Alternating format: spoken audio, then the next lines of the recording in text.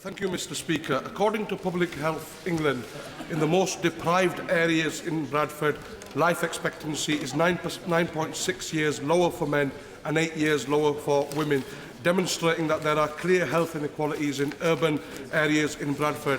The government's attack on the poor make this issue worse. So can the Minister tell me what the government is doing to tackle these inequalities and give people in Bradford the quality of life that they deserve? Well, the honourable gentleman will be aware of the answer I gave earlier to other questions. There is a wide range of aspects of the work, the public health work that this government is taking forward that attacks that very issue, the inequality of outcomes for some communities. I gave earlier examples, the Family Nurse Partnership, Troubled Families Programme has a health aspect to it. More widely, for example, the Universal Health Visitor Programme, which has just moved into commissioning by local government, has significant elements within it which are designed exactly to support poorer families in disadvantaged communities. Heidi Allen. Thank you, Mr. Speaker. For the avoidance of doubt, please would the Secretary of State repeat again that he will enter into completely open-minded, non-preconditional negotiations with the BMA, because the public need to see that we are approaching this with an open mind. I'm happy to confirm that we are willing to talk about absolutely anything with the BMA to avoid what would be a very damaging dispute for patients. We do, of course, reserve the right to implement our manifesto commitment to 7-day reforms if we fail to make progress in those negotiations. But right now, in the interest of patients, the right thing to do is to sit round the table and talk rather than to refuse to negotiate and go ahead with these strikes. Simon Danchuk. Mr. Speaker, Rochdale Infirmary now has fantastic dementia provision which really meets the needs of local people. Would the Minister look at the good practice there and see how it can be shared more widely? I'm very happy to do that, and we have made great progress in tackling dementia. There are some very good examples across the country, but we can still do a lot better, and we now need to concentrate not just on dementia diagnosis, but on the quality of care that we give people when they've got a diagnosis. Lee Smith. Thank you, Mr. Speaker. Could the Health Secretary outline what support will be available to hospitals over the winter? Norwich and Norfolk University Hospital is declaring a back alert last week.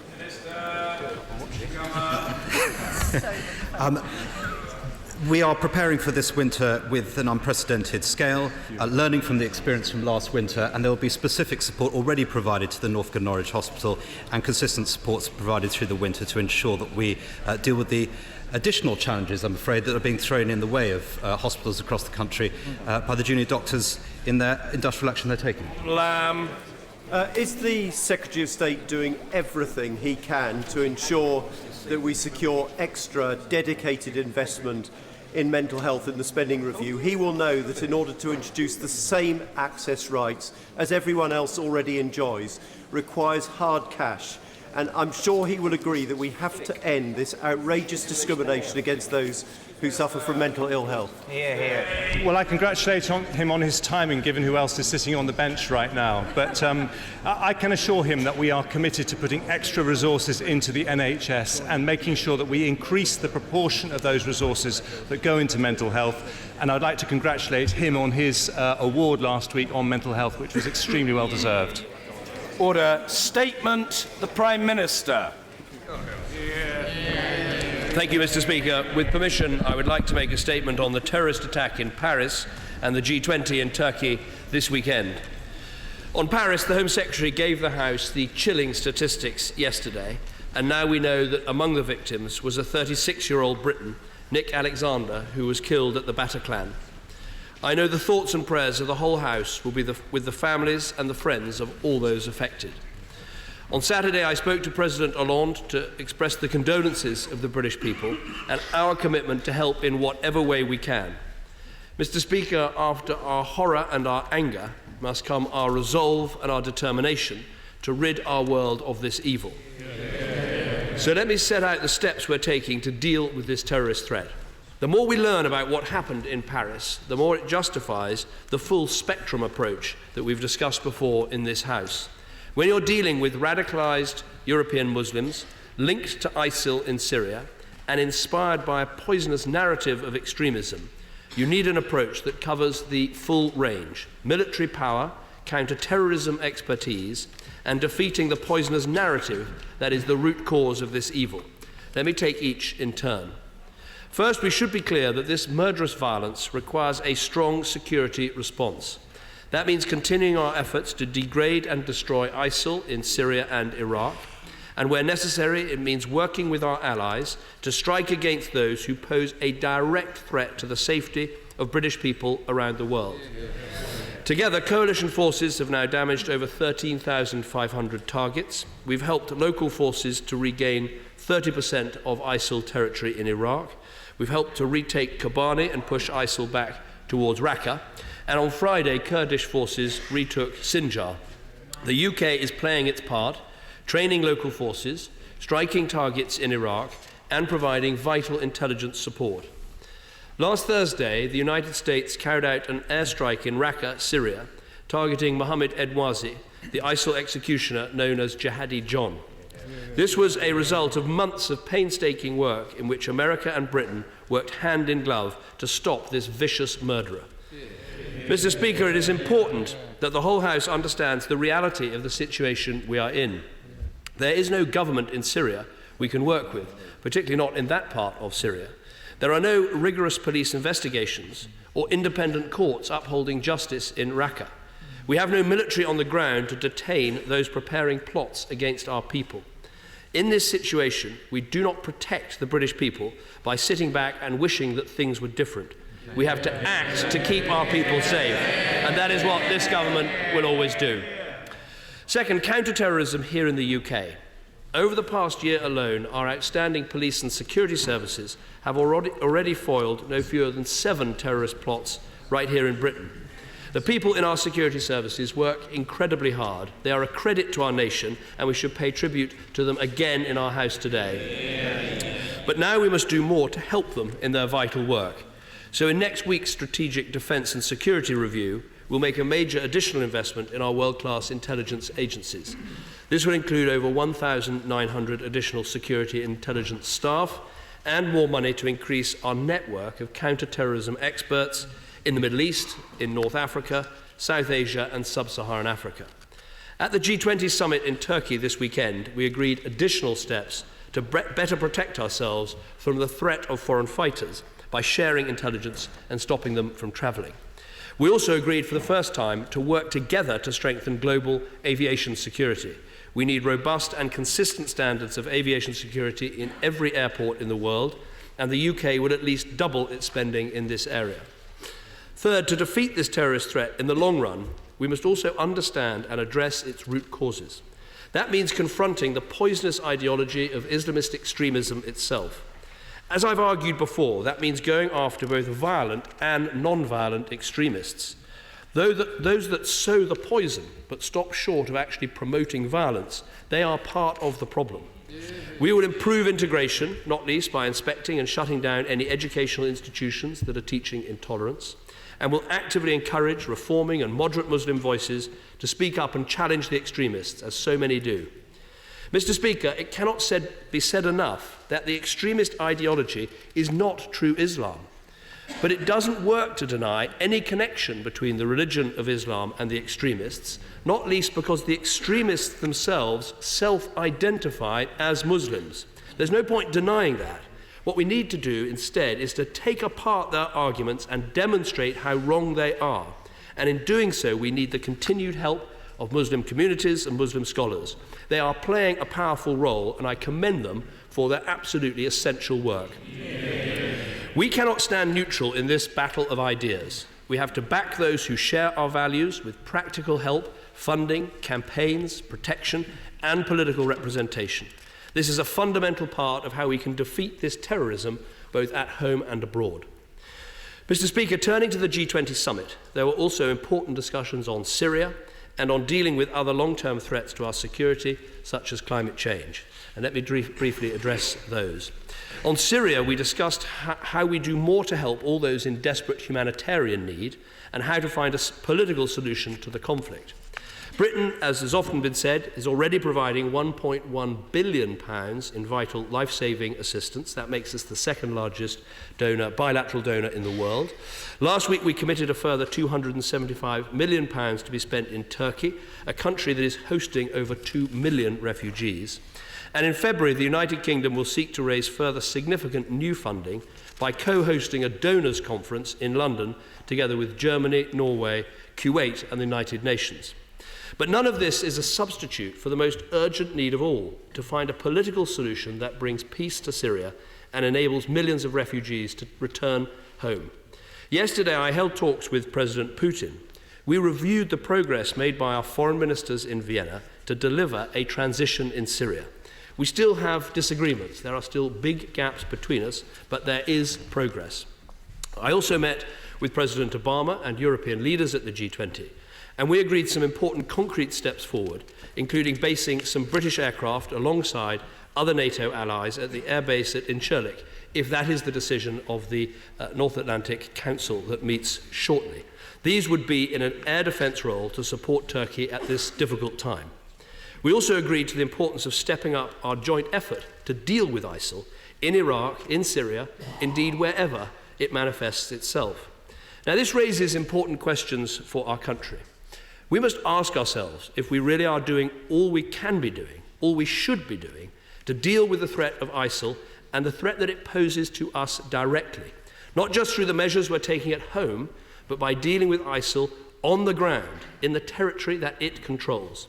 Now, we're taking part in airstrikes over Iraq, when we have struck over 350 targets, and significant action has been taken in the recent hours. But ISIL is not just present in Iraq. It operates across the border in Syria, a border that is meaningless to it, because ISIL, as far as ISIL is concerned, this is all one space.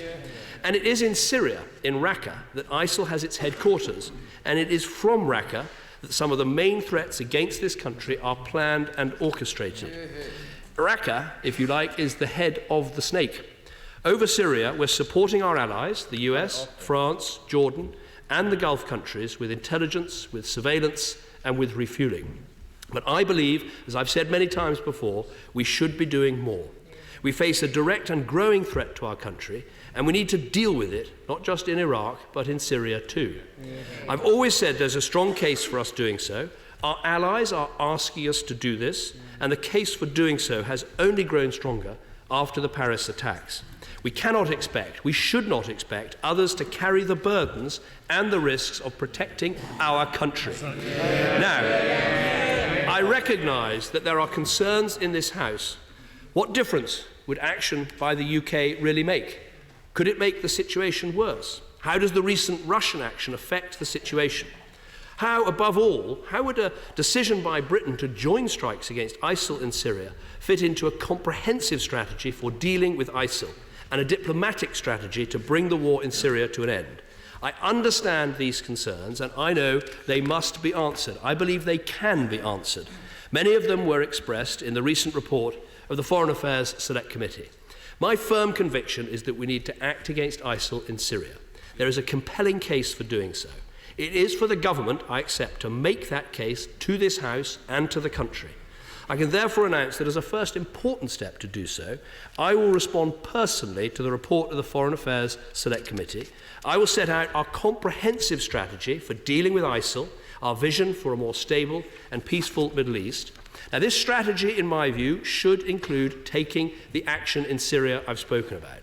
And I hope that in setting out the arguments in this way, I can help build support right across this House for the action that I believe is necessary to take. That is what I'm going to be putting in place over the coming days, and I hope that colleagues from across the House will engage with that and make clear their views, so we can have a strong vote in this House of Commons and do the right thing for our country. Now, finally, the G20 also addressed other longer-term threats to global security. In just 2 weeks' time, we will gather in Paris to agree a global climate change deal. This time, unlike Kyoto, it will include the USA and China.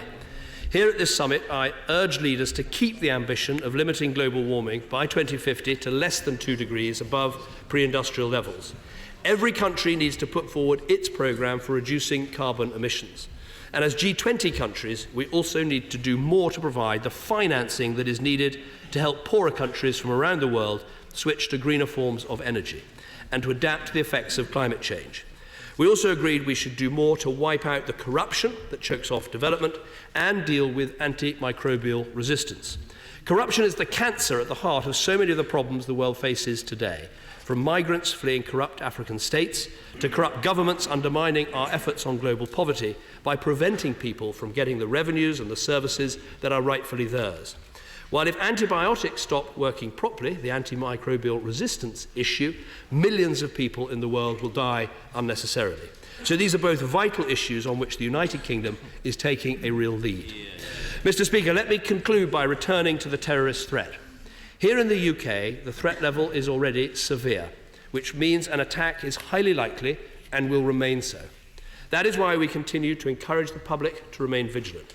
And we will do all we can to support our police and intelligence agencies as they work around the clock. The terrorist aim is clear. It is to divide us and to destroy our way of life. So now more than ever, we must come together and stand united, carrying on with the way of life that we know and that we love. Tonight, England will play France at Wembley. This match is going ahead. Our people stand together, and as they have done so many times throughout history when faced with evil.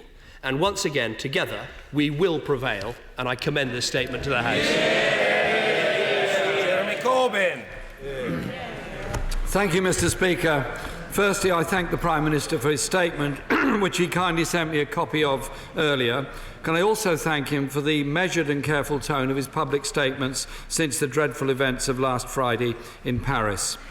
In the face of such tragic events and the horror, anxiety and sorrow that have caused the British public to stand up in solidarity with the people of France, it's right that we take an approach of solidarity with them. The Prime Minister and the Home Secretary have talked of the importance of achieving consensus in our response to the attacks and achieve a common objective in trying to defeat ISIL. I agree with him, and the opposition stands ready to work with him and the government towards that end. And can I also thank him for arranging the National Security Advisor to brief colleagues from the front bench for the opposition last weekend. Can he assure me that the opposition and other parties will continue to be briefed on developments as they emerge?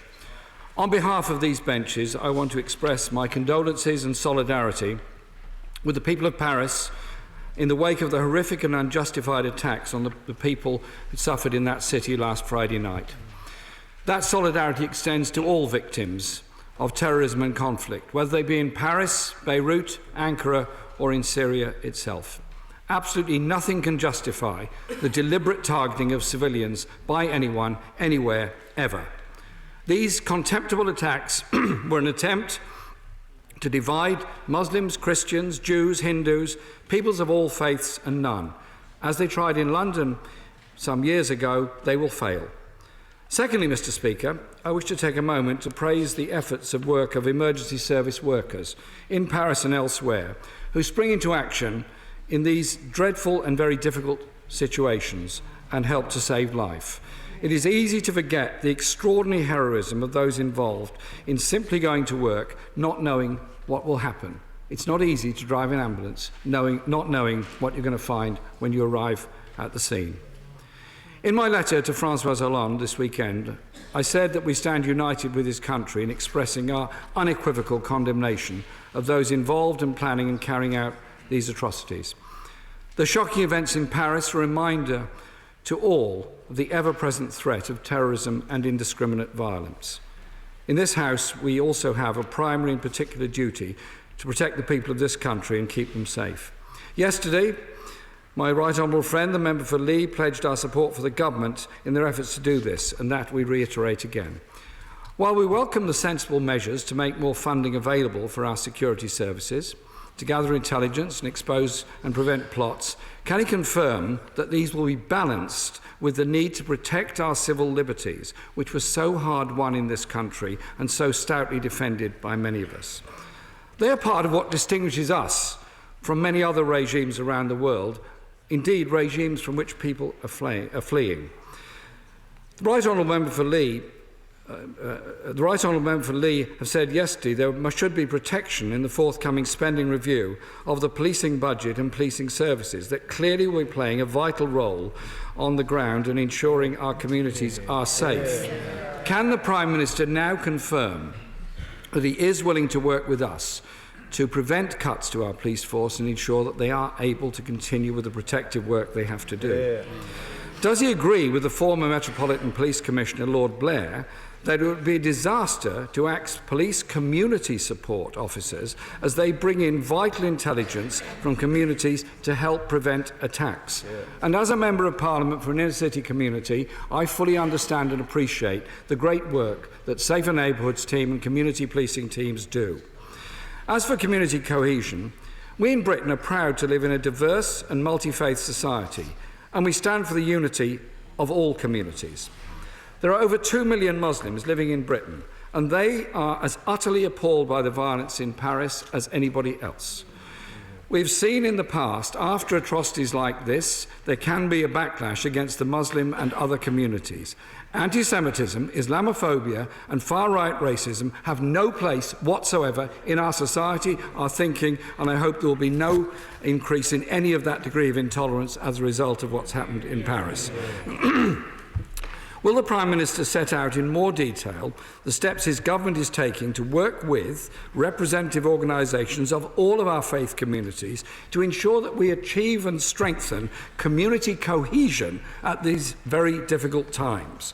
We must also ensure that those entering our country, whether they be refugees or visitors, are obviously appropriately screened. Will he confirm the Home Office will provide the border staff necessary to do this? It's also important in these circumstances that we maintain our humanitarian duty towards refugees.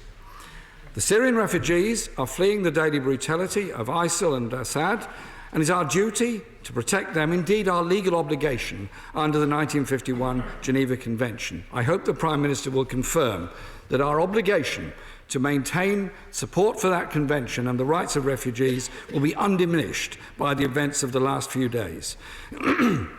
It's vital at a time of such tragedy and outrage not to be drawn into responses which feed a cycle of violence and hatred. President Obama has said that ISIS grew out of our invasion of Iraq, and it is one of its unintended consequences. Will the Prime Minister consider this as one of the very careful responses that President Obama has made recently on this matter?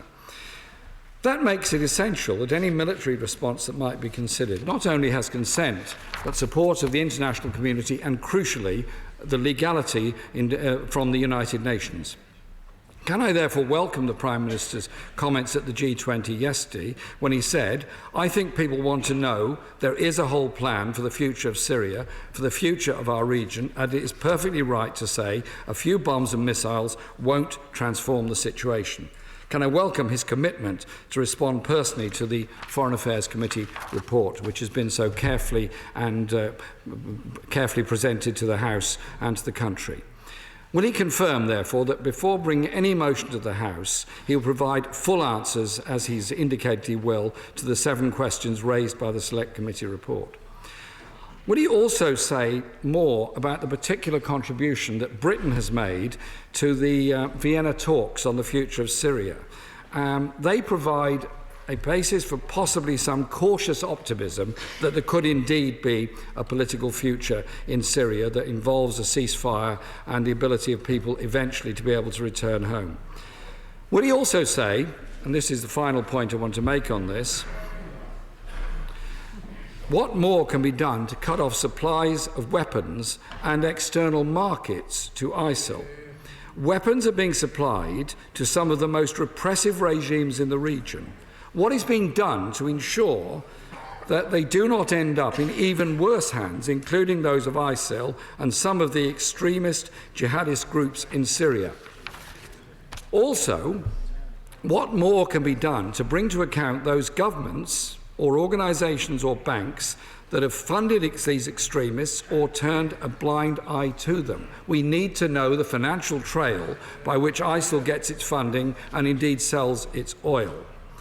Quickly, other G20 issues. I wonder if the Prime Minister had a chance to congratulate the new Canadian Prime Minister on his election. He didn't mention it, but I'm sure he has. Will he also be aware that the current slowdown in the global economy is causing concern, and what discussions he's had with his Chancellor about the dangers of more demand being sucked out of the economy at this time? He mentioned in conclusion the climate change talks that will be going on in Paris in the next few weeks. They are very, very important indeed, and I welcome his commitment to concerning the problems of epidemics and the problems created by the lack of resistance to people from antibiotics. But will he also consider that cuts have been made to renewable energy in this country run directly counter to everything he said and everything his government says it wants to achieve at the climate change talks? We have to combat climate change globally, internationally, and here in Britain. Can I thank the right honourable gentleman for his remarks and the tone that he is taking in trying to aim for greater consensus. Let me try and answer each of the questions in turn. First of all, on the issue of briefing on national security issues, that is something that is available to all Privy Councillors, and if it's not offered, then please do ask. That is the National Security Secretariat are there to help, and it's particularly important at these times of heightened alert. He's right to praise the emergency services in France. They did an amazing job, and it's very important to reiterate that ever since, and the Home Secretary did this yesterday, ever since the Mumbai attacks and more recently since the intelligence we had about the potential for marauding firearms attacks some years ago, a lot of work has been done in Britain to try and make sure we would be ready for any such attack. Can I thank him for his support for the security services? He's right to mention the vital importance of our civil liberties. They're part of what we're fighting to defend. On policing, we have protected counter-terrorism policing budgets throughout the last Parliament. We're going to do that through this Parliament, which I think is vital, and you can see the uplift that we're giving to our intelligence and security services, and we'll do what's necessary to make sure we keep our country safe. He's right to condemn anti-Semitism, Islamophobia and right-wing extremism. All of those issues are addressed in our counter-extremism paper, and we should be working with local communities, as he suggests, and we do, to make sure that they often lead in these debates. I think some of the things that have been said by Muslim clerics and Muslim leaders have made a huge difference in recent weeks. He asked about borders. We do have the opportunity to carry out screening and checks at our borders because we didn't join the Schengen no borders system, and we're not going to. And I think this shows once again the importance of having those border controls and using them to the best of our ability. In terms of the Syrian migrant programme, it is worth perhaps reminding the House that we are taking 20,000 Syrian refugees from the camps rather than from those who've already arrived in Europe, and this enables us to screen very carefully the people that we take. There's two levels of screening, first by UNHCR and then by the Home Office, to make sure that we're getting people who are genuinely fleeing persecution and would not pose a risk to our country. He asked about the genesis of ISIL, so-called Islamic State. What I would say to him is it is one of the branches of this violent Islamist extremism that we've seen in our world for more than the last 20 years. There's Boko Haram, there's Al-Qaeda, there's Al-Shabaab. And it is worth making the point, of course, that the first manifestations of this violent Islamist extremism, not least the Twin Towers attack, that happened before the invasion of Iraq. And I do think it's important we don't try to seek sort of excuses for what is a death cult, and a death cult that's been killing British citizens for many, many years. He rightly asks about the process in Vienna. We're a key part of that. The Foreign Secretary has been playing a very strong role in that, and Secretary of State John Kerry commended his work to me yesterday. He mentioned what I said yesterday about additional bombs and missiles only being able to go so far in Syria. Yes, that's right. I think Britain can do more, and Britain, because of our expertise and our targeting, actually can cut the number of civilian casualties when this action is taken. So I think that it would make a difference, but I believe, yes, alongside that, we also need a process that delivers a government in Syria that can represent all of the Syrian people. You can't defeat ISIL purely by a campaign from the air. You need to have a government in Iraq and a government in Syria that can be your partner in delivering good government to those countries and obliterating the death cult that threatens both us and them. The things go together. That's the point I'm making. He asks about cutting the supply of weapons and money. We are a key part of the international committee that is working on that. A large amount of ISIL's money comes from oil that it sells, not least to the Syrian regime. Another thing we'd be able to address more directly if we were taking part in the action in Syria. Finally, he asked if I met Justin Trudeau, the new Canadian Prime Minister. I did. I congratulated him on his victory, and he's coming to London very shortly to see the Queen, and also I'll be able to have a meeting with him, and I think they'll be very good partners on lots of issues where we work together. In terms of the economic slowdown, he's right that the forecasts for global growth are lower than what they were. Britain and America are the two countries that actually stand out in the advanced world of having more rapid economic growth, and we encourage others to take some of the steps that we've taken to deliver that growth. And finally, he asked about renewables and climate change. I would say to the House that the summit on climate change was disappointing. There's still quite a lot of opposition from some countries to really put in place the things that are needed for a good deal in Paris. But I think Britain can say we really have played an important role in getting a good European deal. And in terms of renewable energy, if you look at what has happened over the last 5 years, there's been nothing short of a renewable energy revolution in Britain. Dr. Liam Fox. Thank you, Mr. Speaker. The continued reach and activity of ISIS represents a monumental international security challenge. The aim was to degrade and contain them, but they are not contained. So can I thank my right honourable friend for what he said yesterday about the need to cut off the financial supplies to ISIS, about the need to deal with the narrative over values, and what he has said today about the need to join our allies in taking action over Syria as well as Iraq. And he is absolutely correct when he says that no military campaign of this nature has ever been won from the air alone. So can I say to him that we may yet require an international coalition on the ground of the sort that we required to remove Saddam from Kuwait? And can I ask him today to simply rule nothing out and give no comfort to ISIS, because these people hate us not because of what we do, but because of who we are?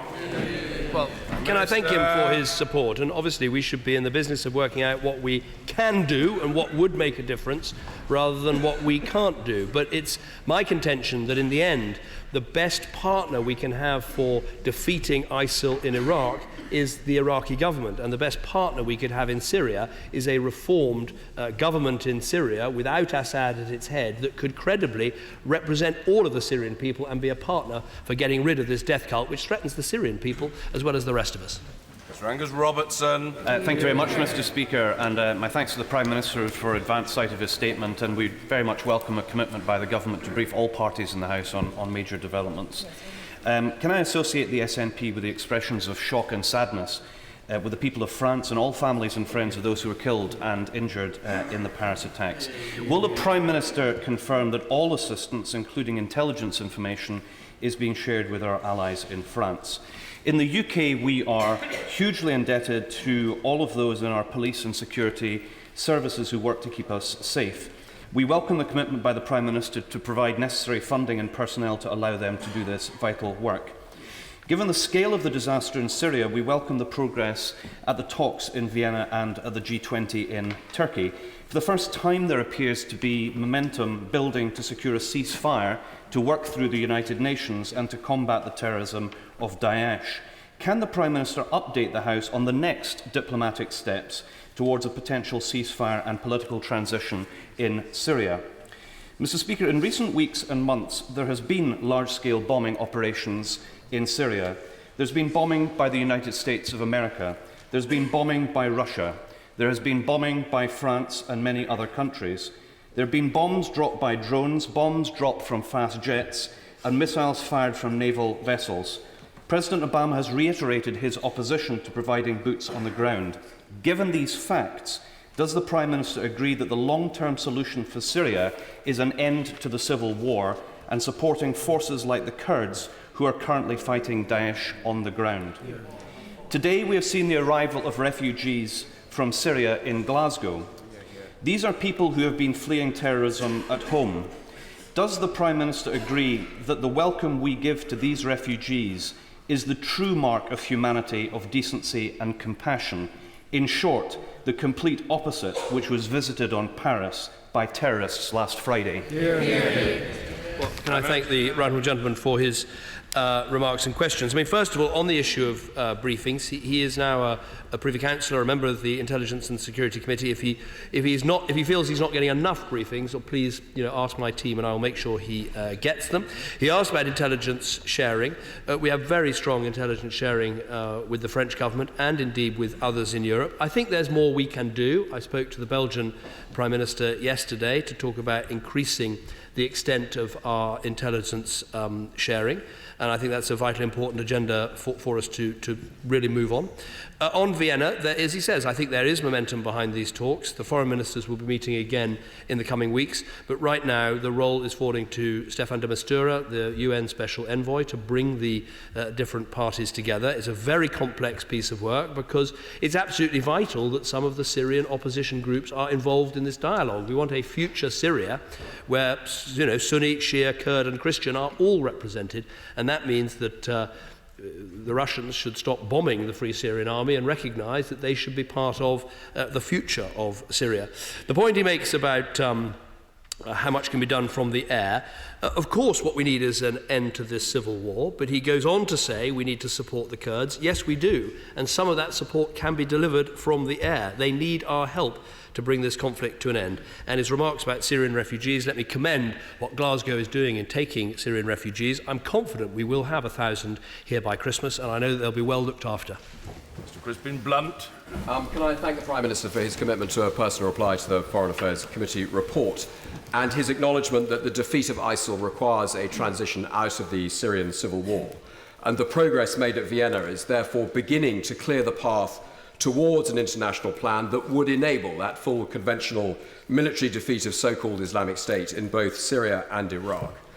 Will he continue to put our full diplomatic effort into making that plan sufficiently clear, politically, militarily and legally, so he can come to the House to seek an endorsement of a role for our armed forces that will lead to the defeat of ISIL in both Syria and Iraq sooner rather than later?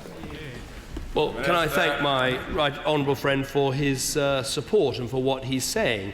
And I very much welcome what he said today. Yes, I can confirm our full diplomatic effort is towards bringing everyone together.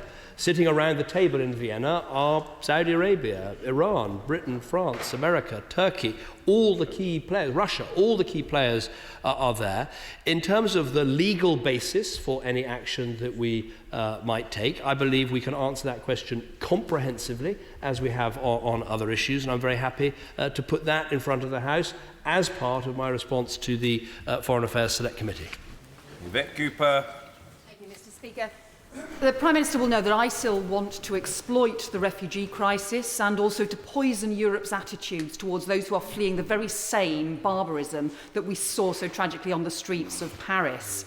He's told me before that Britain is supporting proper registration in Greece. I am concerned that that is not happening. Will he look again urgently at what more Britain and Europe can do to support proper registration and border checks, not just in Greece but in internal borders throughout Europe, so that we can make sure that we provide both security and humanitarian aid that we desperately need, so Britain and Europe can support both our security and our solidarity with desperate refugees?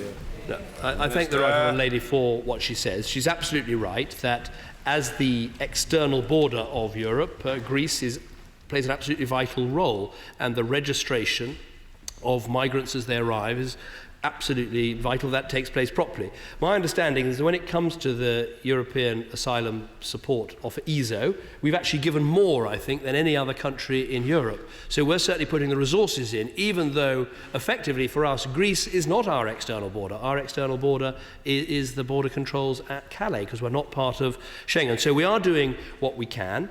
We'll continue to see whether there's more that can be done, but she's right that making sure people are properly documented as they arrive is going to be a vital part of our security. Sir William Cash. The planned carnage in Paris shows the danger of allowing declared jihadists from returning to their country of origin. Will my right honourable friend be good enough to review the counter-terrorism legislation to prevent declared UK jihadists from returning to the United Kingdom, whatever human rights or the Charter of Fundamental Rights may say? We must put the people of this country and their lives before human rights. Well, I thank the honourable gentleman for his point, and I have a huge amount of sympathy with it, and that's why in the counter-terrorism legislation that we passed, we took further steps to confiscate people's passports. If someone is a dual national, we can strip them of their UK citizenship if we think that they no longer merit citizenship of this country. We also have the temporary power now, which was controversial, but the Home Secretary and I pushed it forward, to temporarily exclude even British nationals from returning to the UK. I'm all for looking at options for going further on these measures to make sure we keep ourselves safe, but it was very contentious at the time, and I think this is demonstrating we were right to stick to our guns. Tim Farron. Speaker, I'd like to thank the Prime Minister for the advanced sight of his statement, and indeed to join him and colleagues on all sides here today in expressing solidarity, compassion and sympathy to the people of Paris and Beirut, and especially to the injured and those who have lost their lives and the families of them, and to utterly condemn the terrorists who seek to attack us. They detest our diversity, our freedom and our generosity of spirit, and we let them win if we compromise on any of those things. It is critical that any UK military involvement in Syria should focus on civilian protection and political transition alongside crushing ISIL. Otherwise, we repeat the mistakes of the illegal and counterproductive Iraq war. So, does the Prime Minister agree that the long-term stability in Syria must then be part of the strategy against ISIL, and will he confirm that any plan brought to Parliament by the government to use our armed forces there will specifically address this? Well, first of all, let me say how I think he's absolutely right to mention the bombing in Beirut, because, of course, some people want to posit that this is somehow a sort of clash of civilizations, the Islamic world against the rest. And actually, the Beirut bomb, as so many other bombs before it, proved that these people, in this case ISIL, are killing Muslims in the hundreds and thousands. And I think it's very important also to demonstrate to Muslim communities in our own countries that we take this violence as seriously as violence when it is committed in Paris or elsewhere. He asked whether what we would do in Syria would be about civilian protection.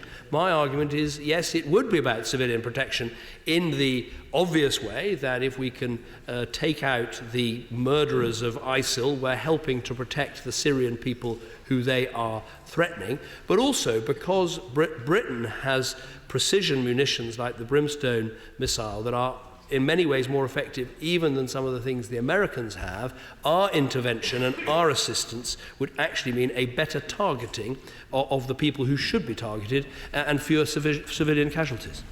Mr. Andrew Mitchell. In his very welcome statement today, my right honourable friend is clearly absolutely right to focus on the political track in the Syrian negotiations, building in part on the Kofi Annan proposals from some time ago, but also the significant progress that appears to have been made in Vienna last week. If those negotiations are successful, that will of itself remove a huge barrier to the widespread military coalition that all of us want to see, and in which Britain, as he said today, would have the ability and indeed a number of unique assets to play a very significant part. Can I say that if those negotiations in Vienna are successful, I have no doubt that the Prime Minister coming back to this House will get a huge majority of members from both sides in Britain's full participation in it.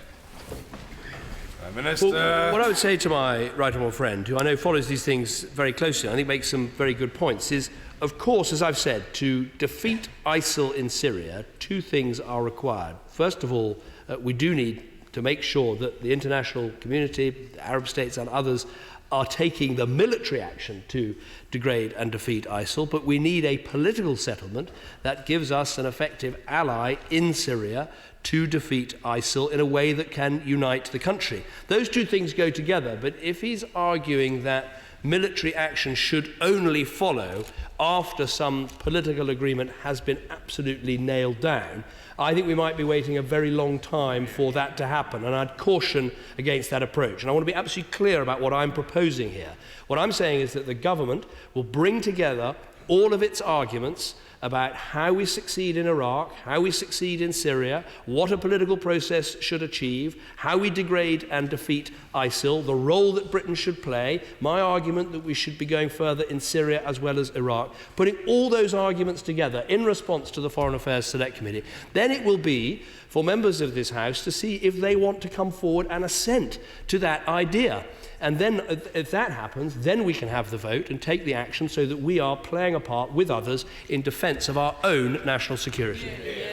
Order, can I just very gently say to the House, I'm very conscious that there are many colleagues here who cannot be accused of underestimating their own expertise in these important matters, but there are nearly 60 people still wishing to contribute, and if I'm to have any chance of accommodating them all, they will all need to follow the rubric of brevity, now to be demonstrated to perfection by Gisela Stewart. Thank you, Mr. Speaker. I welcome the Prime Minister's commitment to a wider narrative of explaining how he thinks Daesh can be defeated, and his insistence that it has to be done with our allies. Press reports this morning suggest that France has invoked the Mutual Defence Clause in the Lisbon Treaty for the first time. Could the Prime Minister explain to the House what practical implications that may have for the United Kingdom and our cooperation? I'm grateful that the Honourable Lady raises this. It's not a clause that's been invoked in my understanding before, so we're looking very carefully at exactly what it would involve. But I think standing back from the legalities of it, it's very clear. The French are our friends, they're our allies, they're our brothers and sisters, and we should be absolutely with them. And if there are things we can do to help them, I say we should. Dame Angela Watkinson. Thank you, Mr. Speaker. Given the extreme circumstances of a Paris-type attack in London, does my right honourable friend think that depriving the police of the right to shoot to kill would make the public safer? No, I absolutely don't, and I hope that the Leader of the Opposition will review his remarks, because, frankly, when you are combating a terrorist attack, and if we look at what happened in Paris, it was an attack, it wasn't a siege, it wasn't taking hostages and setting out demands, it was an attempt to kill as many people as possible. And when the police are confronted by that, they must be absolutely clear that if they have to take out a terrorist to save lives, they should go right ahead and do so. Mr. David Winnick. Is he aware that those of us who are not persuaded, at least at this stage, that extending airstrikes to Syria have no less hatred for the mass murderers who have carried out so many atrocities, the latest being in Paris, or because we're pacifists or semi-pacifists, I'm certainly not so and never likely to be, or because, to be frank, the internal politics of the Labour Party. It is because, as the Foreign Affairs Committee has concluded, that there doesn't seem to be a strong case for so extending airstrikes, that it will achieve little or nothing and simply make us feel good and that we're doing something as a result of the atrocities. Well, I don't agree with that view, but look, I respect the fact that it is for the government to bring forward the argument, to make the case and to seek to persuade as many members of this House that it's the right thing to do. I think the people who oppose this have to answer the question, why is it right to take out ISIL in Iraq, but wrong to take out ISIL in Syria, particularly when it's in Syria that the headquarters of ISIL is, and it's from Syria that the attacks on this country have been planned, and for all we know, continued to be planned. That's the question that I think colleagues will have to answer after reading my response to the Foreign Affairs Select Committee. If we can get to the situation where it looks like Britain, as one, can come together, I'm not asking for an overwhelming majority, just a majority would be good enough, a majority to come forward and say, this is right for us to take this action. Mr. Keith Simpson. The Prime Minister is only too well aware that given the nature of those returning from serving in Syria who served with ISIL and the danger that they have to our society. What measures are the government taking to persuade those who can to speak out against what has happened? Because they are more likely to influence young Muslims than any of us.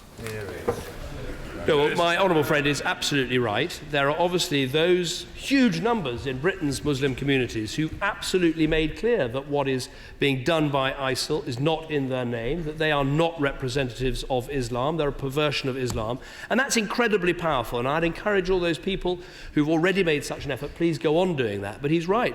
Those people who've been to Syria, perhaps as part of an aid convoy, who've really seen what has happened and have come back rightly disillusioned by the butchery of these people, by their hatred of people with different ways of life, by the appalling way they treat women as sex slaves, by the way they throw gay people off the top of buildings. People who come back disillusioned, they can be some of the most powerful voices for saying that these are not people we can deal with, these are people we've got to finish.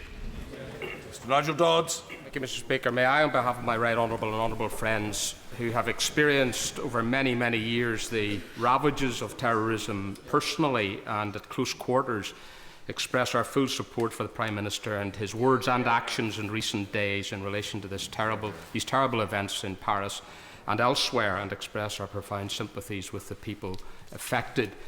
In relation to counter-terrorism, would the Prime Minister agree that the security services need the resources, and I very much welcome what has been said in recent days. They need the powers, and we look forward to working with the government to introduce more powers with proper ministerial oversight, but they also need our support, the public support, and the support of politicians. When they need to shoot to kill, they need our support. And I welcome what the Prime Minister has said about the shameful trait, expressed sadly by some even in this House, of seeking to blame the terrorist victims for contributing to their own murders through saying that the foreign policy of this country is wrong. This is a shameful approach. Terrorism has no excuses. It never had any excuses, and the people who express such sentiment should be ashamed of themselves. As has often been the case in recent days and recent weeks, the honourable gentleman speaks with great power, great force, and I agree with what he says. Ms. Ratghani. Thank you, Mr. Speaker. As well as action from our armed forces, security forces and the police, we also need to tackle the ideology that lies behind the threat that we face. Does the Prime Minister agree that as part of that we need to support those who challenge the extremists, expose Daesh as a death cult, and also support the communities who feel vulnerable at the spread of Wahhabism within the UK, and help stop more people sliding into extremism? Minister. I think my honourable friend is absolutely right. I think for too long in some European countries, governments have felt that the way to handle community relations is to leave people in different silos and listen to self-appointed community leaders rather than engaging directly with people. And when it comes to this battle against extremism, we shouldn't be neutral. We should be very clear about those groups we will engage with because they back the values we share, and those that we don't agree with and frankly we think might be part of the problem. And greater clarity on this, I think, is probably not just necessary in Britain. I expect it's going to be necessary in other parts of Europe too. Keith Vaz. Thank you, Mr. Speaker. Last Friday evening at Wembley Stadium, when the Prime Minister shared a platform with Prime Minister Modi, he made a speech about being proud to be the leader of the most multicultural country in the world. Does he agree with me that in order to protect and preserve that, we need to be very aggressive in our counter-narrative? And that means the internet companies doing much more than they are currently doing in order to take away the most important method of recruitment. And internationally, it means working with Europol and Interpol, giving them the support that they need, as this is an international issue. Minister. Well, first of all, can I thank him for the support that he gave to the Indian Prime Minister's visit to our country last week. And what I said, standing alongside Prime Minister Modi, is that while, of course, we still have to fight discrimination and racism in our country, I think we can lay some claim to being one of the most successful multiracial, multi-faith, multi-ethnic democracies in our world, something India aspires to do as well, and it should be something that links us. He's right about this issue of working with internet companies. just as we've worked with them to try to take paedophilia and child pornography off the internet. So there's more we can do to get this extremism off the internet as well. Mr. John Barron. The Prime Minister is right to focus on the importance of a multifaceted approach, but may I suggest to him that when it comes to military intervention in Syria, we must learn from previous errors and try to ensure that we put together a proper strategy involving regional powers and allies, the powers including Iran and Russia, which might have to recognise that ISIL is the greater danger than President Assad, because we also need to accept that airstrikes alone will not defeat this evil regime. Prime Minister. Well, my honourable friend is right that bringing together an international coalition for political change in Syria is the right thing to do, and that's exactly what we're doing. Iran and Saudi Arabia and Russia and America, Britain, France, Turkey and others are all in the room together negotiating this, and that is the way it should be. But I also think we have to have a regard to our own national security, and every day that ISIL is active in Iraq and Syria is a day that we are in some danger in our own country. Christopher Leslie. The Prime Minister is right that the police and the security services need our full support at this time. But shouldn't it be immediately obvious to everyone, that the police need the full and necessary powers, including the proportionate use of lethal force, if needs be, to keep our communities safe? Well, the right honourable gentleman is absolutely right. I think we can have a huge regard for our police in this country. The old saying that the public are the police and the police are the public does ring true, because they come from our communities. They're not seen as some occupying force. And it's absolutely right, when they're confronting murderers and people with weapons, they have to be able on occasion to take lethal action. And I hope that the Leader of the Opposition will think very carefully about what he said, because it's very important we all support the police in the work they do rather than undermine it. Seema Kennedy. Thank you, Mr. Speaker. Can my right honourable friend set out what plans the government is taking to make airport security safer, given the belief that we have that the Russian airline was brought down by a bomb? Minister. Well, what we've seen this morning is some reports that the Russian security services are now making clear that they believe it was a bomb that brought down that aircraft tragically after it left Sharm el-Sheikh. And this is an issue I discussed with President Putin yesterday. What we need to do is to work with others to look at the most vulnerable locations around the world and work out how we can make them more safe. There's no 100% security you can deliver, even in the most advanced airport. But there are some basic things around scanners, about the way luggage is handled, about the way passengers interact with their luggage, about what happens at the gate. Best practice that can be introduced right across the world, and that's what we're going to work on. Mr. Alex Salmon. If a broad international coalition is not just possible but necessary in Syria, then what is the obstacle to a Security Council resolution? And on the subject of financial flows, can the Prime Minister answer the question directly? What are the obstacles to disrupting and degrading the financial flows and the financial institutions without whom Daesh could not function? First of all, the obstacle so far to a Security Council resolution has been the fact that one of the permanent members, Russia, has threatened to veto meaningful Security Council resolutions that would perhaps provide that overarching permission for the action that we believe is necessary in Syria. But I'll answer the question very directly in my response to the Foreign Affairs Select Committee, that the action I believe we should take is legal under international law. And I know that should be spelled out clearly, and of course I will spell it out clearly. In terms of disrupting the financial flows, we actually are part of the committee that is looking at all the action that can be taken, including against financial institutions. But as I said, one of the most important things we can do is stop their funding through the oil trade, some of which they're selling directly to Assad. Dr. Andrew Murison. Earlier this year, the Kingdom of Morocco signed an agreement with France to train imams and preachers, including women, in the moderate mainstream tradition to which my right honourable friend referred. Would he congratulate Morocco for the exceptional leadership that it has displayed in tackling extremism and commend its further efforts, perhaps as far as the UK is concerned, where we can learn some of the lessons that France is currently undergoing.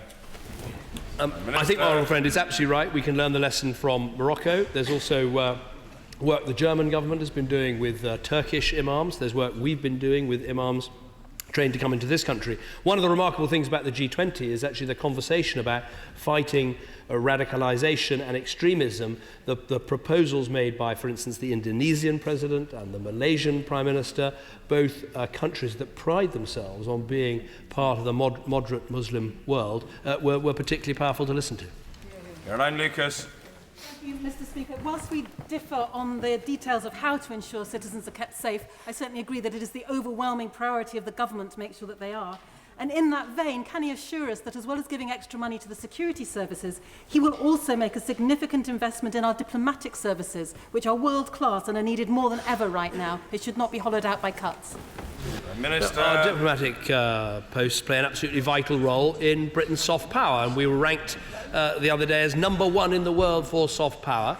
We've been opening embassies around the world rather than closing them, and it's a good opportunity to thank all our hard-working staff from this dispatch box. Richard Drax. Thank you, Mr. Speaker.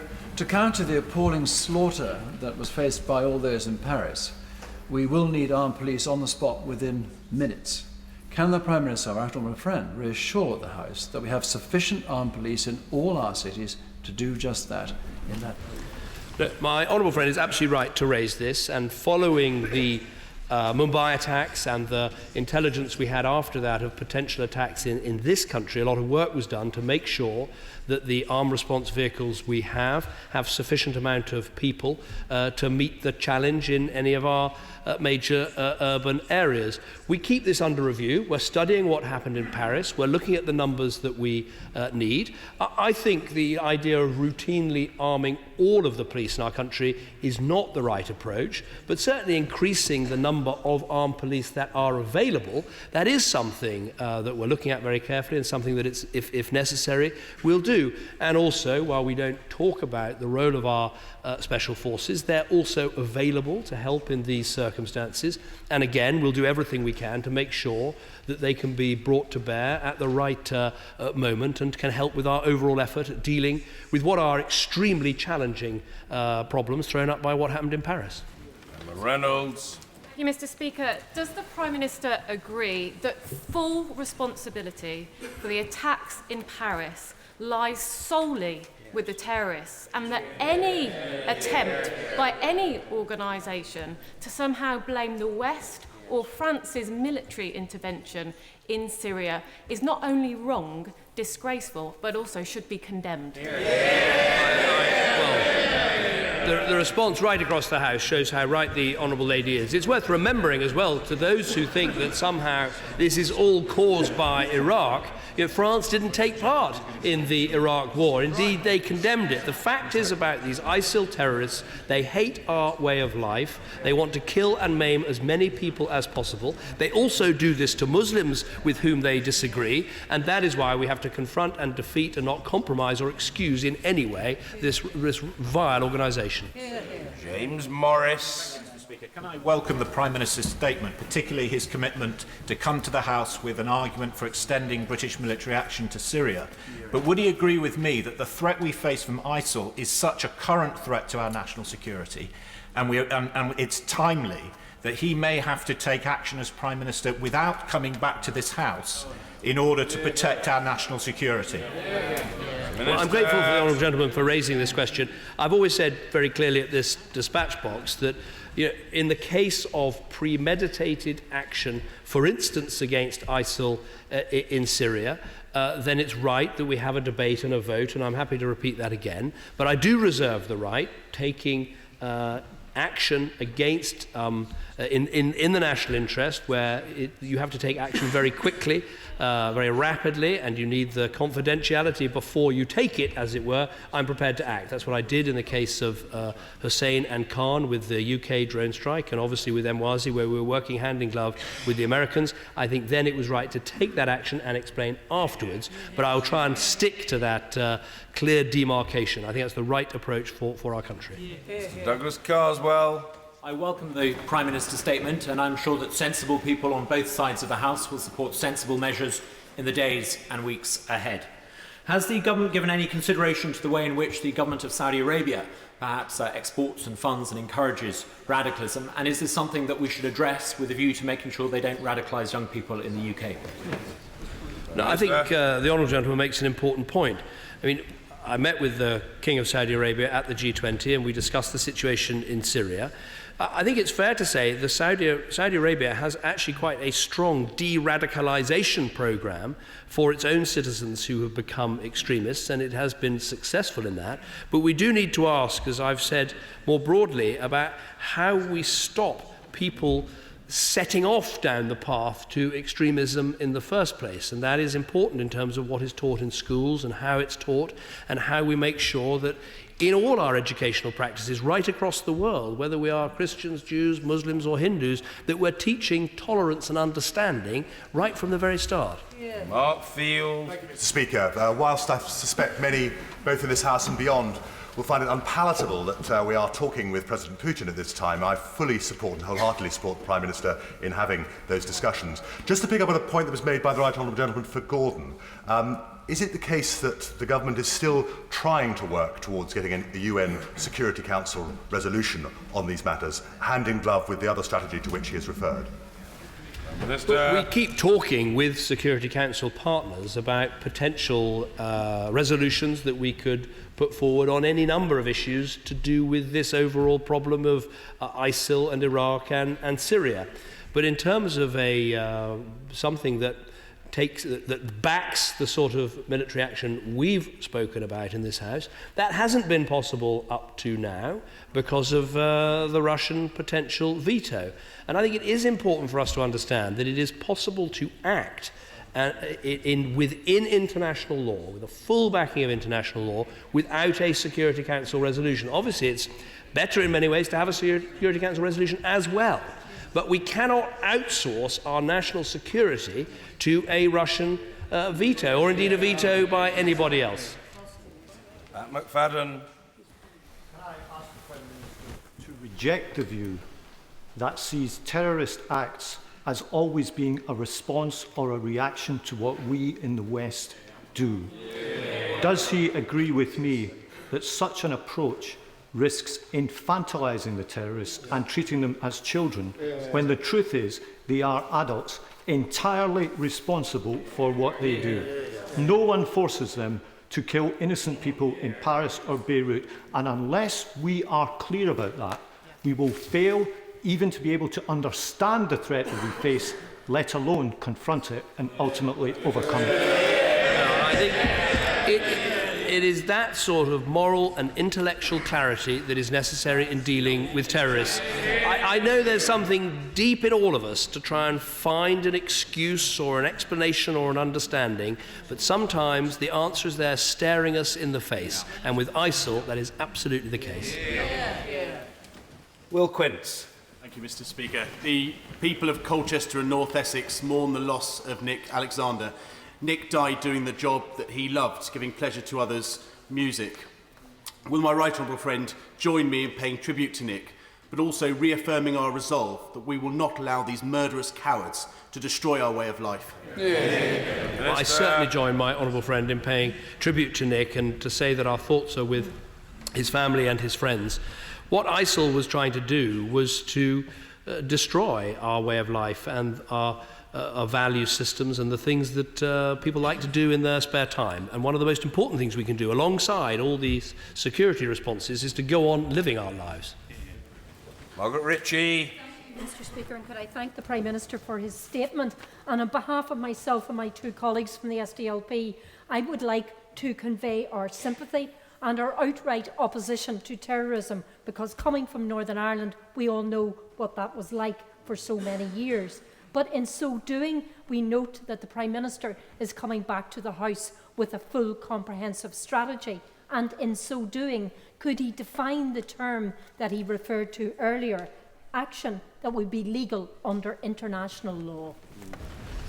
But what I've said I would do is that as part of the strategy that I will lay out in response to the Foreign Affairs Select Committee report, is set out as one part of that strategy why I think we should be taking action not just in Iraq but in Syria too. And in doing so we'll set out the legal advice for that.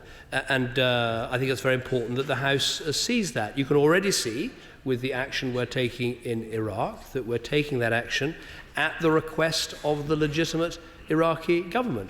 You can see with the action we've taken so far against Mohammed Emwazi or Khan and Hussein that was also on the basis of self-defense of the United Kingdom.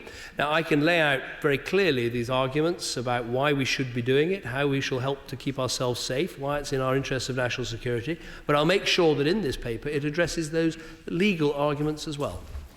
Craig Whittaker. Thank you, Mr. Speaker. With the second massacre in Paris last weekend, our own citizens in Tunisia murdered, and the plethora of Daesh-led massacres over the last year, can I say that now is not the time for knee-jerk reactions, but a time to reflect and plan effectively. Can I ask my right honourable friend if he will do everything in his power to stop and destroy this murderous regime that is Daesh for the sake of our own national security, for which he has my 100% support, as no doubt he does for many members in this House. Well, can I thank my honourable friend for his support? I don't believe in knee-jerk reactions. Rightly, though, when something like Paris happens, it's worth asking every single question about our state of preparedness, about how we'd respond to this, about our intelligence cooperation. That's exactly what we're doing, and I think it's right we do. Mike Gapes. Mr. Speaker, the Prime Minister's content and tone of his statement spoke not just for the government but for the country. And he referred to the Mount Sinjar and the retaking of Sinjar by Kurdish forces supported by the international coalition. On Saturday, as a member of the all-party parliamentary group visit, I was with the Kurds in the Kurdistan region of Iraq, at the front line south of Kirkuk. Those Kurdish forces are brave. They're putting their lives on the line every day. They did so at Sinjar, along with the Syrian Kurds. Can we do more to provide material support for the Peshmerga of Iraqi Kurdistan, and also, pending a decision on whether we go into Syria, give more support from the air to the Kurds in Iraq now? Very grateful to the honourable gentleman for what he said. The answer to his questions is yes. We are already, as he knows, providing training and support to the Kurdish Peshmerga forces. They're incredibly brave, they're incredibly dedicated. They've done a brilliant job liberating people from ISIL dominance. We discussed yesterday with President Obama and the French, German and Italian leaders what more we could do. Germany is already doing a lot in that area. We're doing a lot, and there's more certainly we can do. Waitley. I welcome my right honourable friend's commitment to defeating ISIL in Syria as well as in Iraq, and his commitment to continue to make the case to this House and to the electorate. Can I ask him to do so as part of a long-term vision for stability in the region? No, I think my honourable friend is absolutely right. People want to know that our response is not driven by anger, but is driven by resolve and is thoughtful and thought through and will make us safer and the region more stable. And I'm convinced we can answer all those questions in the document I'll put in front of the House. Patrick Grady. Thank you, Mr. Speaker. Can I associate myself with the comments by my right honourable friend, the member for Murray, welcoming the refugees arriving in Glasgow today? But can I ask the Prime Minister, with regard to the Paris climate change talks, what further discussions were held at the G20 and whether he personally plans to attend those talks in Paris as an act of leadership and solidarity?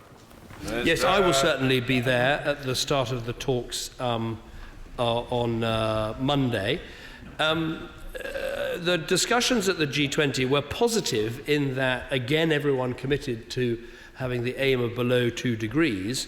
My concern is that some of the things that are necessary to make this agreement really meaningful, like 5-year reviews and the rest of it, there's still some opposition from some countries to that, and we still haven't had every country's independent proposal for how they reduce their own carbon emissions. So there's important work to be done. We can use the Commonwealth Conference for part of that. Britain is playing its part. There will be an agreement, I'm confident of that. It will involve Russia and China. We're now battling for a good agreement rather than just a mediocre one. Lee Morton. Thank you, Mr. Speaker. Would my right honourable friend agree that our overriding priority must be the security of our country and its people? And recognising that the threat we face from terrorists today is not just about bullets and bombs, but it's also about cyber attacks. And will he ensure we have the right funding and organisations in place to deal with this threat? No, my honourable friend is absolutely right. We do face cyber attacks, not just from states, but also from radical groups and individuals. I think we made a lot of progress in recent years at funding our cyber defences, but I think it should be a major feature of the Strategic Defence Review we discuss next week. David Hanson. The first duty of government is to protect its citizens, and the Prime Minister has set out with absolute clarity the steps required to do that, for which it is welcome. Could he, though, say some more about what steps he will take to secure action against those who are buying goods of contraband from ISIL, not just the Syrian government, but also individuals and companies? No, well, I'm very grateful to the honourable gentleman for his remarks. There is the sale of antiquities, of course, which he might be referring to, as well as, of course, the sale of oil. And we're trying to crack down on all of those things. And we're looking at what more we might have to do in this country to assent to some of the conventions in that area. Order. I think it's reasonable to move on at 2 o'clock and not beyond. So can I appeal for brevity, colleagues helping each other? That would be really useful. Henry Smith. Thank you, Mr. Speaker. Along with the Honourable Member for Ilford South and also the Honourable Members for South Antrim and Barrow, I join them on the front line against ISIL Daesh south of Kirkuk in Iraqi Kurdistan last weekend, where indeed we saw the amazing work that the Peshmerga is doing in taking back territory and communities from that evil existence. We also visited some refugee and displacement camps and saw families affected. Would my right honourable friend the Prime Minister agree with me that we need to ensure that we are protecting those minorities in the Middle East? Prime Minister. My honourable friend is absolutely right. Making sure that both Iraq and Syria are countries and governments that represent all of their people, Sunni, Shia and Kurd, is absolutely vital. A question, perhaps? Chukwuemeka. I agree with all the comments about the number one priority of this government being safeguarding the national security of those we represent, but actually that extends to every single member of this House. With regard to the use of lethal force by intelligence and police forces abroad and at home, of course it's important that they have the powers necessary to act. But it's also important that they act within a clear legal framework. I welcome the Prime Minister agreeing to publish the advice on which he intends to act in Syria. Could he also ensure that the basis on which police act on our streets here is published and made known to those we represent? Prime Minister. Thank the honourable gentleman for his question. Let me clarify something, because I don't want to mislead the House. I'm not saying I will publish the legal advice, because governments have never done that. What I did as Prime Minister in the last government, and will do again in this, is provide a proper and full description of what that legal advice says. I know that sounds like splitting hairs, but it is important. That's what I will do. As for the issue that he raises about the police, perhaps I'll ask the Home Secretary to write to him directly about that. After his uninterrupted 28 years' service in the House, I feel sure the Honourable Gentleman Member for Bosworth can put a question, very likely, in a single sentence, and briefly. Mr. Tredynick. Well, friend, the Prime Minister heard anything about the possibility of partition as a settlement on the lines of Cyprus, leaving an Alawite five-tribal area in the south and Free Syria in the north? I don't think, I have seen ideas put forward for these sorts of things. I don't think it's the right idea. I think the idea of trying to carve up these countries into a sort of Sunnistan and a Shiastan, I think would be a great mistake. What we need to do is build a Syria that can have a government that represents all of its people as Syrians. Mr. Brake. Mr Thomas. I have met a number of Syrians over the last couple of weeks, including a very brave citizen journalist who is about to return to Syria. They are unanimous in calling for a no-bombing zone in Syria to stop civilians being killed by Assad's barrel bombs. Can the Prime Minister reassure us that he will ensure that the views of Syrian civilians are taken into account in relation to any UK military action? No, the honourable gentleman is absolutely right. I mean, if we were to take action, it would be to save the lives of Syrian civilians. Of course, we all support no bombing zones in terms of Assad stopping the practice of raining down barrel bombs, sometimes with chemical weapons, on his own people. And that is why, while we should be very focused on ISIL, we cannot forget that President Assad has been one of the recruiting sergeants for ISIL, and his brutality keeps providing fresh recruits. And so the idea you can just take sides and team up with Assad against ISIL is an entirely false prospectus. Mr David Nuttall. Thank you, Mr Speaker. Can I thank the Prime Minister for his statement? And in light of the terrorist attacks in Paris, I believe our police and security services urgently need the new powers set out in the draft Investigatory Powers Bill now. Can I therefore urge and ask my right honourable friend, the Prime Minister, to consider speeding up the pre-legislative scrutiny procedure and bring forward the date when this vital bill will reach the statute book? I thank my honourable friend for this question. We are looking at this issue, but I would reassure him that most of what the IP bill does is put onto an even clearer statutory footing those practices currently carried out by our security and intelligence services. There's one element that is particularly important that is new, which relates to internet connection records, which is probably the most controversial part of the bill, and I don't want to jeopardise this bill by rushing it. But I hope he's reassured we'll look at the timing, but most of the powers are about being put on a clearer legal basis. Mr Jonathan Edwards. Mr Speaker, arguably the most successful forces against Daesh on the ground in Iraq and Syria have been the Peshmerga. What diplomatic pressure can the UK government put on certain allies who are undermining their capabilities? Prime Minister. Well, what we're doing is everything we can to help their capabilities. So training, ammunition, logistical support, that's coming from us, that's coming from the Germans, that's coming from the Americans. And obviously we need to work very hard with all of the countries in the region to recognise that the Kurds are our allies in this fight, not least because they're taking it directly to ISIL and saving civilian lives.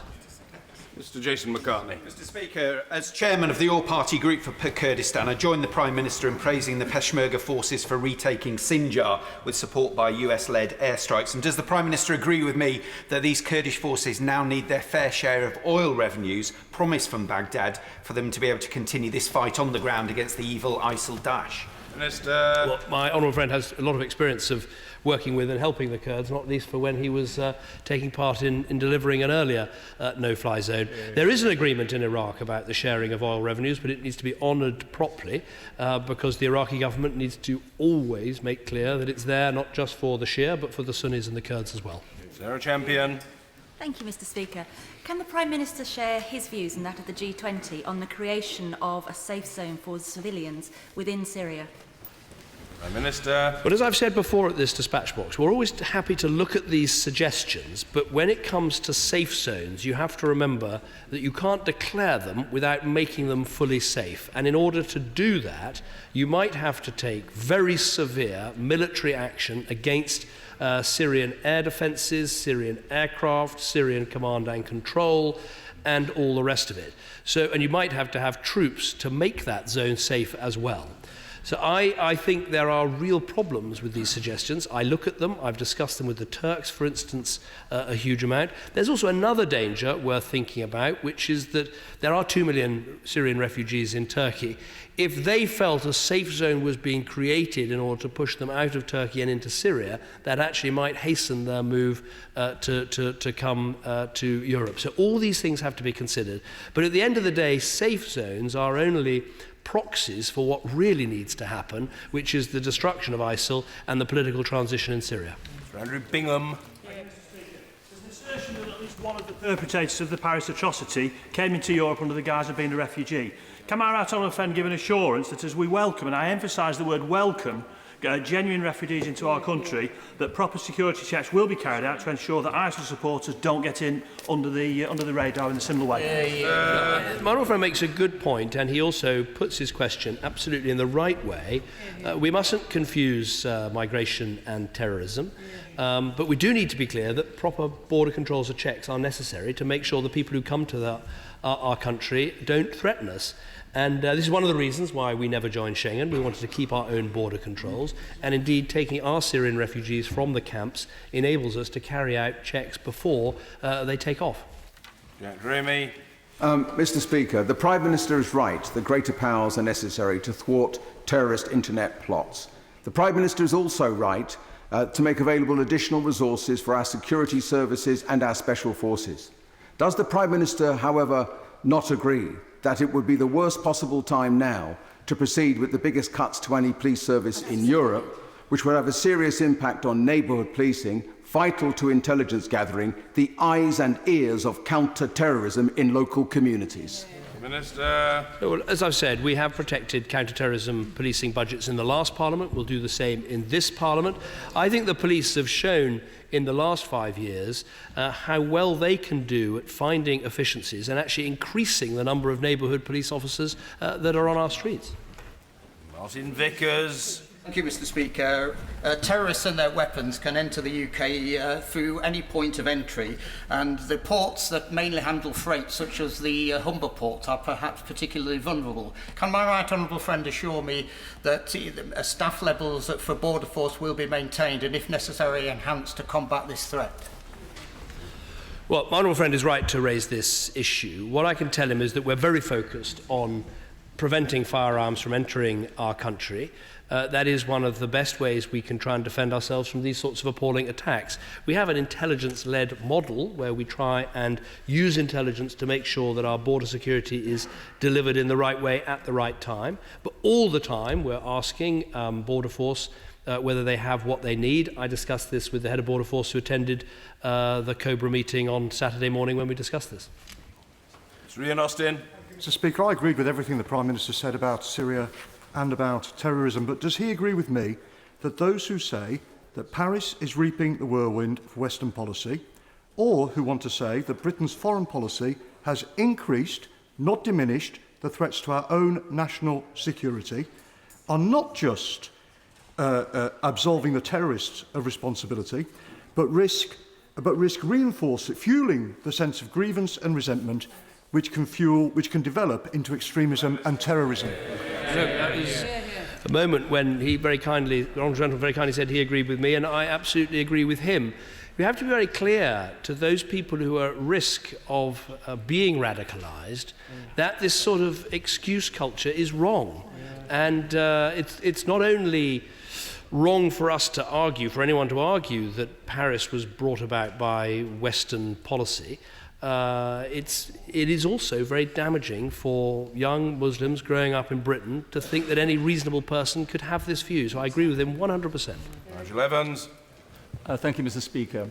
Does the Prime Minister believe that any individuals living in the United Kingdom now who have information about any activities of those who have become radicalised or are terrorists themselves are silent accomplices to any carnage that might take place in this country, and that they have a duty to pass on that information immediately in order to save the lives of so many innocent people? No, well, my honourable friend makes an important point, and it actually goes to this issue about the civil liberties that we have in our country. People who might suspect that a friend or a relative or someone they know has become radicalised or their mind has been poisoned, they should come forward, secure in the knowledge that everything we do in this country is done under the law, under the rule of law, and I think we can't send that message out clearly enough. Ian Paisley. In this age of terrorism, can the Prime Minister indicate to us how safe are the British people? Minister. Well, I don't set the alert levels. They're set independently, and that's right that it should be done by a group of experts. The level is currently set at severe, which means that they believe an attack is highly likely. The next step you would go to is critical, where you believe that a threat is imminent. That wouldn't normally happen until you have some intelligence that would tell you that a threat was in some way imminent. So what I'd say to the British people is we should go about our lives, we should be vigilant and work with the police and intelligence services where we can, but never give in to the threat that the terrorists pose, because of course they want us to change our way of life and to live in fear. That is what terrorism means. Mr. Christopher Pincher. Mr. Speaker, does my right honourable friend agree that for terrorists to pursue their evil trade most effectively, they require training, and training requires territory? So action to reduce ISIL's territory, whether it be in Iraq or Syria or anywhere else, is a vital component to ridding the world of these evil people. Prime Minister. My honourable friend is absolutely right, and it goes actually to the point the honourable member for Dudley made, which is so much of what our policy over previous years has been to try and close down the ungoverned spaces where terrorists are able to stay and are able to train. And that's why we cannot sit back from all these things. That's why we're engaged in trying to make Somalia into a proper functioning country. It's why we took action in Afghanistan to try and stop that country being a haven for terror. It's why we can't stand by while there fails to be a Libyan government. We've got to work harder to bring about some rule of law and order in that country. We don't do this because somehow we believe in military adventurism. We do this because we want to keep people safe in our own country. That's what it's about. Richard Burden. I join the Prime Minister in expressing some cautious optimism that the Vienna process could advance the prospects for a sustainable peace in Syria. Something that's important given the huge numbers that have died there and the millions that have been displaced, but also the horrors of Paris and Beirut remind us of its importance to defeating Daesh as well. When he comes back to the House with his response to the Foreign Affairs Committee report, can I emphasise to him the importance of a strategy being in there? I understand that he'll want to advance the case for military action, but what a lot of us will be looking at is how that fits into an overall strategy, including the involvement of regional powers in the area. Well, I hope I'll be able to reassure the honourable gentleman. There is a strategy, and we need to lay it out more clearly, which is combining this political settlement with the military action that I think is important and the involvement of neighbouring countries. But in the end, we have to decide whether to take this action as part of a strategy. But certainly that is my aim in this document I'll produce. Mr. Raymond Chishti. Thank you, Mr. Speaker. I fully welcome the Prime Minister's statement. Prime Minister, President Hollande has used the exact words, "France is at war with Daesh." John Kerry in Vienna has said we have to defeat Daesh. This evil organisation wants us to call it Islamic State ISIL to get the legitimacy and appeal it wants. Can we join our counterparts and use the word Daesh to get the right terminology? Well, my honourable friend is slowly winning this battle, and the use of the word Daesh is increasing with every issue of Hansard that is published. The point he makes about the evil we face is right. We know that this group, just as they carried out an attack in Paris, they would be equally content to carry out an attack in Belgium, in Sweden, in Denmark, or here in Britain. They don't do it. They don't not do it because they, feel that somehow we're different. They just haven't yet managed it, and we've got to stop it. And coffee. Thank you very much, Mr. Speaker. Can I thank the Prime Minister for his statement, which I fully support? And would he agree that the multiculturalism of our country is more likely to be destroyed if we do not take every possible action to defeat these murderous terrorists? Minister. I absolutely agree with the honourable lady. And as we do so, we need to take everyone in our country with us. Mr. Stuart Jackson. Can I direct the Prime Minister back to the alarming news that it is reported that 450 violent jihadists returning from the Middle East have been readmitted to the United Kingdom? Will he give a firm undertaking to the House that he will not rule out any action against these individuals, however robust, tough or draconian, including revoking their passports in order to protect the British public?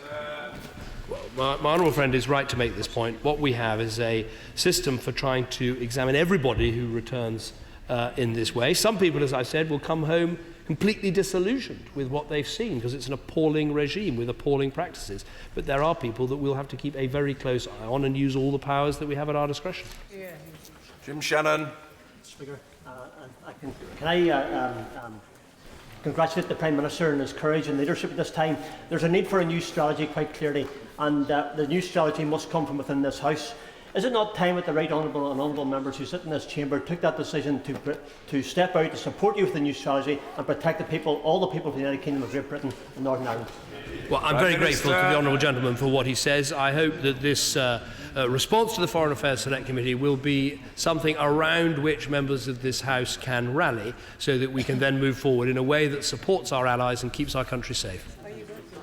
Jake Berry. My right honourable friend, the Prime Minister, is aware that Lancashire Constabulary is one of the leading forces in the UK in fighting radicalisation and terrorism. Could he update the House as to what further steps can we take to ensure that our security services and our police forces cooperate fully with each other? Minister. Well, my honourable friend makes a good point. We've obviously announced this additional funding for our security forces. I've said what I've said about counter-terrorism policing, but of course there is a need to continue to work on the PREVENT programme, and I'm sure that'll be something that will be addressed by the Home Office in its spending review. Last but not least, John Nicholson. Mr. Speaker, can I raise with the Prime Minister disturbing reports of the firebomb attack in the early hours of this morning against the Al Sarouk Cultural Centre in Bishopbriggs, used by Muslim constituents of mine? Can I also alert him to the grotesque racist attack faced by my colleague Hamza Yusuf, MSP, in social media? Will he join me in condemning some of the inflammatory statements in the press attempting to link innocent Muslims with extremism? Well, I certainly join with the honourable gentleman in condemning these attacks. We should be equally clear that just as anti-Semitism is wrong, Islamophobia is wrong, and right-wing extremism attacking people for their religions is completely wrong. I think this is absolutely vital that we're equally vehement about all of these things. Order. I'm sorry to disappoint remaining colleagues, but we have had an hour and a half, and I thank the Prime Minister for his brevity. Can I very gently say to colleagues who didn't get in, if your colleagues who did get in had been a bit briefer, you would have got in. You know, we need to help each other. OK, point of order, Debbie Abrahams. Thank you, Mr. Speaker. Mr. Speaker, I seek your guidance. This morning, eminent academics published research in a peer-reviewed journal estimating the mental health effects of the government's new work capability assessment process between 2010 and 2013. The research is the first population-level study which looked at over 1 million work capability reassessments in 149 local authorities in England and trends in suicide, self-reported mental health problems and antidepressant prescribing rates. They found that there is independent association of an additional 590 suicides, 280,000 cases of self-reported mental health conditions, and 725,000 antidepressant prescribed. Mr. Speaker, concerns about the work capability assessment process and other aspects of the government's welfare policy have repeatedly been made in this House. In view of the gravity of the scale and range of impacts of a government policy on the health of its citizens, I seek your advice as to how to best to get the Secretary of State to make an early statement on how he intends to address these appalling effects. I'm very grateful to the Honourable Lady for her attempted point of order. I know that she follows this issue extremely closely and carefully, but it isn't a point of order, I'm afraid, for the Chair. I don't want to dilate on matters that take place outside the chamber, but what we can't have, forgive me saying this, but it has to be said, is a situation in which an attempt to raise the matter through an urgent question, for example, which is not granted, is then substituted by an attempt to deal with the matter via a point of order. Because if every member did that, you know, we could spend quite long periods each day, people who tried to get UQs and didn't succeed, thinking, oh, well, I'll just deal with it through a point of order instead.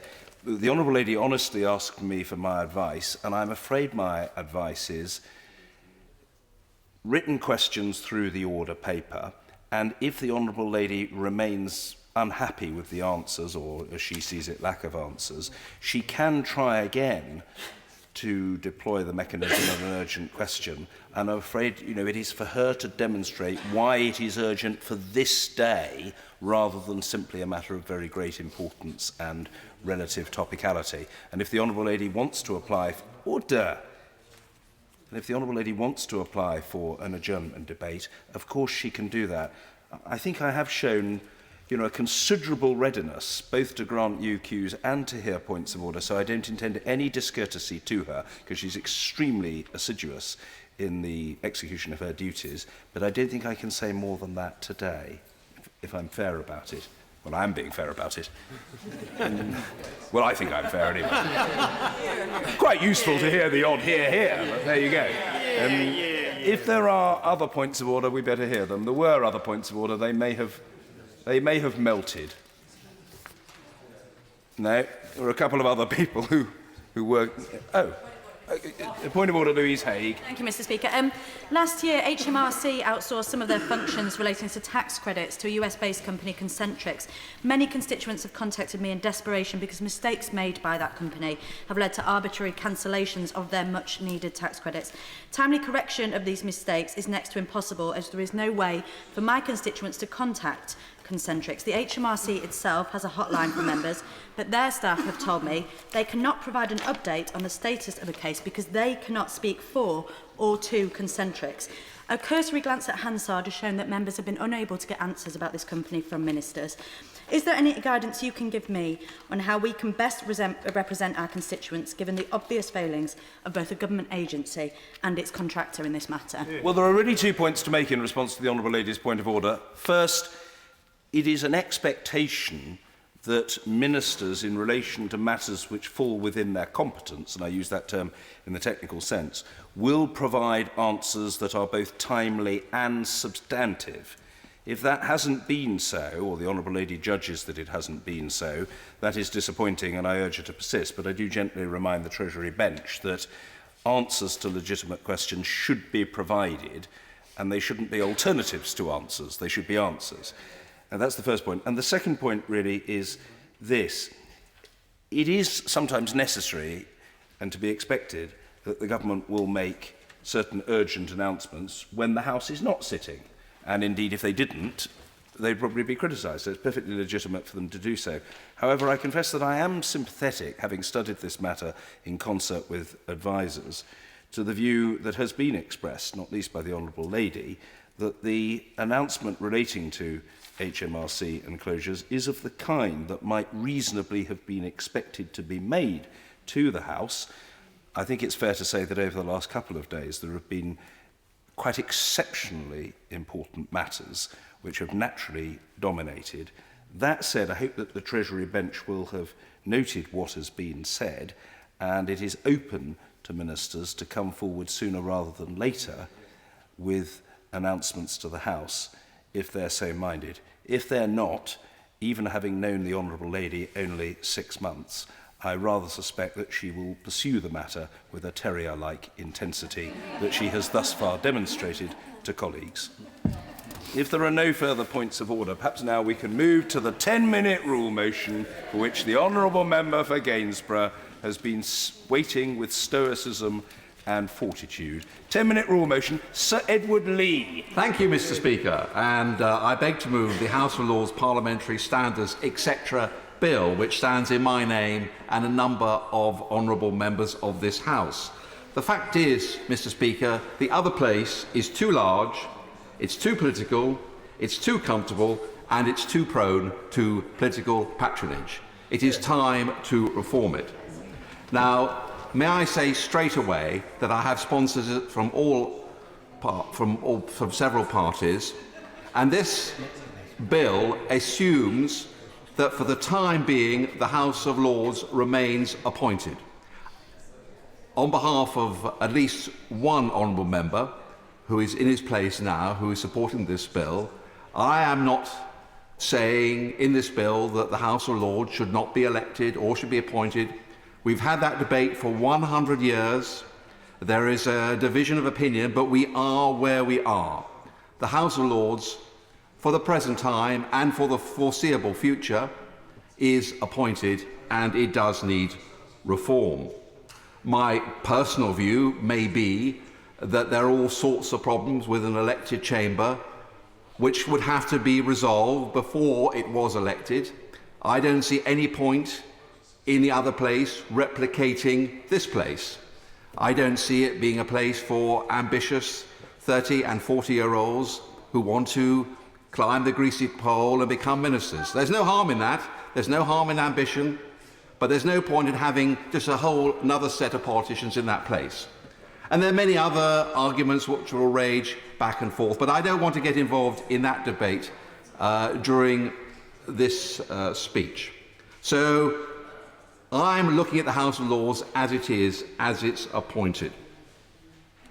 And I believe that if it is appointed, Madam Deputy Speaker, if it is not elected, again, it cannot replicate this place in terms of political dispute.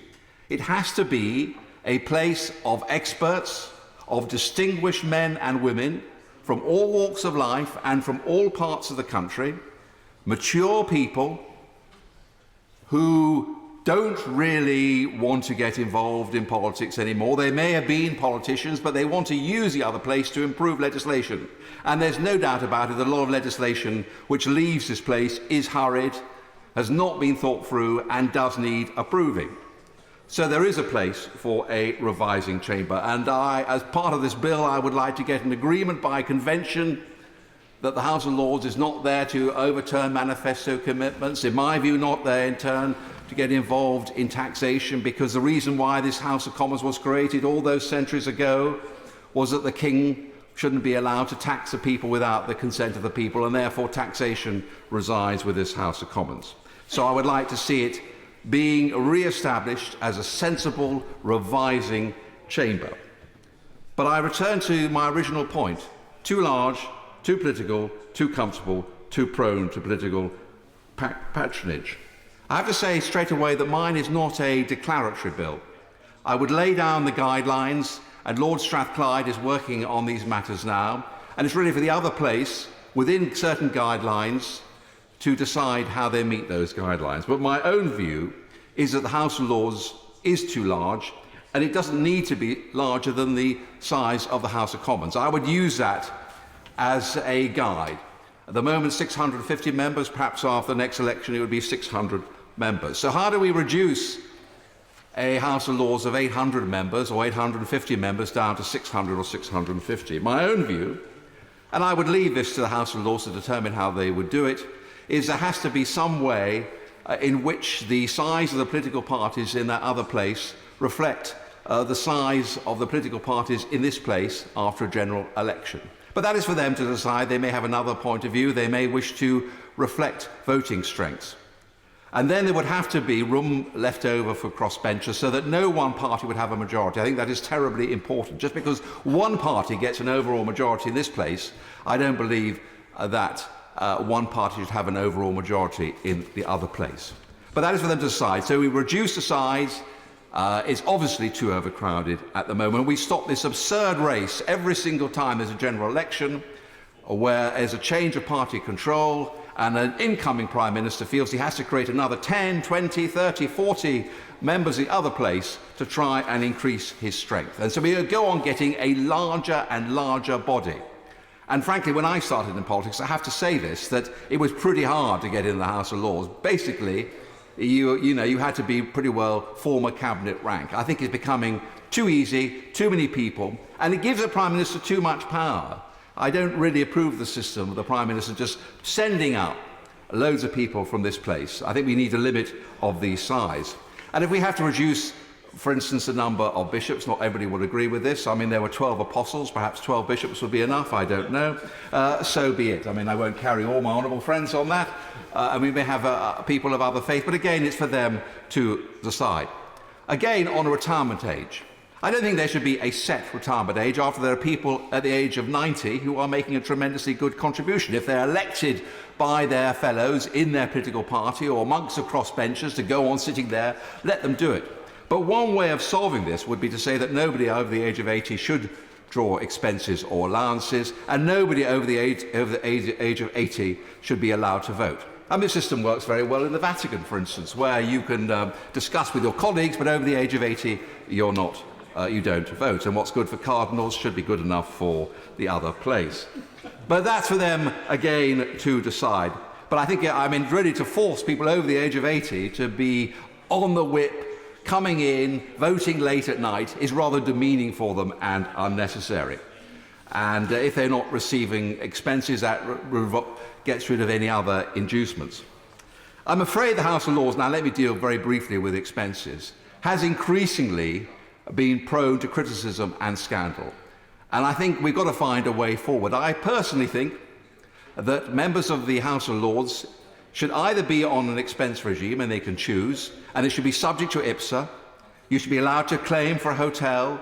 You're allowed to claim for travel if your main home is outside London. And then as an alternative, there should be a modest flat rate taxable allowance. We get rid of all these scandals that we read about in the newspaper, which is gradually dribbling away support from the other place, that people are just coming in for half an hour to claim their £300 a year tax-free allowance.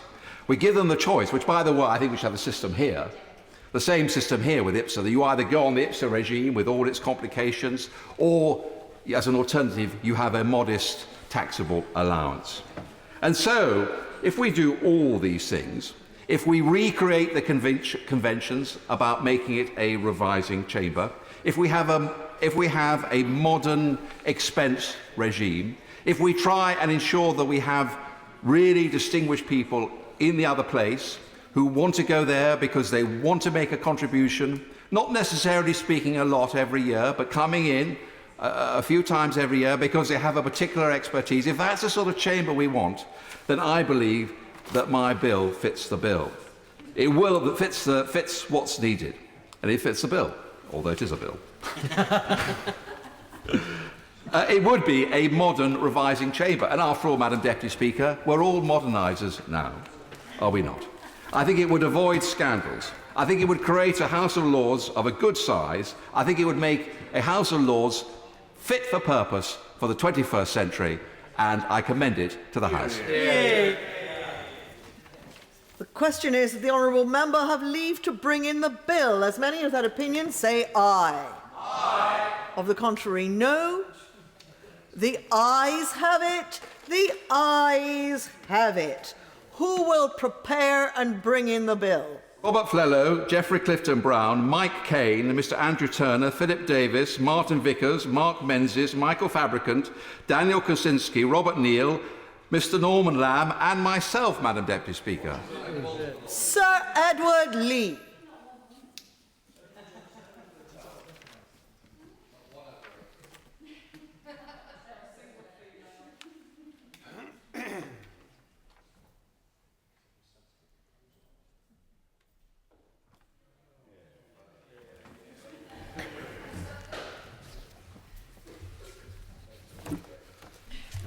House of Lords Parliamentary Standards, etc. Bill. Second reading what day? Friday the 4th of December, Madam Deputy Speaker. Friday the 4th of December. The clerk will now proceed to read the orders of the day. Cities and Local Government Devolution Bill, Lords Committee. Now. Order.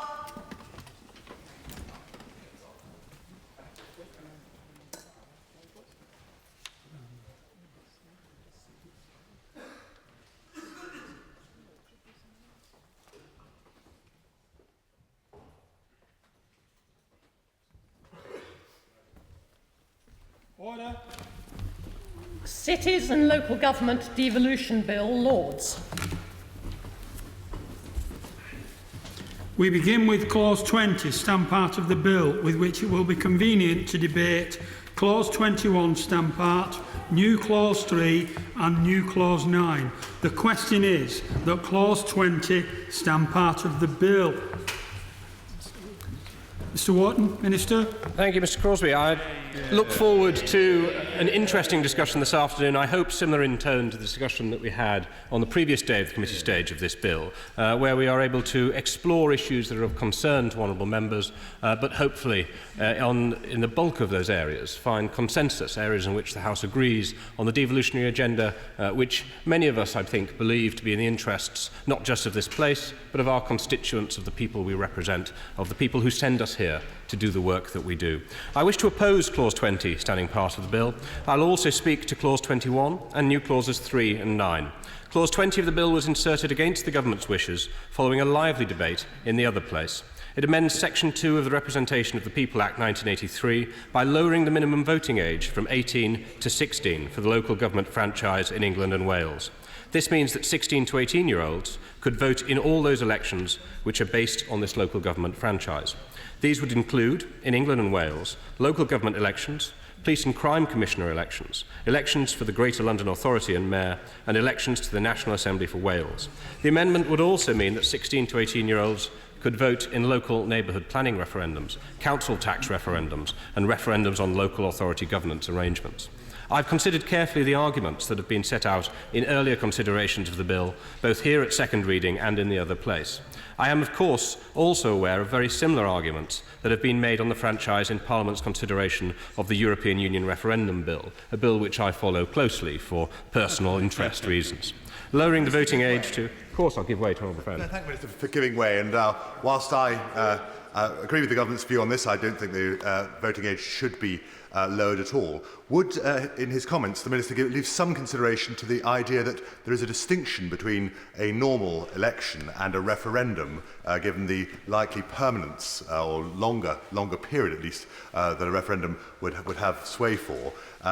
It's not, again, not a view I would entirely agree with, but I think there are some colleagues, even on this side of the House, who would take a distinction between the two, and perhaps he could go into some detail as to why the Government feels that there shouldn't be that distinction made.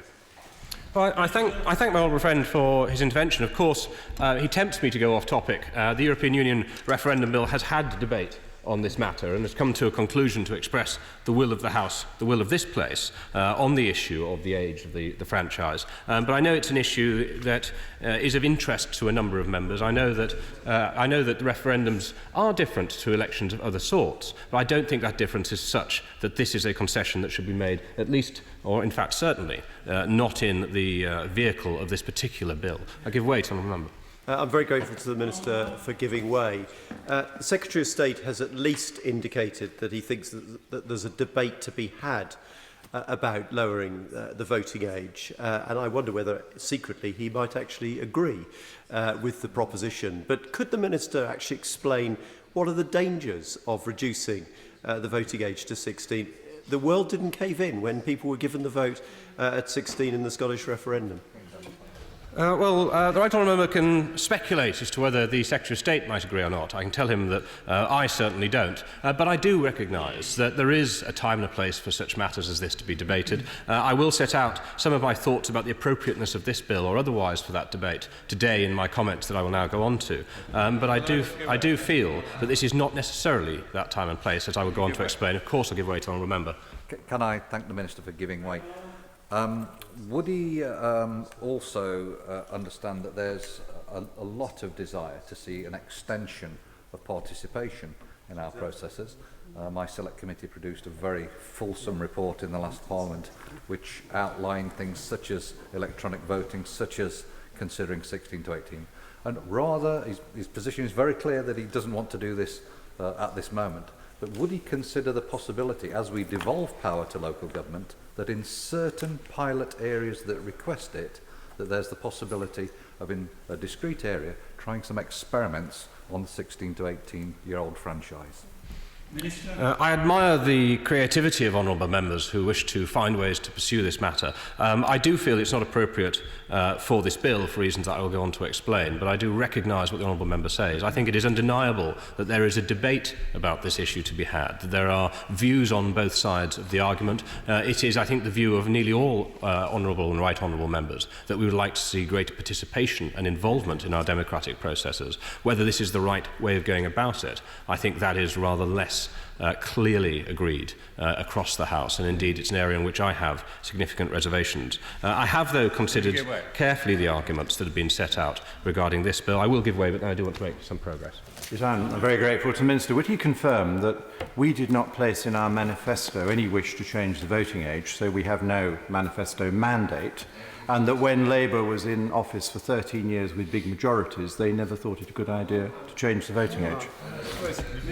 My right honourable friend makes a very important point. The members on the government benches did not stand with that in the manifesto, and indeed members sat in a variety of parties on the opposition benches did. It may be arguable, therefore, that this issue has been decided by democratic processes already. However, I do recognise, as I said earlier in my comments, that there is a debate to be had. We may come to different conclusions as a result of that, but my argument today, my contention is that, valid though that debate itself may be, this bill is not the vehicle through which it should be delivered. I would like to make a little progress, and then I'll give way to some more honourable members that want to have their say on this issue. Lowering the voting age to 16 for local elections in England and Wales would be a major change to the fundamental building blocks of our democracy. The right starting point for making such change would be that those democratically elected to represent the people of this country should consider all of the issues involved. Before such a step, we should seek the views of those we represent. We should seek to recognise where public opinion stands on the issue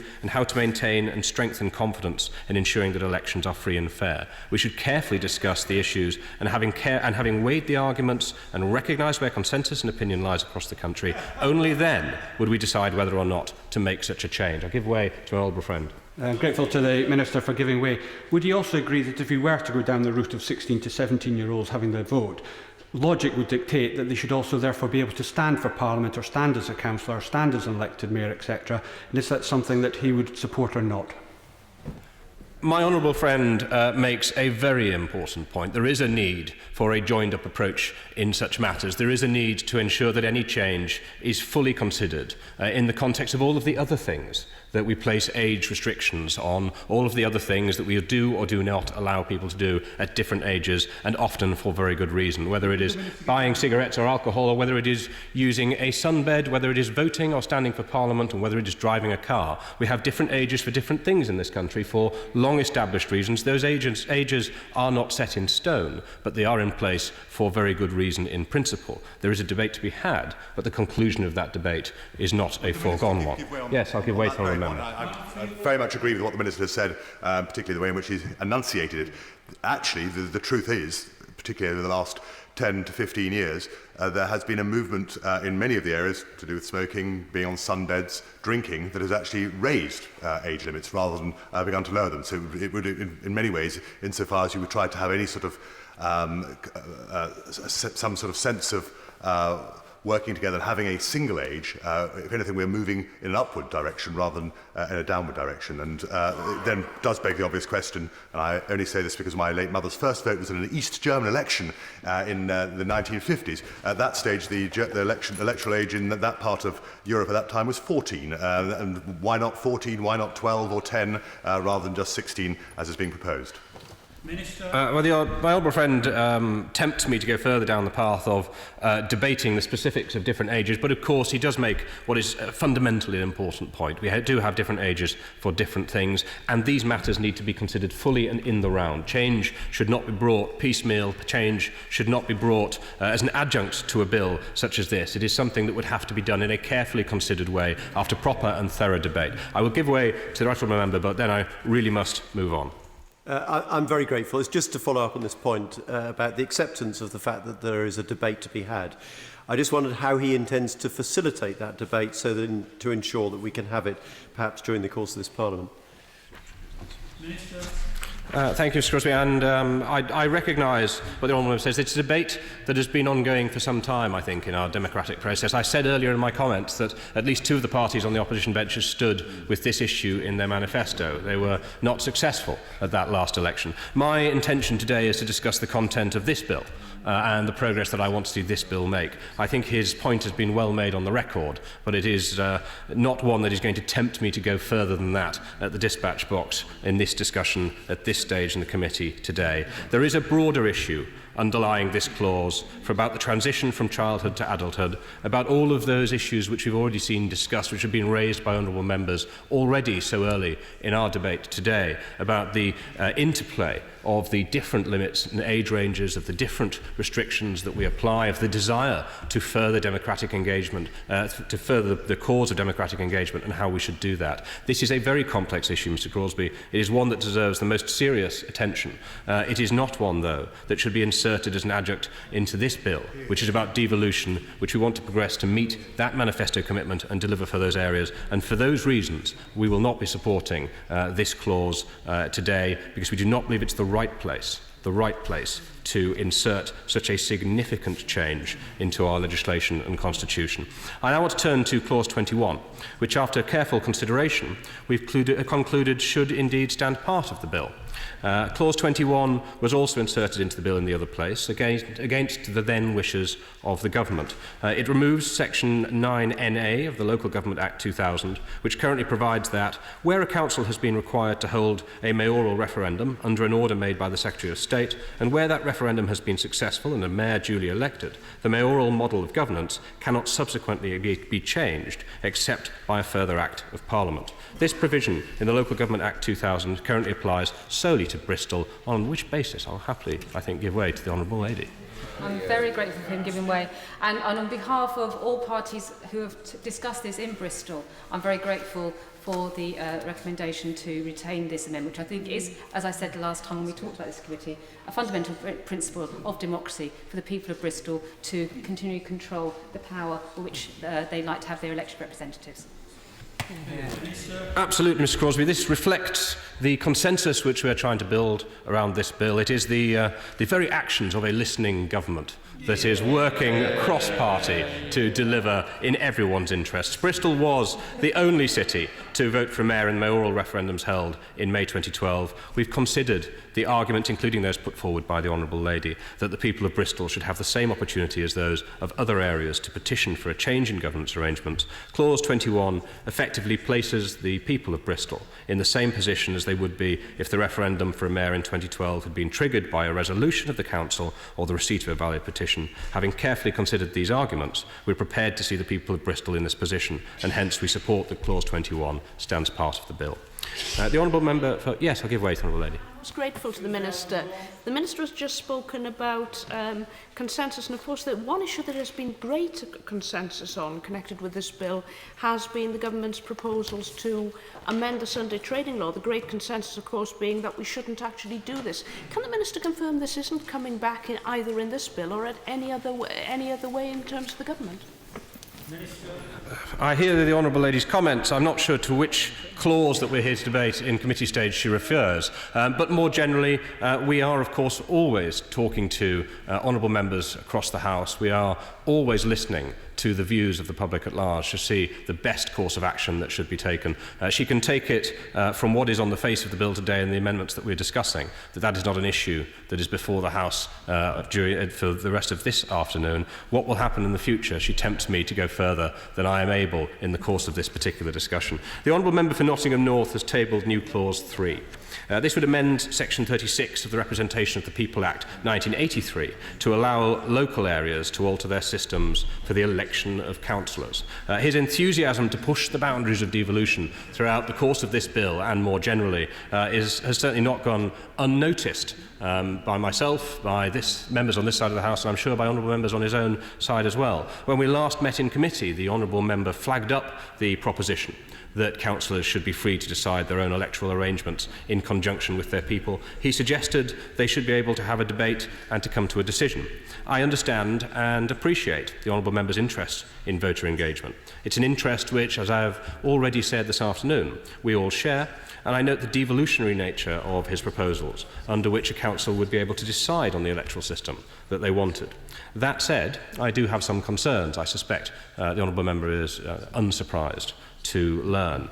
Such proposals are complex, and I have concerns about how they would work in practice and whether there is a real appetite for the change which he proposes. Local councillors are currently elected under the first-past-the-post system. This is a well-recognised and straightforward system, as we've seen in the outcome of the referendum to change from first-past-the-post to the alternative vote in 2011. Whilst I accept this was in relation to UK parliamentary elections, 2/3 of voters chose first-past-the-post over the alternative vote, which suggests to me there is no public consensus for change. I have real concerns about the confusion potentially caused by the possibility of voting systems changing from one poll to the next. We can imagine the pressures which councils and councillors could come under in considering the systems they might wish to employ. There would be a natural desire to consider or attempt to second guess whether there may or may not be some political advantage in adopting a different set of arrangements, or indeed sticking with the existing tried and tested ones. Even if some appropriate safeguards could be introduced, which themselves necessarily would add to the complexity of the arrangements, the practical process of switching voting systems can be complex and costly. For example, a change to single transferable vote could in many cases require major rewarding of an entire local authority area. Whilst it may well be that none of these concerns are insurmountable, the proposal represents a fundamental change to the building blocks of our democratic processes. It would require significant consideration, development and consensus, and I'm clear that this bill, whilst both devolutionary and enabling, is not the right vehicle for such change. On raising the proposal last time, the honourable member suspected that, as an idea, this might need to brew a little. I suspect that from my comments he will sense my view that I believe this idea has brewed nowhere near enough yet, and I would therefore ask that he does not push it to a division at this time. Finally, I will comment on new clause 9. This would introduce a requirement through regulations for local government electors in a particular area to approve certain boundary and structural changes via referendum. The boundary and structural changes involved are those relating to the establishment of new unitary local authorities, the merger of authorities, or movement from one authority area to another. Clause 16 already gives the Secretary of State wide regulation-making powers regarding structures and boundaries. The regulations will allow modification of the existing processes as provided for in the Local Government and Public Involvement in Health Act 2007 for making changes such as merging councils or moving to more unitary structures. These regulations can be made only where all the affected councils agree. I doubt it would be right to include a requirement for a referendum, nor do I believe referendums to be sound practically in this context. Our democracy is founded on the traditions and principles of representative democracy, which have served us well and stood the test of time. We believe that general decisions on public matters are made most effectively by those democratically elected to represent the area affected. All past experience suggests that this is the case with changes to local authority boundaries and structures. The democratically elected local representatives for an area are best placed to take any local decisions on these issues. Of course, these representatives will want to take account of the views of the electorate, of those who live in the area, of those who work there, of businesses, of those who contribute to the life of the area's communities. How they seek these views, the kind of consultation exercises that they undertake, that is a matter for them. It is not for the government to start telling elected representatives how to undertake their roles. Hence, we believe it would not be right to require referendums, to require a particular way of ascertaining the views of local people, and for the result of this particular exercise to determine the decision on proposed boundary or structural changes. Indeed, we do not believe the referendums envisaged by this amendment would be sound in practice. First, the amendment only requires a referendum in a part of the area, the part becoming unitary, for example. Such change has implications for the surrounding areas, and I'm not clear that this approach would be right in any event. Secondly, such boundary and structural changes are almost invariably part of some wider reform. To present the question as simply a question about some council structure or boundary risks being misleading. It risks oversimplifying what could be a complex argument that needs to be made. With these explanations, I would hope, therefore, that my honourable friend will withdraw his amendment after what I'm sure will be an interesting discussion in the House later this afternoon. In conclusion, Mr Crosbie, I have explained the Government cannot support new clauses 3 and 9. We are content for clause 21 to stand part of the bill, and we are opposed to clause 20. Liz McInnes. Thank you, Mr Crosbie. I'm glad to hear that this government is in listening mode, and I'm very pleased with the statement on clause 21, and I would hope that the government will now listen to the arguments in favour of voting for clause 20 to reduce the voting age to 16 in local government elections. Now, there are over 1.5 million 16 and 17-year-olds in the UK who are currently denied any part in our democratic process. In recent years, there has been pressure for a reduction in the voting age from 18 to 16. The Electoral Reform Society has argued for it. In 2006, we had the Power Report. The Power Commission was funded by the Joseph Rowntree Reform Trust to find out what was happening to British democracy and why people were disengaged from politics. The Commission drew up a set of proposals and recommendations to increase political participation and presented these in a final report, Power to the People. One recommendation was to lower the voting and candidacy age to 16, with the exception of candidacy for the House of Lords. The Power Commission explained its recommendation thus: "Our own experience and evidence suggests that just as with the wider population, when young people are faced with a genuine opportunity to involve themselves in a meaningful process that offers them a real chance of influence, they do so with enthusiasm and with responsibility. We recognise that few people take an interest in a sphere of life or an area from which they have been deliberately excluded." I will give way. Can she just remind the House why, for 13 years in office, up to 2010, Labour with big majorities never wanted to do this?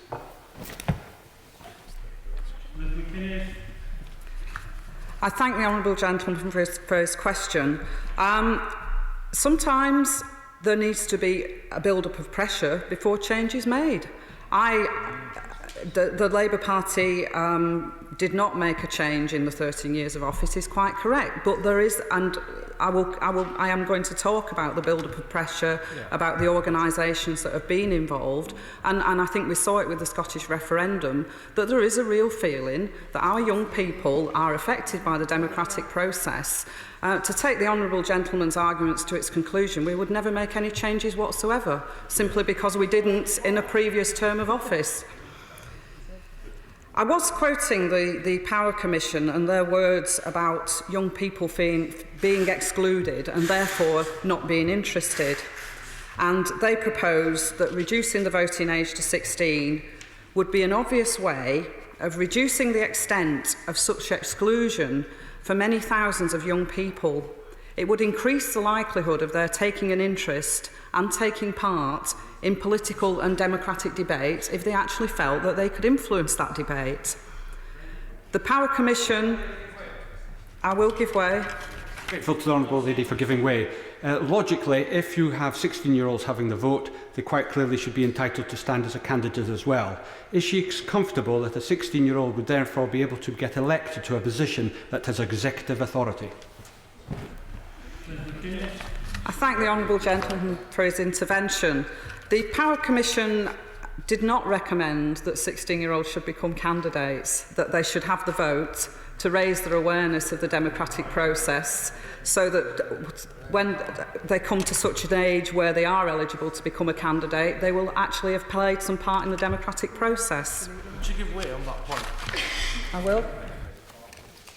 I thank my honourable friend for giving way. During my election campaign, I spoke to hundreds of young people that not only were enthused by the political process, but also actively wanting to get engaged in it. Does she agree with me that it's an absolute myth that young people somehow are not interested in politics, are not capable of holding public office, are not capable of voting? And does she agree with me that the right thing to do is to give them that right to vote so we have more engagement for young people that is actively and needed at this time in politics more than ever?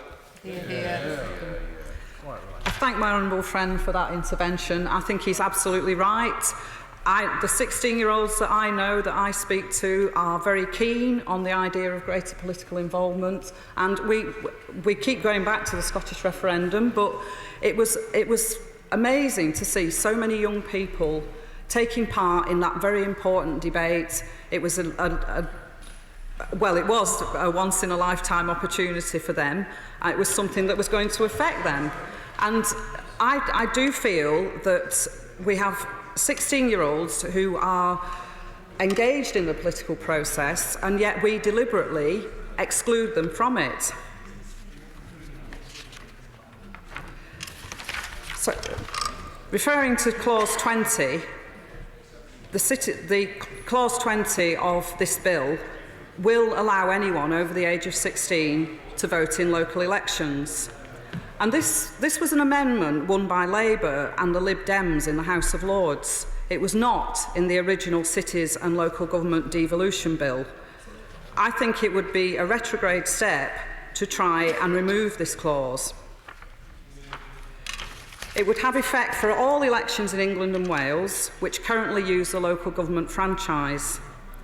And that means local government elections in England and Wales, including elections for the Mayor of London and the Greater London Assembly, the Police and Crime Commissioner elections, National Assembly for Wales elections, and the European Parliament elections. And for years, there has been a consistent demand from young people for votes at 16. And at 16, people become adults and take control of their own futures. They can leave school. They can work full-time. If they work, they pay their taxes. They can leave home. They can get married. They can join the armed forces. Thank you for that from a sedentary position. I accept that young people cannot do these things at 16 without the consent of the parents, but the fact is that they can still do them. But contrary to popular myth, young people are interested in political issues. From climate change to racism, from education to crime, I meet with young people in my constituency, and I'm sure many of my honourable friends do too, 16, 17-year-olds who are studying politics at A-level, who are completely engaged with the political process, and yet this country still denies them a vote. In a democracy, voting is the fundamental way for our young people to express their opinions. As the Power Commission report put it, it is worth remembering that we enlist 16-year-olds into the armed forces, and we expect them to pay taxes if they are earning. So they should be able to participate in the selection of those who govern them. We believe that any reform to encourage young people to engage politically will be very severely limited in its effectiveness while the current constitutional party and electoral arrangements remain in force. And given that government decisions will naturally affect the future, it is arguable that the young are much more likely to be affected by some political decisions than older people. Preventing 16 and 17-year-olds from voting sends a signal to them and to society that their views are not valid or important. The next generation of voters are the first to have received citizenship education in schools, yet they are being denied their full rights as citizens. This does seem particularly unfair and unjust. At a time when some people do feel that politics isn't relevant to them, young people need to be encouraged to take part in democracy, not kept out of it. The Scottish independence referendum showed once and for all that 16 and 17-year-olds are more than capable of taking important political decisions. And if young people are registered early and get into the habit of voting, we will see lasting improvements in turnout. My honourable friend, the member for Rotherham, secured a Westminster Hall debate on this very subject last year. My honourable friend argued that the time was right to open the democratic system even further and to include 16 and 17-year-olds among the people who are able to vote. We cannot expect 16 and 17-year-olds to contribute to our society through various means, economically, physically, intellectually or socially, in a capacity where we recognise them as an adult but then give them the democratic rights of a child. We trust our young people to contribute to society in many ways, so we should start to give them their democratic rights. I fully support these words, the words of the Honourable Member for Rotherham, and I would urge all in this House to support the retention of Clause 20 in this bill and welcome our 16 and 17-year-olds to the democratic process. I now want to just say a few words on Clause 21, and I'm very pleased that the government, at least on this issue, is listening. I want to pay tribute to my honourable friend, the member for Bristol South, who's still in her place. She has done a lot of work around the issue of the Bristol Mayor. As I'm sure everybody is aware, Bristol was the only city to vote yes in the mayoral referendum in May 2012. And I think it would be fair to say that the current Mayor of Bristol has proved to be a somewhat controversial figure. But my honourable friend, the member for Bristol South, has quite rightly said, this isn't about whether you support the current Mayor or would prefer a different person in office.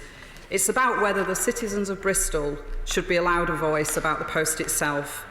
It's about democracy, and it's about the right of Bristol people to decide how they are governed, and that seems to be a fundamental aspect of democracy.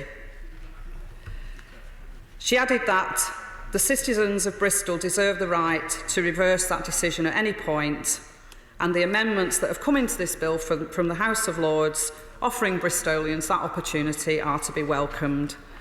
I bow to my honourable friend's superior knowledge on the issue of the Bristol Mayor, but I am very pleased that all in this House, I hope, do seem to support Clause 21, and I look forward to giving Bristolians the same democratic rights as the rest of the country. Thank you. Norman Lamb. Thank you very much indeed, Mr Causley. I strongly support the amendment passed in the House of Lords, and I'm very disappointed that the government has chosen to move to remove that amendment from this bill. The argument from the Minister seemed to me to be, it's all horribly complicated, this is not the right place to discuss it. But I couldn't really identify any particularly strong argument for why it is the wrong thing to do and why 16 and 17-year-olds should not be given the right to exercise the vote like the rest of us do. And I was interested in the intervention from the Honourable Member for Westminster and encouraged by it in the sense that he appeared to recognise that there was some argument for 16-year-olds having a say on some issues. He drew a distinction, I think, between referenda and voting in elections on a continuing basis. But I would argue to him that he should go with his logic, that if he feels that there is a case for young people having a say in the future of their country or on other big issues which are put before the country in referenda, then surely they should have a right to a say on who is elected as their local councillor in their local community. How on earth can he sustain the logic of allowing a vote on a big national issue of enormous import but denying a vote on representation in a local community? In fairness, to clarify my own position, I am against the idea of reducing the age period, but I do think there is some logic that says that a referendum is a somewhat different sort of plebiscite compared to a routine election. It may, as we've seen with the European election, we'll have it once every 40 years. I suspect we may not have to wait quite so long in Scotland, but at least there was the prospect of waiting for a generation or more on a referendum-related issue. But the broader issue that I think I thought the Minister had made fairly clear was that actually this is a pretty important change in our franchising arrangements, and therefore it isn't something that should be sort of sneaked through as an additional clause in a bill coming out of the House of Lords, or indeed it could, even if it had come from the House of Commons. It's one that needs a broader analysis, and I would accept the right honourable gentleman's view that I hope that we will have some of that fertile discussion during the course of this Parliament. But nonetheless, the notion of it having a major change such as this brought about simply on an amendment during the consideration of a bill doesn't seem the right way of looking at the entirety of our franchising system. Well, I share his view. I thank him for the intervention. I share his view that it's an important issue. But I hope he will understand that for those of us who are convinced of the case for change, we should take every opportunity to argue that case. And indeed, this is a very opportunity to do so. And because we see that the world will not cave in and that there are very many positive results that will flow from it, we see no difficulty in including it within this bill. The Shadow Minister referred to the Scottish referendum, and I will also make the point that it engendered an extraordinary level of engagement amongst young people. There was no suggestion, I don't think, from the members opposite that those young people who voted in the Scottish referendum in some way didn't know what they were talking about or ought not to have the right to have a say. If their view is that it was right for them to have that say in that Scottish referendum, on reflection, given what happened, then they should stick with the logic of that and accept the case for including it within this bill. And the interesting thing is that turnout amongst young people between the ages of 16 and 18 was very high in Scotland. My understanding is that the...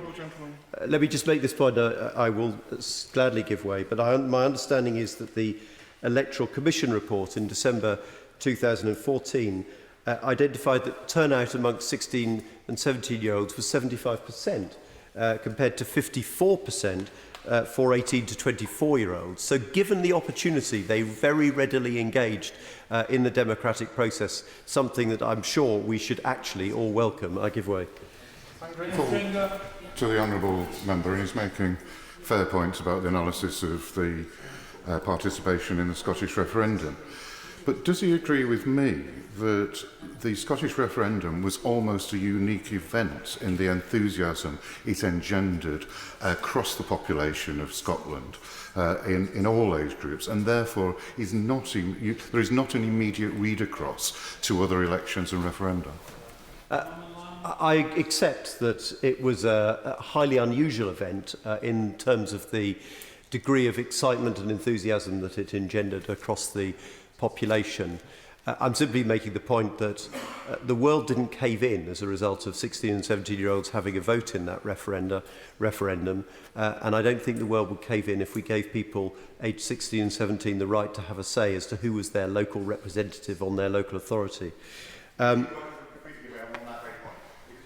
It strikes me that perhaps we are, with hindsight, more sanguine about the events of the 18th of September 2014. Had it been a very, very close-run thing, and if there was any suggestion that a change in the franchise of this magnitude might have been decisive in the overall result, that clearly wasn't the case. Lest we forget, the referendum was lost by 10.6 percentage points, as the SNP perhaps don't remind us all regularly. But that's one of the reasons why we are so sanguine, and as he says, that the world hasn't fallen in. But I think it would have been a lot more controversial had it been in a very, very close-run thing, and any suggestion that that franchise change might have made a distinctive impact on the result.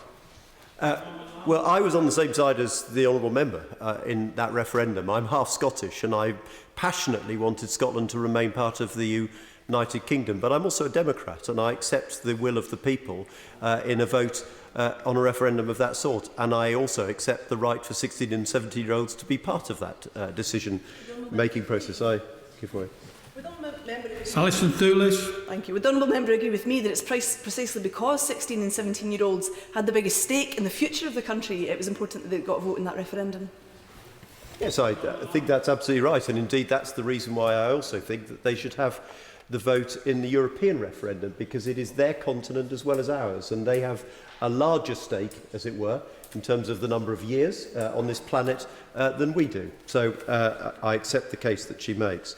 Mr Cawley, I have long held the view that in principle this is right. If you can marry, if you can join the armed forces, and perhaps most important of all, if you are obliged to pay taxes at the age of 16, if you are working, then surely you have a right to have a say about the level of that taxation and how that taxation is applied by government. It is surely actually a democratic outrage that people can be expected in our country to pay taxes but not have the right to any say over the application of those taxes. I will. I'm very grateful to the Honourable Member for giving way, but surely the argument makes little sense. My daughter, for example, is currently saving up to buy a laptop computer. She will have to pay VAT. She is 13. She will have no vote. Does the Honourable Member propose a 13-year-old have a vote in relation to the VAT issue?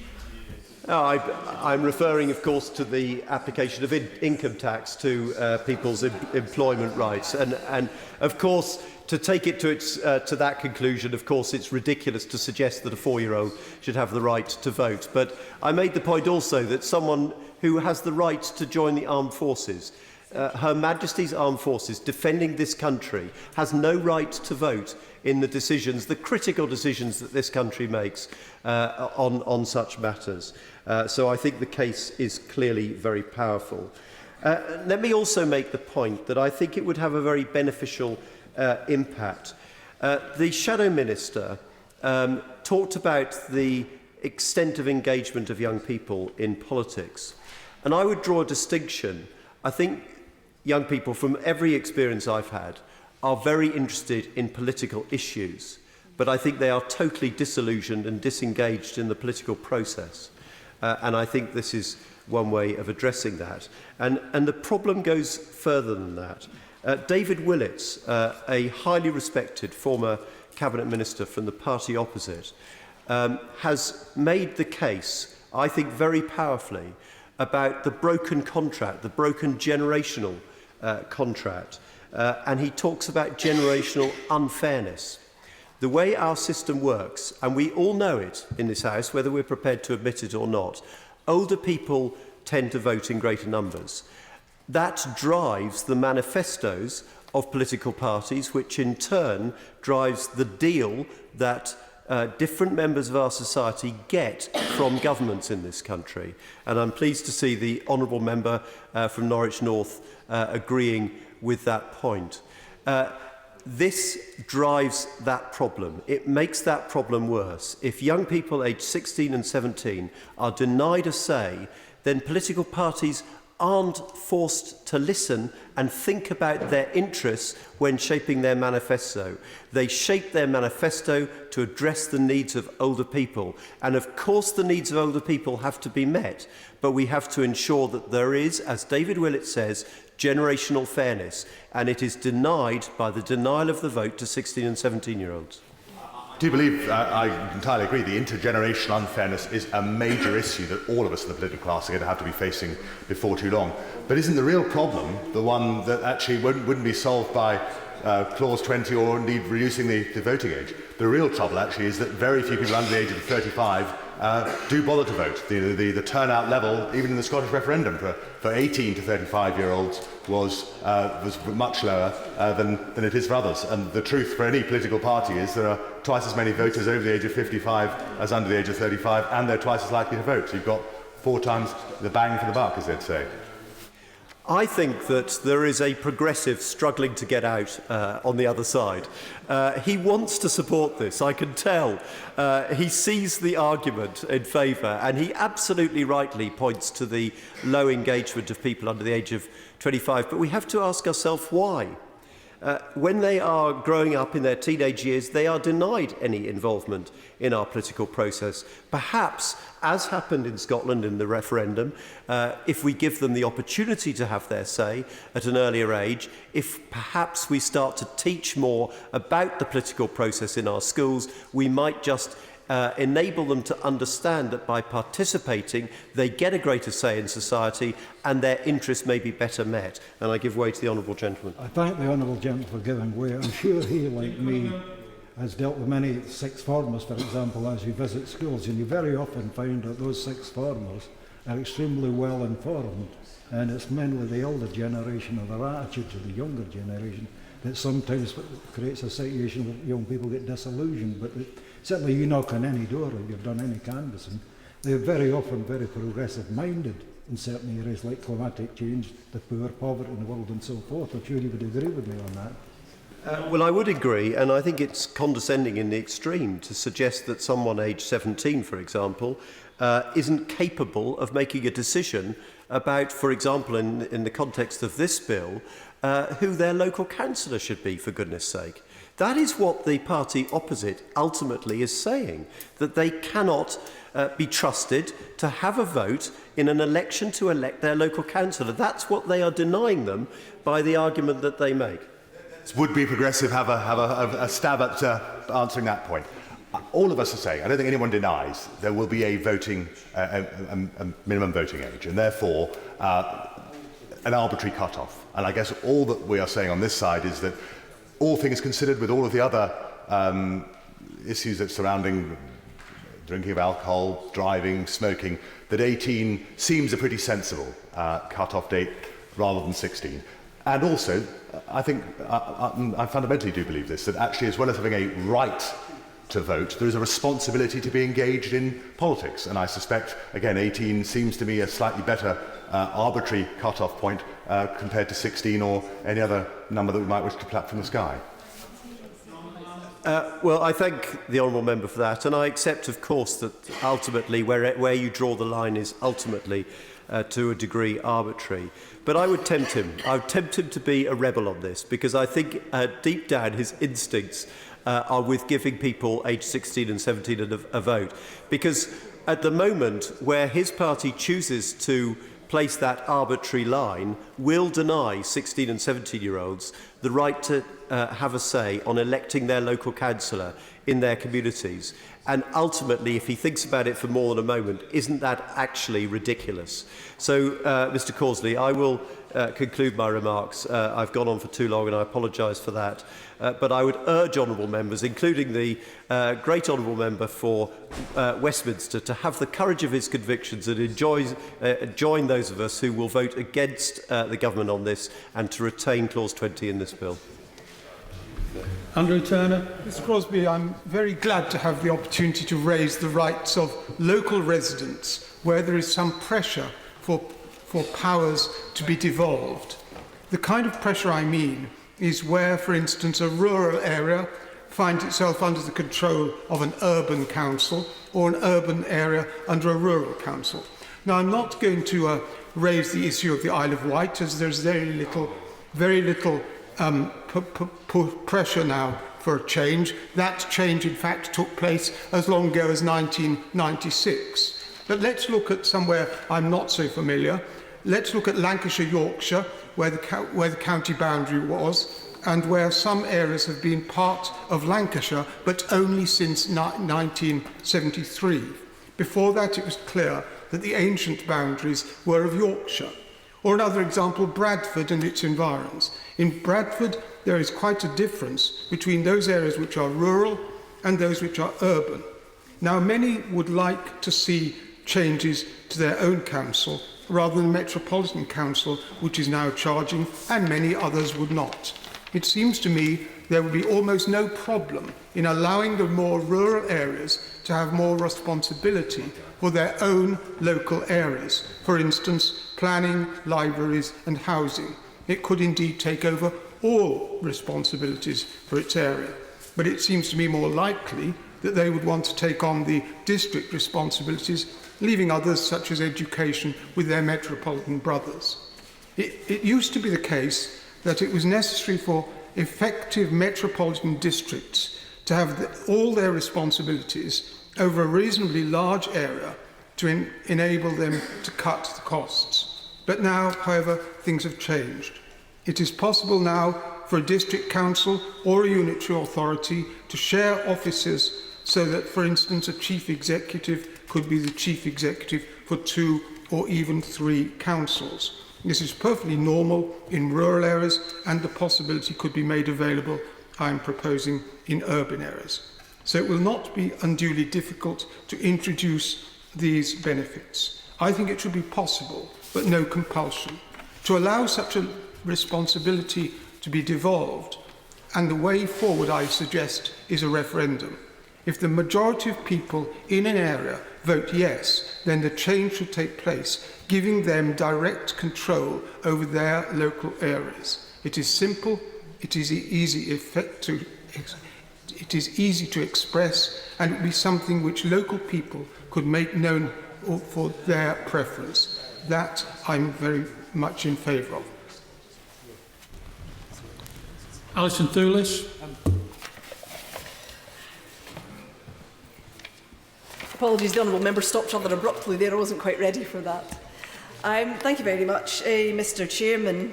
I rise, I suppose, to support some of the comments made over on this side of the House in support of votes at 16 and 17.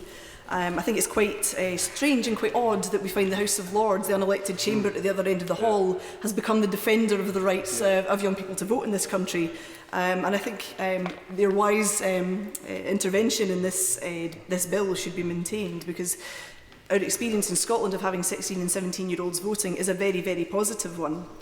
It's interesting that in all of the opportunities in this House since my election in May, where we've discussed votes at 16 and 17, it has never been the time, it has never been the place. And I asked the Minister, when is the time, when is the place? And I believe that we should seize that at every opportunity, because there's always a good time to get people involved in politics and always a good time to get people involved in voting.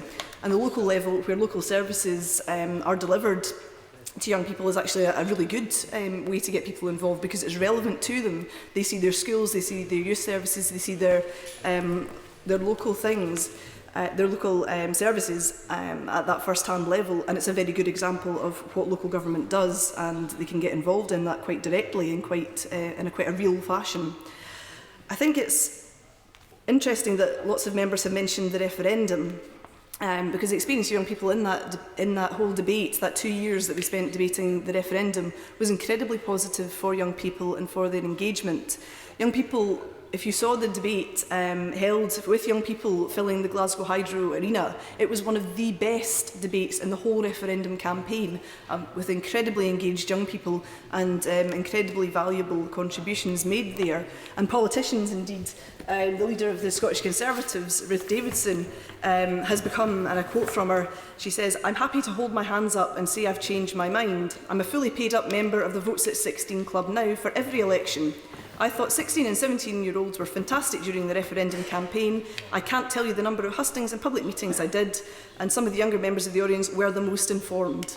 And that should really tell you everything about how young people ought to be engaged and why they need to be engaged in this way. I wanted also to touch... Looking for a bit of consistency with regards to the arguments reducing the age to 16 and 17. If you are, would you suggest, therefore, that they have the right to vote, therefore the right to stand for election, but also we should therefore be looking at reducing the age for alcohol consumption and for driving? I think with regards to alcohol, perhaps there are public health concerns that are there. Those are entirely different to democratic concerns. And the member from North Norfolk also spoke about people's manifestos. And indeed, if young people were voting at 16 and 17, maybe that's an issue that they would wish to campaign on. We don't know, because they don't have that right in elections to this place or to local authorities who have licensing powers.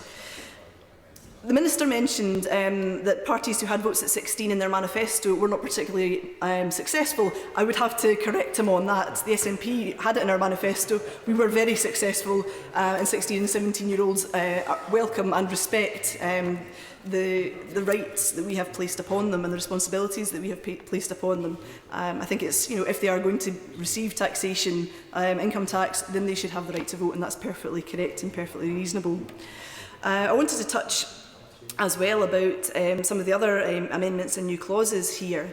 I am a huge supporter of single transferable vote. As a councillor, I was elected under single transferable vote, and it made a huge difference to the local authority that I was a member of. Prior to the election, prior to the bringing in of STV in Glasgow, the SNP had 4 out of 79 councillors. When STV election was held, we stood 22 candidates and we got 22 candidates elected to that. And the result of that is seen in the Electoral Reform Society's report that they did in 2010, entitled Working with STV, and it used Glasgow as a case study. It interviewed officers from that council who said Glasgow has a council again. There is actually debate, there is actually scrutiny, and the Electoral Reform Society's more recent work on the need for electoral reform says that one-party state councils where you don't have a system such as STV, they become one-party states, they have uncontested seats, and in the very worst cases there is a risk of corruption due to the lack of scrutiny and the lack of attention that is paid to decisions taken in those councils. My understanding is that in England there are lots of multi-member wards already, and those are elected on a rolling basis. You could actually keep multi-member wards and bring in STV, which would actually mean fewer elections, clearly a saving to the public purse, and also bringing in a good element of local democracy and accountability and proportionality to those councils. So you wouldn't necessarily change any wards, but you could bring in a great deal more democracy to those wards. What happens where they are single wards, as most of those are, all but one of them are in my constituency? I appreciate the English local government is very complex and has lots of different examples within it. But what happened in Scotland is there was a boundary review, they looked at different ward sizes and shapes, and my experience of having been elected under that in 2007 and re-elected in 2012 is that it works very well for constituents. Constituents always have 3 or 4 representatives that they can go to with their issues, and that they, at very, very best, they can have a good team of people standing up for their local area. At worst, if your councillor isn't fulfilling what you want them to do, you've always got an option of somebody else to go to, perhaps 3 other people to go to in order to be represented, and I think that's quite good for constituents as well, and they do see the value in that. The process perhaps of putting it in this bill and allowing local councils to decide on their own perhaps needs a wee bit further thought, but I think it's an interesting idea, and if this House is not going to take that action to bring in STV, we should certainly allow local government to do that if they want to do that. There's a great value to it. Other point I was going to make was around local referendums. Again, I think that is a good thing. Local democracy, local responsiveness, and issues where there is a local demand. I think that's a good thing. Local people should be able to have a say in issues that affect them. And if it happens to be on revising the way that local government is set up in their areas, perhaps it doesn't work, perhaps it is too complex, perhaps they can't see the clear lines of accountability within that. And there's been lots of debate around that with regard to elected mayors and then how that changes the rest of the process underneath it. Yep.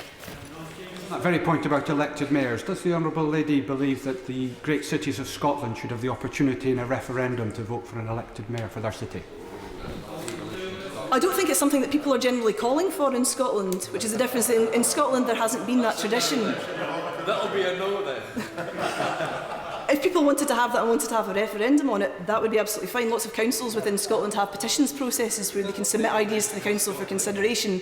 And if they wanted to have an elected mayor, it could be done through that process. The Scottish Parliament also has a petitions process which would allow for areas that wanted to have that to take a petition to the Scottish Government to allow for that to happen. So there are processes there to allow for that to happen if there was the demand.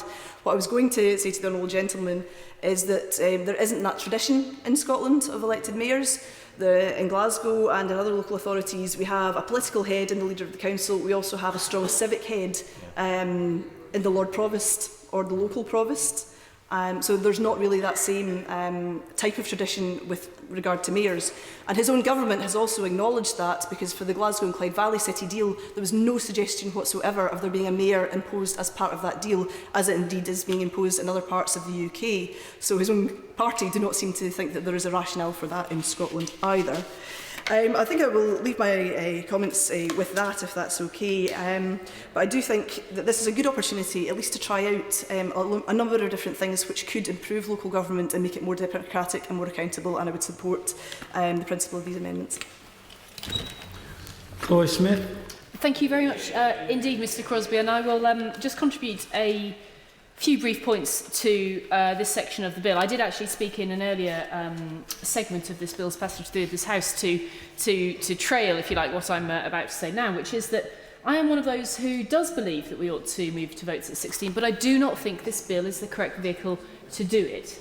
It is a case, perhaps, of having the courage of my convictions, as the member for Norwich, for Norfolk has just outlined. In fact, I have to say to him, people often confuse our constituency names. The number of times I'm called the member for Norwich, for Norfolk North, and no doubt it happens to him vice versa. But close though we may be geographically, in today's debate, we share a lot of substance and values, I would suggest, except this, that I see the courage of my convictions around my belief in engaging young people in politics to reside with doing the job properly instead of doing it piecemeal and therefore I stand to speak against clause 20 of this bill. I think, as the Minister himself has said today, it doesn't do the job well to have something come merely in an amendment. It doesn't do the job well, as other honourable members on this side have said, to omit that much, much larger debate around the various ages of majority that we have in this country. And it doesn't do the job well, I think, to fail to speak to young people as we take on this debate. Because after all, if it is about anything, it should be about them. I thank my honourable friend for giving way. I suspect, although we don't necessarily agree on the conclusion of where this issue should go, I sense that we do perhaps agree, I'd be interested if you could confirm for me, that if this step were to be taken, and I say it's a step that I do not necessarily look to support, but if it were to be taken, it should be taken after a proper process, in a way that will last the test of time, that can have real support across the House and from those affected by it, not by an amendment made to a bill which is actually about something altogether different. I think the Minister and I do agree on what he's just said, but I might put the question back to him, as my honourable friend from Norfolk also did, which is to say perhaps we could discuss when we ought to have that debate. It is, after all, a natural follow-on from the various contributions that have been made today that we perhaps could move forward to doing that debate properly. But that, as I suspect the Minister will tell me, is for another Minister to answer, and no doubt he will pass the message on. Let me also pick up a reference made by the Honourable Lady from Glasgow Central, who quoted Ruth Davidson, the leader of the Conservatives in Scotland. And I'm a big fan of Ruth Davidson, as many people are, even if not the lady from Glasgow Central herself. But Ruth Davidson, as has just been cited, has changed her view on votes at 16. But she comes to the conclusion that it ought to be done for all elections. And again, that is also my view. I think it does a disservice to this very important reform to do it piecemeal and not to give it the respect of a full debate. I give way again. Thank you very much for anticipating my intervention there. Would the honourable member accept that in the absence of any other bill or strategy or proposals for bringing about votes at 16 and 17, that this is really the best that we can do in the meantime and that we should support every move to move that forward? I'm interested in that argument, and although the real answer to that actually is for the Minister to give, perhaps, than for me to attempt, I do think we run a risk of creating a patchwork, and I don't feel particularly comfortable that 16-year-olds in one part of the country can do something that 16-year-olds in another part of the country can or can't do. I'm not hugely comfortable with the inconsistency there. I would far prefer us to take this debate in the round, and as I say, to do it properly. Right, honourable friend for giving way. I completely agree with her that this is not the right forum for the discussion on reducing the vote to 16, 17, and it should be another debate. But would she agree, if that other debate ever does come forward, that we have to include things like the age for alcohol, should they have executive power, etc., so that there is a consistency? Yes, Mr Crosbie, I agree exactly, and in fact the next section of my notes says acknowledge the points of the member for Carlisle in that in the point that he has put about executive power, about standing for office, and indeed we should also of course go through all of the points around the age of consent for sex and for marriage and for joining the armed forces and for taxation and for the use of substances and indeed criminal responsibility as well. All of these are the items in that much longer list. Now, before the Minister looks at me with absolute horror for moving his bill onto something that is not included here today, I just include those points to make the broader debate a real one. We do need to get to that, as the Honourable Member for Westminster has also said when he was in his place earlier today. We do need to have that, and we might all hope that we can do that in the next couple of years, because it is an important topic. Yes, of course. I'm grateful to the Honourable Member for giving way. She cautioned against creating a patchwork of rights. And yet, of course, the current process that the government is undergoing with devolution is creating precisely that across our country, with different deals in every part of the country.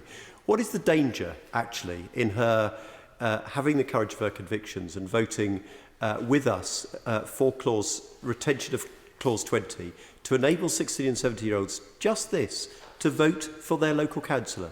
That's all that we're asking for. What danger is involved in that? He tempts me, Mr Crosby, he tempts me to join him in the lobby, and I shall only further trash his reputation in Norfolk if I do that.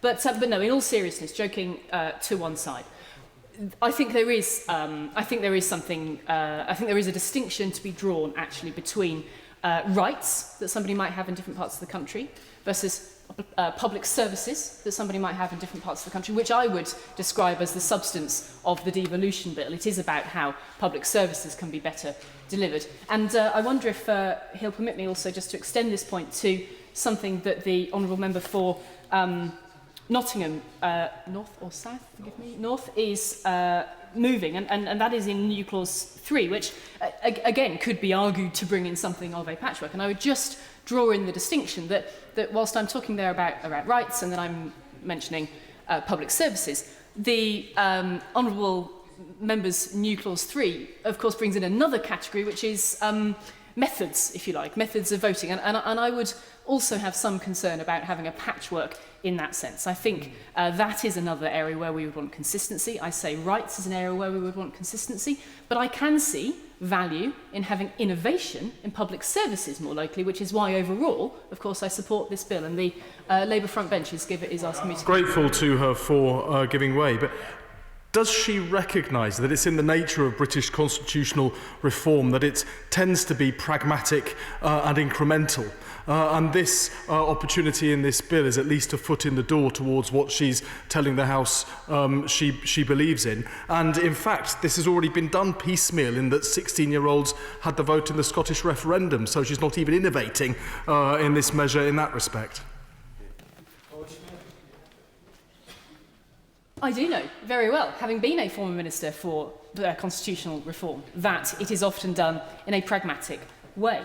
What I regard as pragmatic in this instance is to have this debate properly, and in doing so, pay respect to the young people who we seek to serve by looking properly at their rights and their opportunities. And that is the main thrust of my comments here today. I don't want to be seen, in fact, as the champion for votes at 16 in this House. I want to be seen as the champion for young voters. The technicality of the voting age is, in my view, a very important signal that we ought to be able to send to young people to say they are valued in politics. That's the way I do politics. I'm sure that's the way he does politics. I'm sure, I would like to think, it is the way everybody else in this chamber also approaches this crucial matter of democratic engagement. It is not good enough for us to take such an important topic as this, that crucially affects a generation of people who would indeed like to be involved in politics. It is not good enough for us to do that piecemeal and not to consider the full implications of what we're talking about. I'd just like to make a few brief points in closing about what I find that this younger generation is asking of us in politics. Political engagement has indeed changed, as I think a previous speaker noted, and you could look at research that has been done by Demos for the National Citizenship Service, in which they say that the thing to do is to roll up your sleeves and power up your laptop and get things done rather than rely on the state to do things for you. Now, my Conservative colleagues, I think, on this side of the House will say hear, hear to that, because that is what we believe in on this side. We are a centre-right party that believes in getting things done, that believes in local innovation, that believes in individuals being self-reliant, and that believes in finding those opportunities and helping people to take those opportunities. That, as I say, to return to the much bigger theme, that is why I support this devolution bill in its entirety, because it promotes that for local areas. And I think what we can see in that value uncovered in Demos's research is a certain scepticism of the state. You'll see it there where the things that the state can do come a fairly long way down the list after individuals and charities and businesses who can all, after all, achieve things in society as well. And young people believe that. They do not look to the state alone to get things done. You could see that in some research by Ipsos, Generation Strain, which demonstrates the scepticism of today's youngest generation towards the welfare state compared to their elder generations. What you are seeing is the opportunity there for us to embrace a whole new generation of voters. And dare I say, it's the generation to which I and the Minister belong in ourselves. And it is this generation that we need to be welcoming into politics. What I say is that we have that opportunity to do that properly. We have that opportunity to change our campaigning styles to meet that challenge. We have that opportunity to embrace those values here in this House. We have that opportunity, actually, in this as a devolution bill. But most of all, let us pay those young people, our fellow young people, the respect of treating their democratic rights properly in a debate that looks at the matter fully, rather than off the back of a single amendment that has come from the other place without the chance to look in the round at the issue. Graham Allen. Thank you, Mr Corsby. And I'm surprised but delighted to follow the Honourable Lady. She's a very important performer in the democratic constellation, having been a minister and given evidence to my select committee in the last session, the Political and Constitutional Reform Select Committee, which could have been the perfect vehicle, of course, for bringing forward the proposals like this, had the government not abolished it. And I think probably that tells us all we need to know. And I have to say, Mr Corsby, speed of reaction by government to proposals from the House of Commons hasn't noticeably been a problem in my 20-odd years in the House. But maybe it might feel like that it's a constant blur of democratic innovation in the House of Commons, but that side of the House has escaped me, I have to say. Perhaps it always happens when I'm not in the chamber. Perhaps just I'm very, very unlucky. But if in doubt, always read the title of the bill. Cities and Local Government Devolution Bill. Devolution Bill, not decentralisation bill. Not saying, here's Whitehall handing a bit of power out, but it's on a string and we can pull it back when we like, that we're just decentralising. That actually power should lie at the centre, but let's try a little experiment on a very strong piece of elastic should the simpletons who are out in the sticks be unable to administer their own affairs. Devolution is entirely a different concept. Devolution is giving power away to a more appropriate level. And therefore, devolving power is by definition going to create difference. It is going to create best practice. It's going to create a lot of people experimenting or innovating, if people prefer that word, on how they do things to suit themselves better in areas which it is appropriate for people in localities to do those things. And so a patchwork or differentiation or lots of different levels of change is actually the essence, the heart of devolution in a way that decentralisation never can be. So let's read the title of the bill and let's try and make the bill what it says on the can, which is about devolving power down to the localities rather than having the localities as a means of administration of what the centre wants. And that is a very, very clear distinction which all of us who want to talk about devolution should actually understand.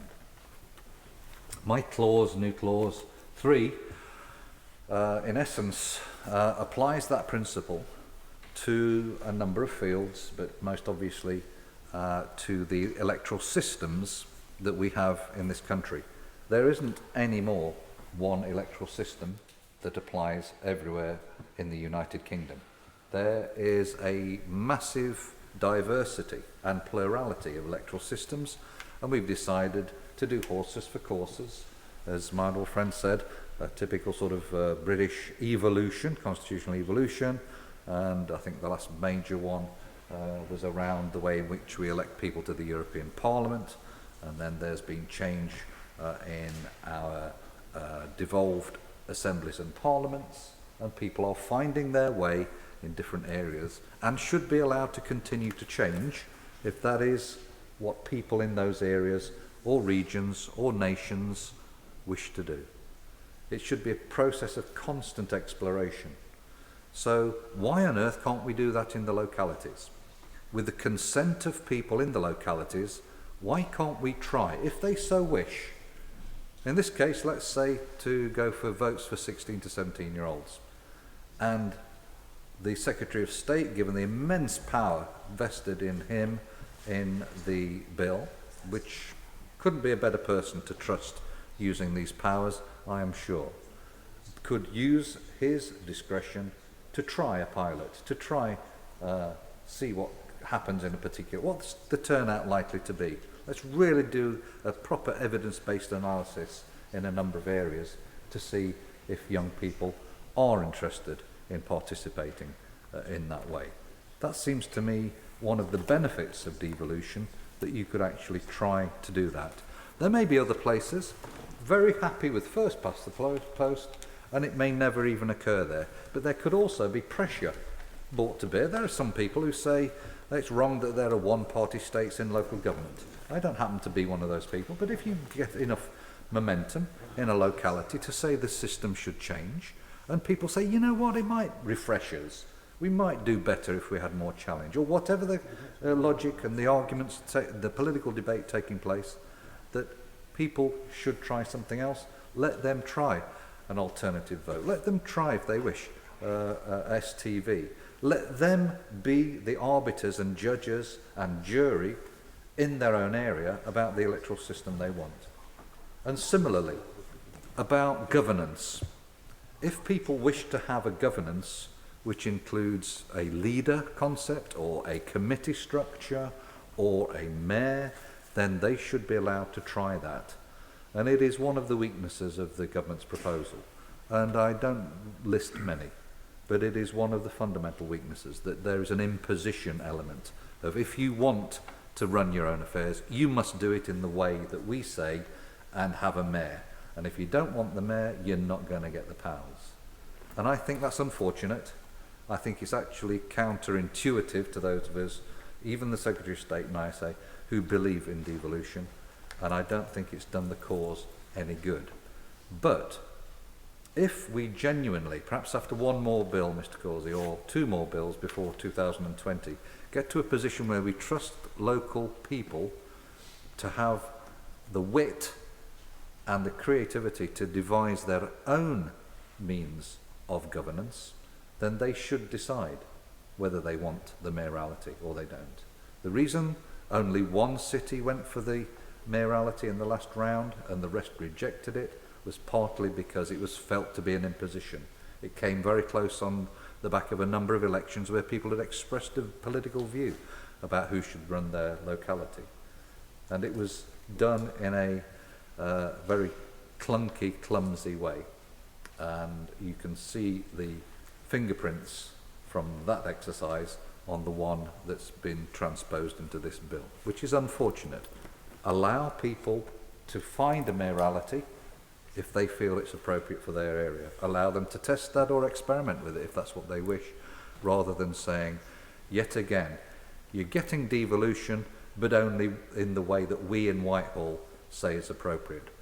And I have to say, Mr. Causey, if like me, you've had the opportunity to study a document about devolution, again, I don't think the government is doing any of us who care about devolution any favours at all in the way that these things are written. It's like a gathering of local officials and centralised Whitehall officials with a very large lashing of LSD, and very difficult to actually, for ordinary people, let alone politicians, some of whom are intellectually challenged, to understand what is meant by much of the documentation. That may just be my own errors, but I suspect, given the size of the smile on the minister's face on the other side, that he too realises that to an extent officials, both at local and national level, have depoliticised the very thing that he and the Secretary of State have done so well in bringing this bill to the House. I'll give way to the Honourable Gentleman. Yeah, I hope members on this side are not intellectually challenged. But would the Honourable Member not agree with me that this government has done an awful lot to further the cause of devolution when you look back historically at both governments of your party and indeed of mine, and they should be given credit for that effort? Well, I know the Honourable Gentleman is an assiduous reader of my speeches, even more so than I am, and he will see at second reading and on a number of occasions subsequently, I paid tribute to the Secretary of State for his determination in bringing devolution to the state in which we've got it at the moment, and it's an extremely good foundation for my right honourable friend on the front bench to build on in 2020.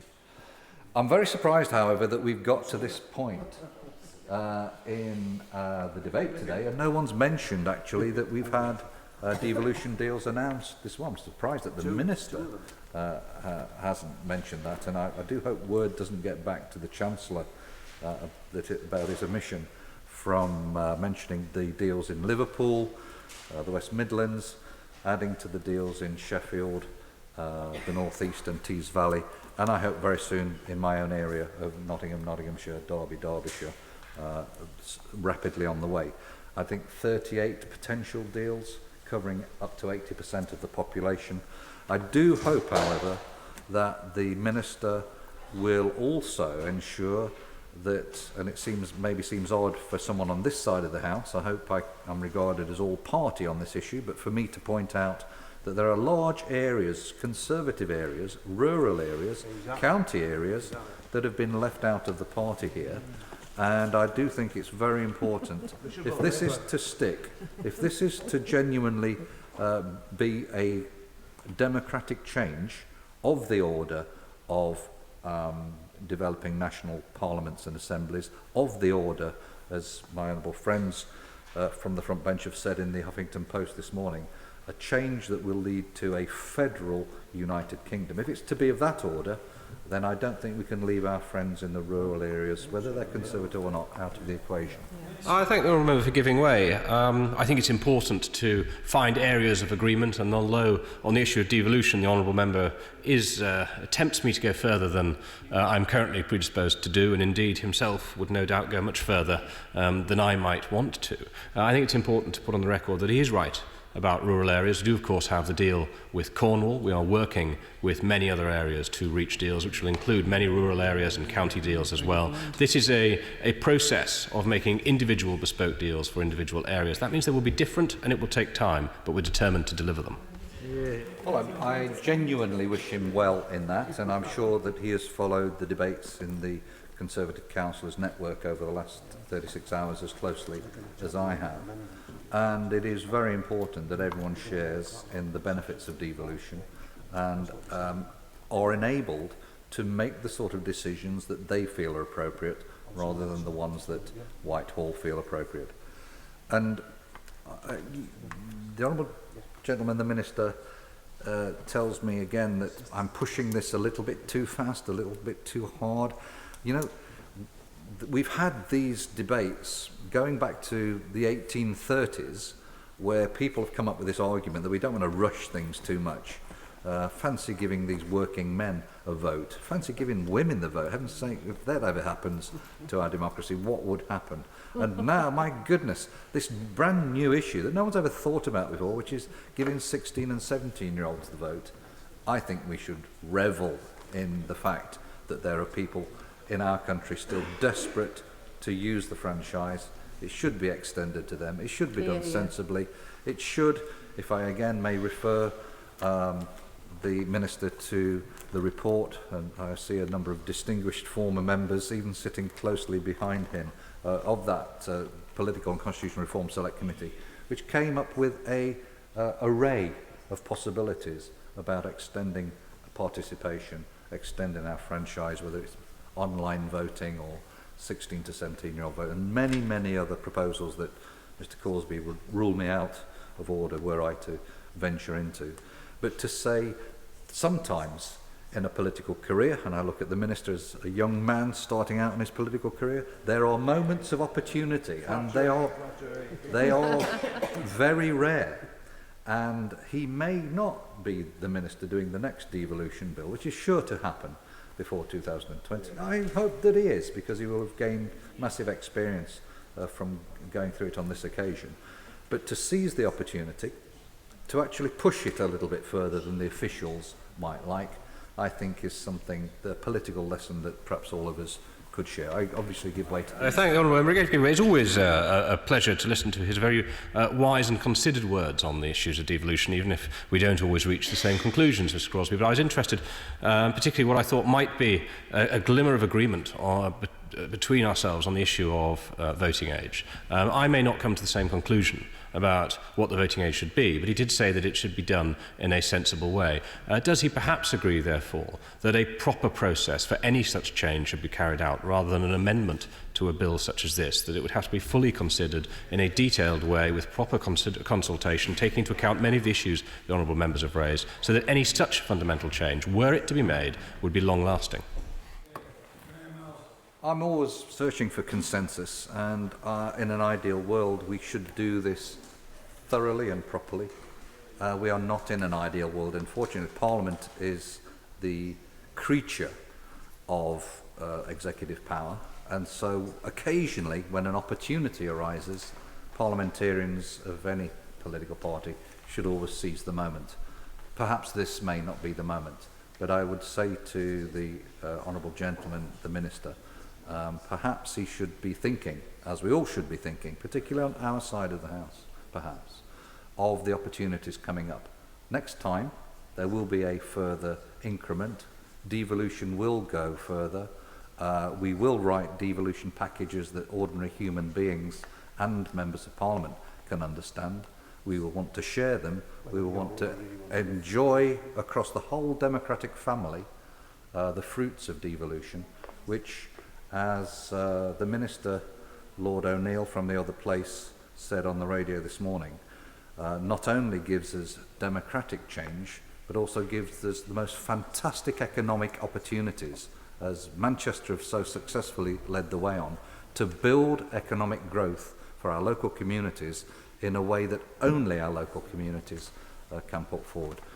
With that, Mr Crosby, I'd like to make it clear to the House I will not be pushing my amendment to a vote, but I do hope that perhaps above all the Minister and my own colleagues on the front bench will start thinking about what should be in the next devolution bill. Graham Stringer. Thank you, Mr Crosby, and it's a pleasure to follow my honourable friend from Nottingham North, who makes the sensible but profound point that if you devolve services and economic development, you're not going to have consistency across the country.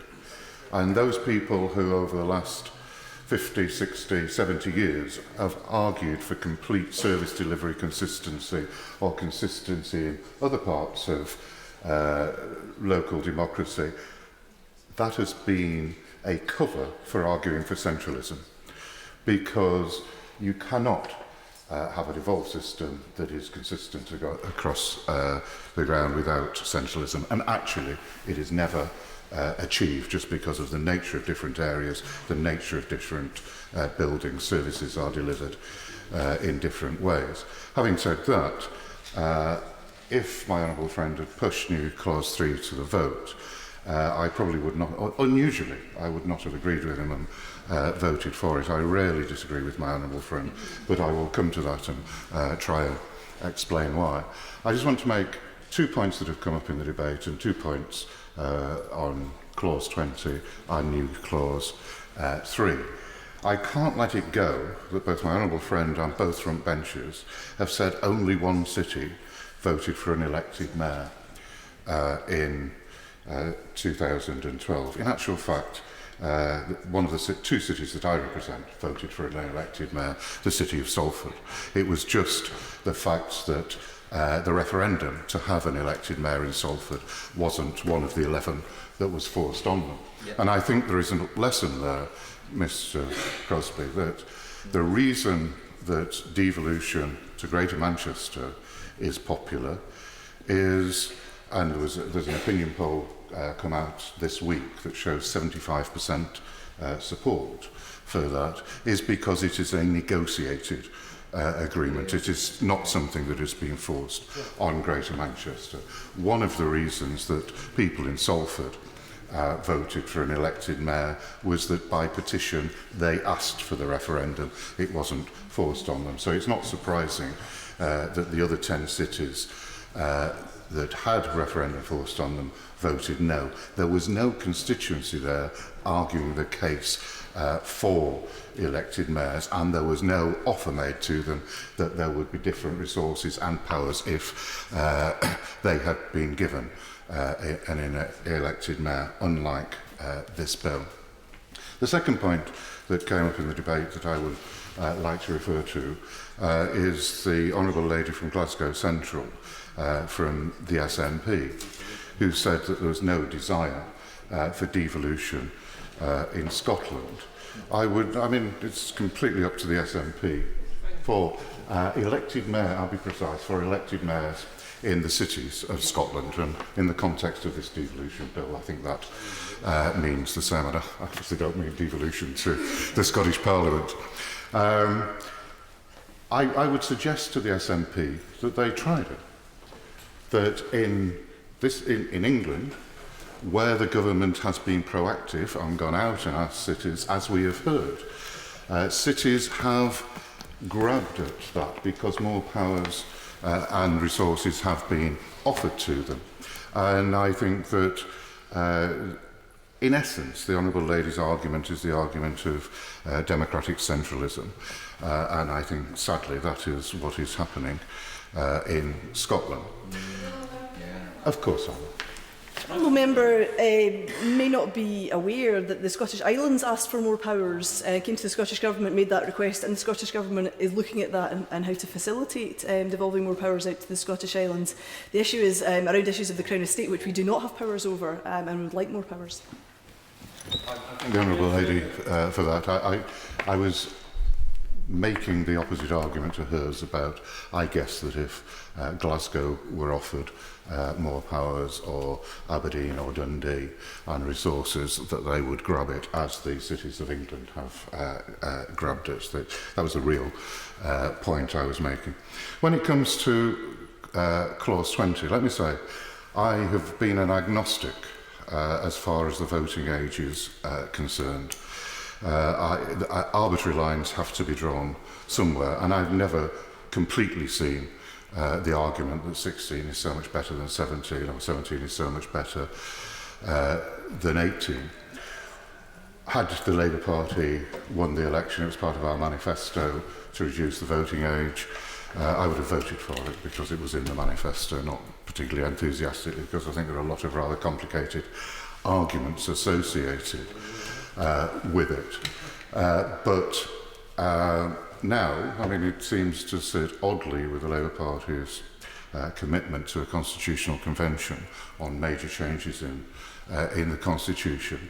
And I am wary that not just on this bill, but on the European referendum bill, people are bringing forward arguments to lower the voting age, actually to alter the result of decisions, not because the argument about lowering the voting age has been comprehensively won.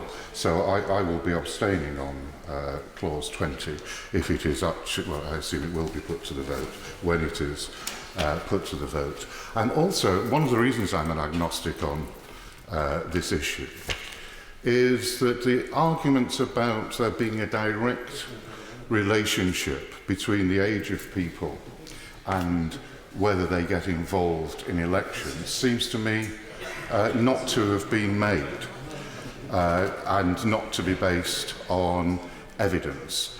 It seems to me that people vote for a whole series of different reasons: financial self-interest, principled arguments, how they view the future of society.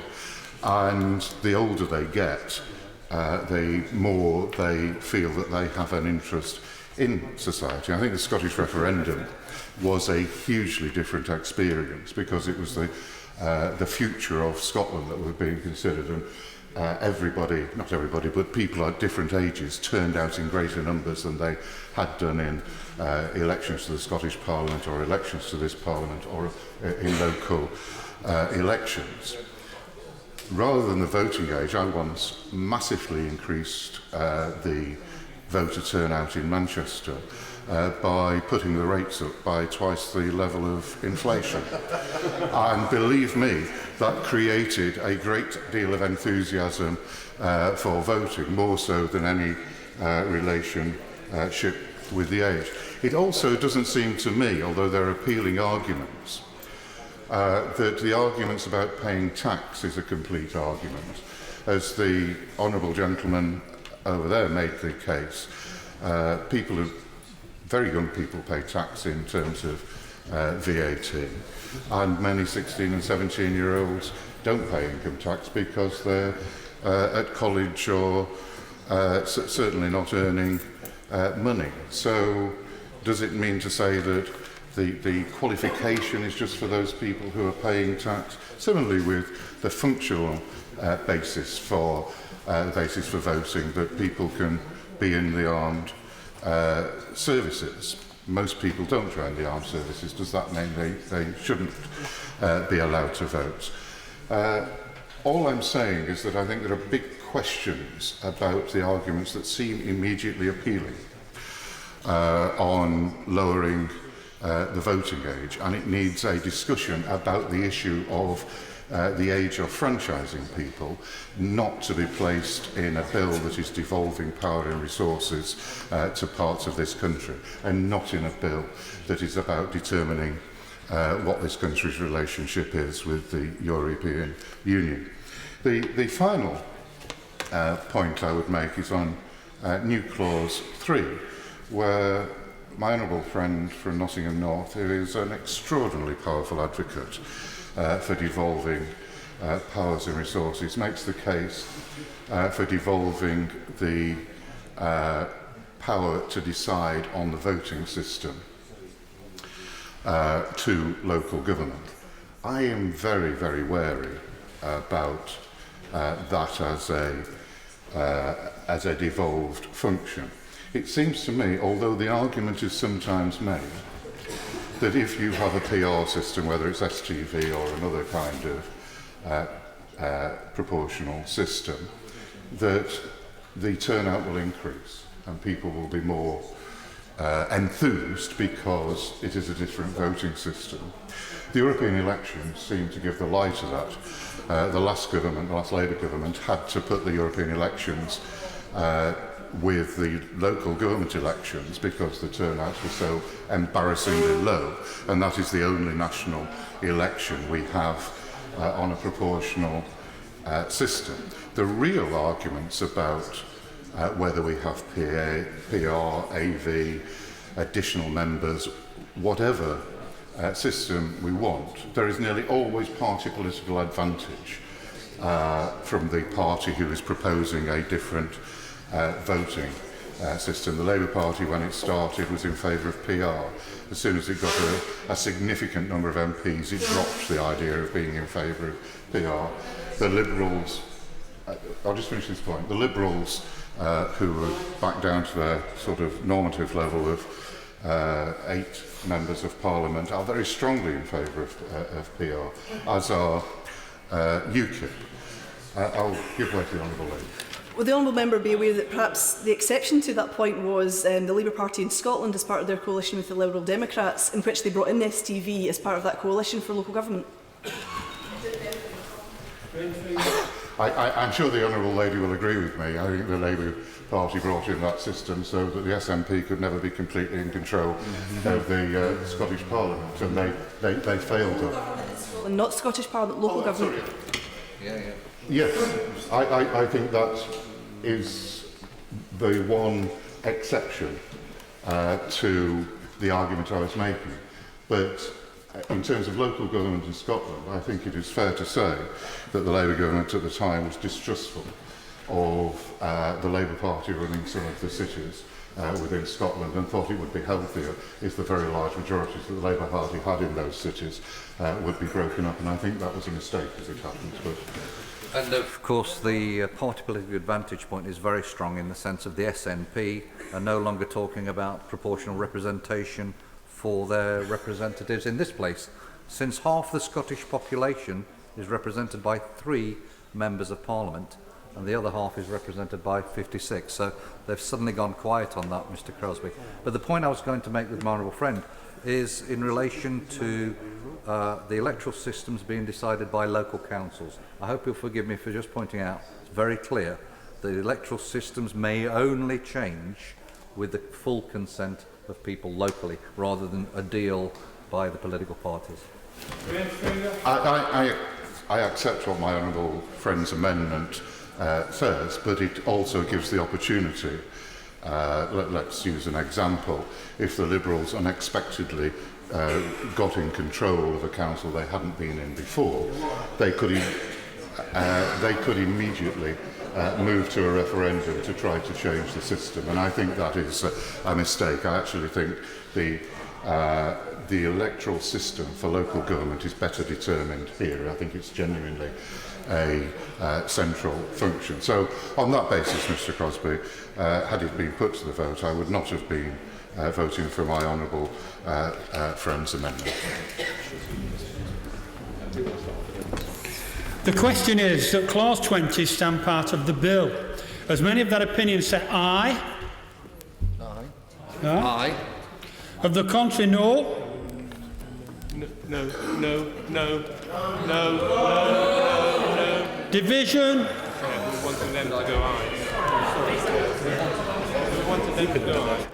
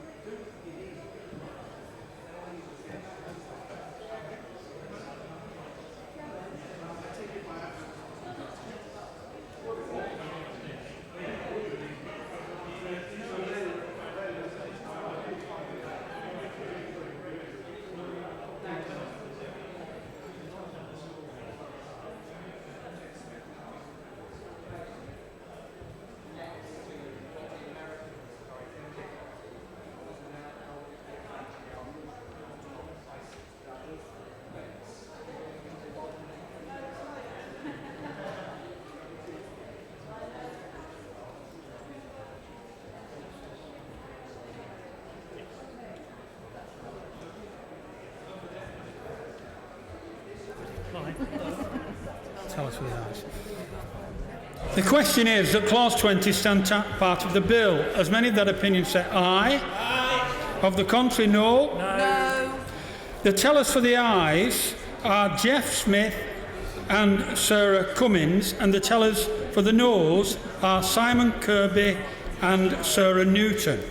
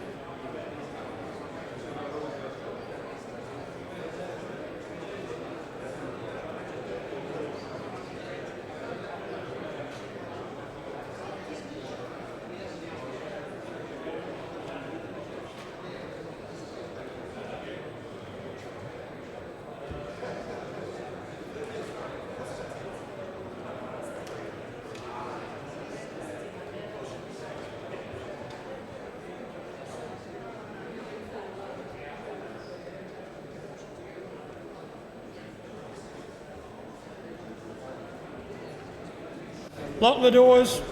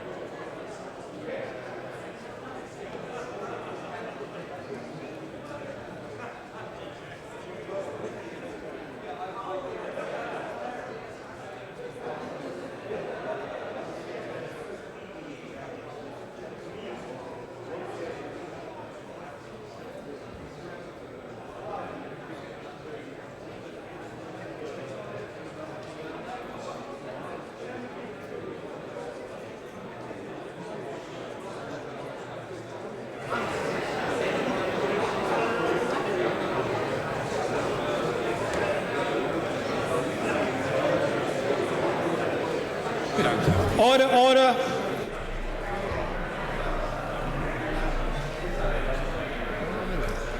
The ayes to the right, 188. The noes to the left, 283.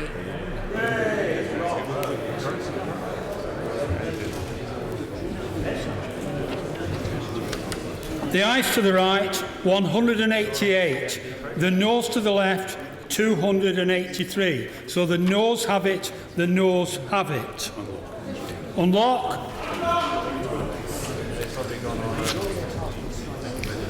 The question is that Clause 21 stand part of the bill. As many of that opinion say aye. Aye. Of the contrary, no. I think the ayes have it. The ayes have it.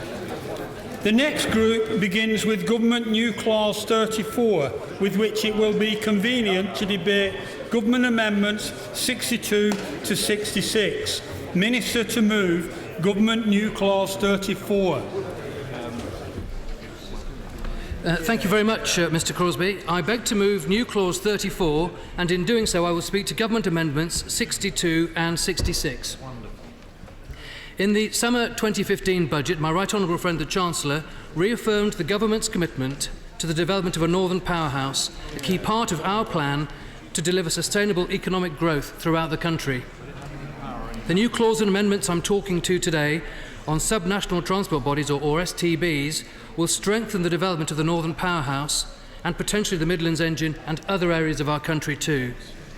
In this House and in the other place, we are transforming northern growth and rebalancing our country's economy. It's not to the detriment of London, but complementing its economic might and building stronger links between cities so hard-working people and businesses can access markets and make the most of their skills and dynamism wherever they are. One of our first challenges is to improve transport links between the great cities of the north. The government has been very clear we need better travel connections in the north. To give the House an example of the gulf in journey times, when travelling to London from Leeds by train, the journey takes about 2¼ hours to travel 170 miles at an average speed of 76 miles an hour. However, if you travel from Leeds to Liverpool on the train, it can also take just around 2 hours, but it's only 70 miles at an average speed of 35 miles an hour. This is clearly too slow. These and other examples like it throughout the country are evidence of the brake on productivity, brake on prosperity that transport can unwittingly provide. By comparison, good connections between major urban areas can provide the catalyst for growth. We only have to look at examples like the Randstad or the Rhine-Ruhr regions to see the benefits. The Randstad region, bounded by Amsterdam, Rotterdam, The Hague and Utrecht, is linked by fast and frequent rail services with journeys of around 30 to 50 minutes and an extensive road network. This transport network helps that area alone generate around half of the Netherlands' GDP. Similarly, the Rhine-Ruhr region in Germany, covering 5 large cities and 10 smaller ones, has a network of fast intercity, interurban and metro-style rail services and a well-used system of autobahns. Currently, in our country, decision-making over strategic transport schemes is centralised at the national level. But that journey to greater devolution has started. Individually, cities across the country are already strong and are being given the tools through more powers and funding from Westminster in city deals, allowing areas the type of local determination they deserve. I believe that there is support on all sides of this House for further devolution and a desire to see all parts of the UK benefit from greater devolution of power. This bill will deliver devolution of powers and resources so our cities, towns and counties can become their own economic powerhouses. Through devolution, government investment in economic growth is being tailored directly to the individual challenges and opportunities which particular places and communities face. But let's not forget that much has been achieved already. As we're all aware, improving our ageing infrastructure is of fundamental importance for this country. And in recognition of this, we're already spending £13 billion on transport in the north of England in this Parliament. In the last 5 years, the government has invested heavily in the rail and road networks. It has committed to the Northern Hub and electrification programmes and is tripling road spending by 2020, improving the capacity and conditions of our motorways and major A roads. It can be seen too in the major benefits to come from the new TransPennine and Northern passenger rail franchises. Building on these and through our continuing work to develop Northern Powerhouse rail and roads, we will bring people and businesses closer together and strengthen connections. What do you give back? Happily. I'm very grateful to the Minister. It's excellent news that there will be more road and rail capacity between the northern cities, as is much needed. Is the rail capacity able to be provided on existing track? Is it a question of more efficient signalling and better trains? Well, I thank my right honourable friend for that intervention. The way we can boost rail capacity is, I think, a mixture of both new lines and work to the existing network alongside the electrification and signalling. It is the combination of all of these things in conjunction with new rolling stock which will deliver the step change that we need. Our rail industry is a huge success. It has gone from carrying 750 million passenger journeys per year only 20 years ago to 1.65 billion now. the issue that our industry is facing is of success and how to deliver that success with its capacity. So I think there are a number of combinations required to deliver that boost in capacity that my honourable friend is talking about. Will the Minister give way? Yes. I'd like to thank the Minister for giving way, and like him, I welcome the unpausing of the electrification of the Trans-Pennine route, which my constituents will really appreciate. And will he confirm that when the new Northern and Trans-Pennine franchises are announced next month, it will mean the end to the dreaded Pacer trains across the north? Minister. Well, my honourable friend is a very vigorous campaigner for rail in the north of England, especially within his constituency. I'm very happy to be able to confirm that the Pacers will be disappearing as part of the new franchises, and we are expecting to announce the new franchises before Christmas. I can, yes. I think, Mr. Fitzgerald, the Minister's talking about the importance of Trans-Pennine links, which clearly are pretty awful.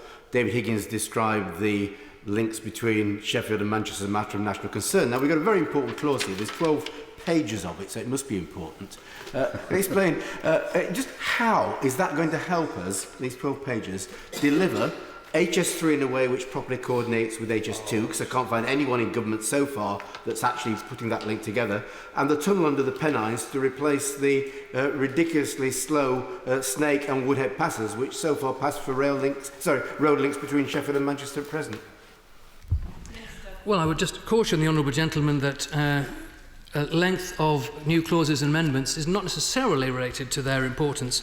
However, I think we can say that what a sub-national transport body will do will provide a link between central government and local government to ensure that we have a united voice that comes forward to represent the transport requirements of an area, and as a result we are more likely to see solutions tailored to local need. I agree with his basic point that the connections across the Pennines, especially between Sheffield and Manchester, are not good enough.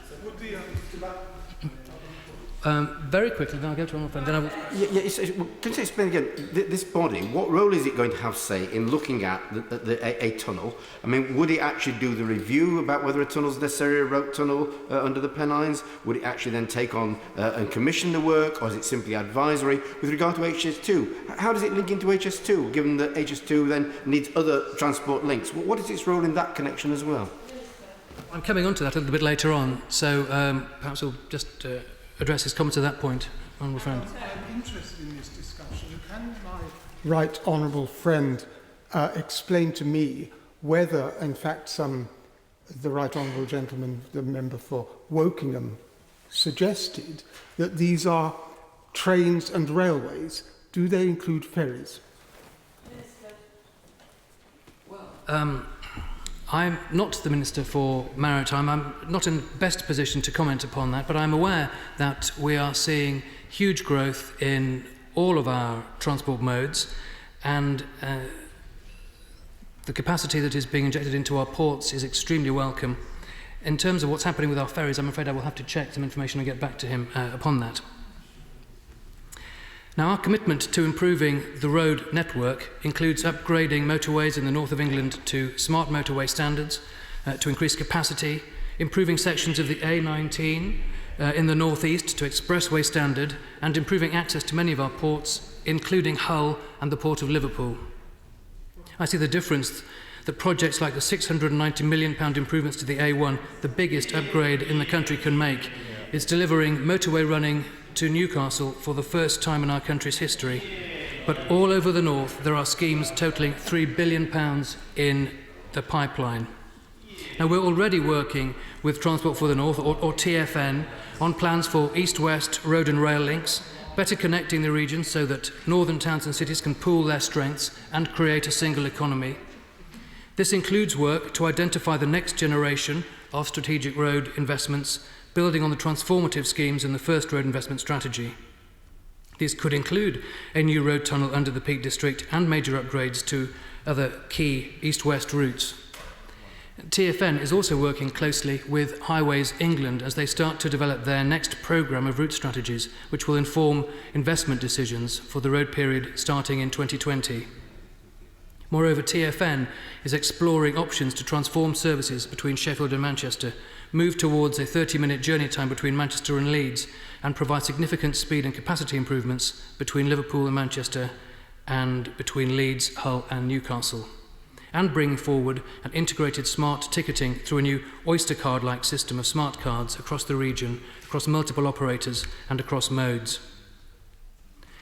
This is just a few examples of the good work being undertaken with the first body we expect to become an STB. By working with properly established STBs across the country, we will ensure that money is being spent on the projects that will support growth in each area's economy and through that the country as a whole. A joint interim report providing an update on progress since the first Northern Transport Strategy will be published in the coming weeks. David Brown, formerly the CEO of Mersey Travel, has been appointed the CEO at Transport for the North, and we expect to announce the new chair of TfN before the end of the year. But as well as work is progressing, the North needs a body with permanence and solidity rather than the current voluntary arrangements for TfN. That is why my Right Honourable Friend the Chancellor announced plans to establish Transport for the North as a statutory body with statutory duties. Putting TfN and potentially others on a statutory footing is a crucial symbol of our commitment to rebalancing the economy because it gives them a clear leading role in planning and developing a programme for the North. It will provide TfN with the authority to enter into contracts and enable it to recruit staff to drive forward activity and give stakeholders and staff confidence in TfN as an organisation. A statutory body will show that the government is committed, thinking long term, and sends a clear message about the determination of this government to join up transport planning to help drive economic growth. Creating TfN as a statutory body, and others like it, means legislation is vital if we want them to be thinking about how to use transport to grow their economies, not just now, but 40 to 50 years into the future. This statutory status gives STBs the permanence and stability they need to do this crucial work, and means they won't be unduly constrained by political cycles or administrative boundaries. That's why the government has moved quickly to develop legislation and allow TfN the certainty it needs about its future to deliver on an ambitious programme. And to ensure TfN is ready to look at improvements not just now, but in the next Parliament and beyond, we are aiming to introduce the secondary legislation at the earliest opportunity so that it is established on a statutory footing no later than 2017. The new clause and amendments under discussion today will not just fulfil our commitment, it will help deliver the programme to build a northern powerhouse and be a step change for how decisions on transport policy are made across England. It will formalise local input into strategic investment so that TfN can advise on a transport strategy to boost growth and development to its areas. It will allow TfN and other similar bodies to evolve with the potential to assume more strategic responsibilities over time. But this clause goes further than just the Northern Powerhouse. It provides a way to create organisations similar to TfN across the whole of England, except London, at the request of local areas. For example, the newly strengthened Midlands Connect partnership brings together 26 local authorities and 11 local enterprise partnerships, working with national agencies and government to drive forward improved transport links across the Midlands to power the Midlands engine. Midlands Connect tell us that improved transport links in the region could boost the economy by more than £1 billion a year, create 300,000 jobs and save businesses nearly £500 million in cost every year. This government has provided £5 million to Midlands Connect to develop a transport strategy for the Midlands, to set out credible long-term transport investment priorities for their region that will help build the Midlands engine for the growth that this country needs. Yes. Mr. Mayor, I'm very grateful to my honourable friend for giving way, and what he's saying makes sense in terms of transport being used as an economic growth driver. Can he confirm that the announcements he's making today in this clause will in no way either delay or undermine previous announcements with regards to the A303, which brushes the north of my constituency? And is he able to update us as to what the progress is on the A303, that vital artery through to the southwest, with regards to dualling?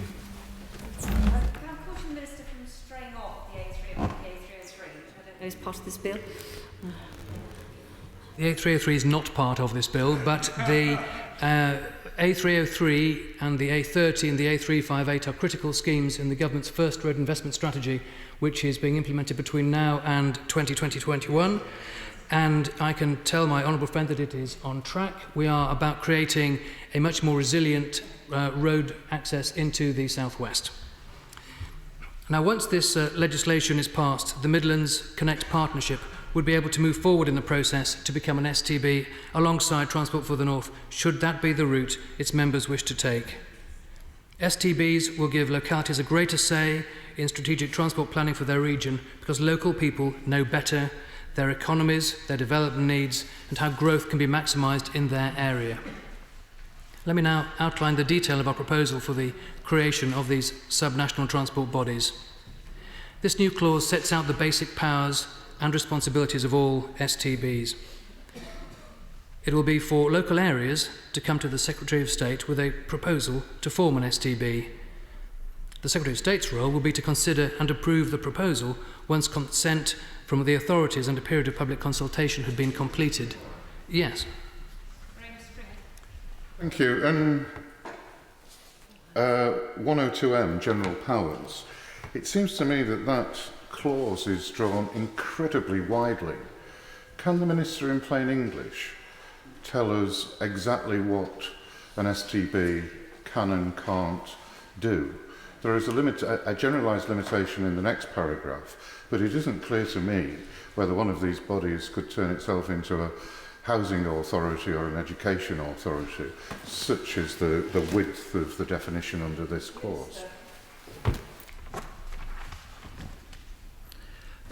These bodies are to create that link between Whitehall and Westminster and local councils, local authorities, the constituent members, to develop transport plans for their areas, to come together to tackle the issues which are currently decided within this area or within Whitehall, not from local councils, but it's the areas such as the longer distance road networks or the rail networks, or issues which cross the areas of geography. It could be something like a smart ticketing system that will go across the north. It isn't about broadening their responsibilities to take powers away from other areas. It's about taking powers from Whitehall and making those much more accountable and decided upon locally. Yes. But on that very issue, can you just give us a little more detail how the Secretary of State for Transport's powers to improve and look after the national road network is affected by these powers to have regional policies on roads? Presumably the Secretary of State is still in charge of the national network. The Secretary of State would still be in charge of the national network. He will still be the final decision maker on the overall national transport strategy and how money is allocated to different schemes and areas. At first, these bodies will provide advice to the Secretary of State on strategic transport priorities for their particular area to help promote economic development.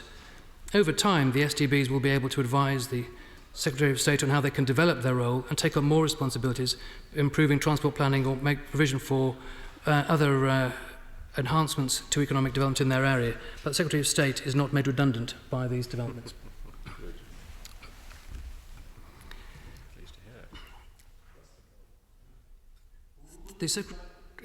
Go on. I'm still not sure what role the bodies play. Is it just an advisory body? Then it's just a planning body? Is it just helping the Secretary of State make decisions? And how in particular is the body going to relate to HS2 and HS3? Is it going to try and link those two bodies together? Will it have any oversight at all in those developments? Their responsibilities will certainly start by developing plans for their area, as the Honourable Gentleman will have seen with the Transport for the North plan, which has already been published. It was published last year. As the bodies develop, I will be expecting them to work with other bodies. So there was already, for example, a memorandum of understanding signed between Transport for the North and Highways England, so that they can inform each other's plans. That is how we expect this to be working. Decisions taken away from here to a more local basis, and then collaboration to produce the right plans for their areas. Let me just make a little bit more progress. So, subject to the Secretary of State's agreement, affirmative secondary legislation will designate the area as an STB, And consistent with enabling legislation, there will be no one-size-fits-all approach. The governance for STBs will not be standardised across all STBs, and the detail for each will be set out in secondary legislation. Combined authorities and local transport authorities will make up the membership of each body, and to ensure STBs are accountable to the people they represent, each will be overseen by a political level board made up of either metro mayors, where they've been established as part of the government's devolution programme, or the political leaders of the relevant constituent authorities. This legislation also specifies that the STBs will have a chair and enable, though not mandate, the Secretary of State to make regulations for their constitutional arrangements, so that each STB is established in a way which is right for their area, for the area it's working for. The exact details, such as the makeup of the board, quorum, any non-execs, the appointment of a chair, will be left to individual pieces of secondary legislation reflecting local plans and local need. The board will then be able to co-opt other members, such as representatives of local enterprise partnerships, to give local businesses a voice, or representatives of neighbouring authorities to cover cross-border interests. Initially, each subnational transport body will advise the Secretary of State for Transport on strategic transport schemes and investment priorities for its own area. STBs will develop a long-term transport strategy which will set out with one voice the area's view on transport's role in its economic development. Within the lifetime of this strategy, the STB will then need to create shorter-term transport plans that will prioritise transport interventions to be given in time periods typically and likely to be mapped on the road and rail investment cycles. This process is already currently underway with Transport for the North. Over time, the Secretary of State may grant individual STBs additional responsibilities through further secondary legislation around the decision-making and delivery of transport schemes and significant cross-regional schemes, perhaps such as smart ticketing. The Secretary of State and other public authorities, like local and combined authorities, will not be able to overlook an STB's transport strategy when they're developing their own strategies and plans. In return, this legislation requires STBs to consult with local government bodies, the Secretary of State for Transport, and any other interested parties within or without the STB, basically ensuring it meets the expectations of all parties. They will take a strategic level view across an area to improve transport infrastructure and services and how it can support the economy. This involves assessing which transport schemes deliver most benefit from investment and how best to improve regional connectivity. In creating an STB, the government is demonstrating its commitment to work together with local areas to tackle those transport issues that cut across administrative boundaries, such as I mentioned earlier, the longer distance road or rail, or finding joint solutions that benefit people travelling across the region, such as smart ticketing. It's important to stress that this legislation gives all areas the opportunity to benefit from the establishment of STBs so their economies can grow. This is a key part of the work to help rebalance the economy outside London. Accordingly, I believe it's necessary for TfN, Midlands Connect and any other future STB to be enshrined as statutory bodies with the appropriate statutory powers, and I commend this new clause to the House. New clause, subnational transport bodies. The question is that the Government new clause 34 be read a second time. Steve Reid. Thank you, Mrs Main, and it's welcome to hear the consensus for devolution from all sides of the House this afternoon, and welcome too to hear the Minister tell us that he's in listening mode, and I hope so, because there's an awful lot still to work out across this bill, including in this new clause, the new clauses that are before us for debate now, and important, I think, if we can build consensus around those so that we have a solid foundation on which to build in bills that I'm sure will follow this devolution bill that's in front of us today. Now, Labour wants to see the devolution of control over local transport so trains, buses, trams and cycling can be properly integrated. I welcome the new government's clause. It's undoubtedly a step forwards, but like other parts of this bill, it's limited by three factors. One, it doesn't go far enough. Two, the funding and resourcing is not clear. And three, it still keeps too much control in Whitehall.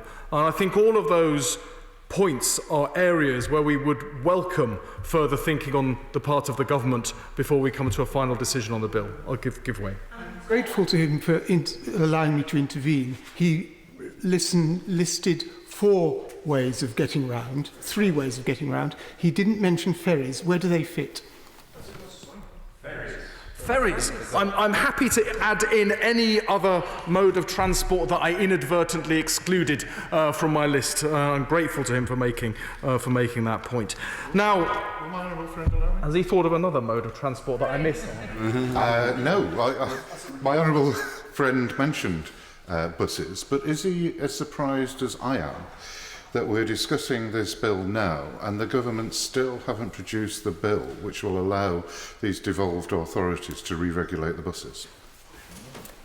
Well, I thank him for making that point, and one of the areas that I hope the government, while they're in listening mode, will be to hear what the right honourable friend is saying and then make appropriate changes so that we can get the maximum devolution and control given back to local authorities over their bus services.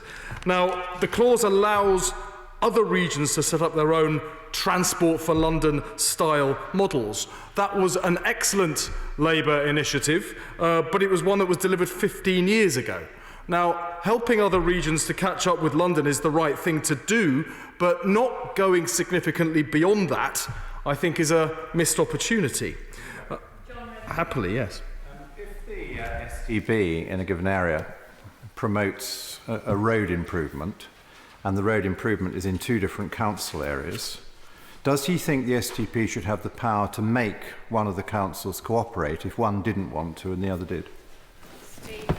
Well, that of course is for the government, but my view is that this should all be done through cooperation and negotiation, not by imposition.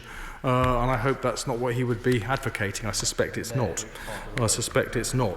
Now, the London Assembly has made the case that cities such as London need further devolved powers to integrate rail services with their surrounding commuter regions. And this will apply to other regions across the country as well. It's not quite clear what will or won't be in scope in this respect. And perhaps that relates to the question the honourable gentleman asked a moment ago. It would be helpful to have that clarity, and we don't have long to go, as I understand it, until we reach report stage, but I think it would be helpful to the House if we could see that before we come to the final vote on the bill. Then there's the matter of how new transport initiatives will be funded. Since 2010, local authorities have had funding for bus services cut by 70%. The Department of Transport has recently signed up to a further 32% cut, which is likely to affect sustainable transport programmes for cycling and buses once we see the full detail. All of this undermines the upgrades necessary to deliver effective transport integration, and integration is critical to making the system work efficiently and effectively for local people. These are not decisions that should be taken centrally without involving the areas affected by them. And I hope the government will come forward with proposals so that resourcing is also part of the negotiation with localities, as well as the additional powers that they may or may not be able to acquire. Now, significant control over STBs is retained in some cases quite unnecessarily. The new clause mentions Secretary of State 39 times, but mayors just twice. Now, does the mayor have a significant role within these organisations or not? And we would welcome further clarity from the government over precisely what that role will be. The government is forcing mayors on localities, whether they want them as not, as a condition of devolution deals in the metropolitan areas, but it seems to be then denying them powers. They're either a central point of local accountability or they're not. We would wish to see their powers extended over transport matters. Now, under the proposals, authorities would still have to have their proposals approved by the Secretary of State. They would still get their funding from the Secretary of State, and the Secretary of State can make, quote, provision about how an STB is to carry out functions, unquote. That does not seem that radically different from now in terms of where ultimate authority lies. We've seen what happens when this government tries to deliver transport projects with too much centralised control. A pause and then an unpause of the electrification of the TransPennine routes. Airport expansion kicked into the long grass for decades. And the Great Western Mainline electrification, announced by Labour, delayed by the Tories and costs spiralling from under 550 million in 2011 to £2.8 billion today. Now, despite the Minister's fine words and the undoubted good intentions of the Secretary of State, it looks to me like the government is still too timid to really let go. And I hope the government's listening mode that they've declared they're in today means they'll think about how they can go further with these proposals by the time we get to report stage. Graham Allen. I understand, Mrs Main, that it's in order to talk about the other clauses remaining to the House to discuss, including new clause 29 at this point, but I'm very happy to stand corrected. In which case I sit corrected. Does the Minister want to come? Does the Minister want to have him come back? No. The question is that Government New Clause 34 be read a second time. As members of their opinion say aye. Aye. The contrary, no. I think the ayes have it. The ayes have it. The question is that Government New Clause 34 be added to the bill. As many as the opinion say aye. Aye. Of the contrary, no. I think the ayes have it. The ayes have it. We go on to Group 3, devolution to local authorities. The next group begins with New Clause 24, with which it will be convenient to debate New Clauses 29, 30, 31, 32, 33, 36, 37, 38 and 39, and New Schedule 2. Steve Reid to move. Yes, me. Thank you, Mrs. Main. And I understand it's appropriate to briefly mention the issue of Sunday trading in this grouping. Last month, the Prime Minister, at that very dispatch box opposite me, declared that, in quotes, we will be putting it in front of the House in the Cities and Local Government Devolution Bill, and that was despite the fact that in April this year he wrote that he had no plans to change the Sunday trading laws and that the current system provides a reasonable balance. Well, it's not here today. The government clearly couldn't get the support that they need. I wonder whether we could hear from the Minister whether the government is now ruling this out in this bill entirely.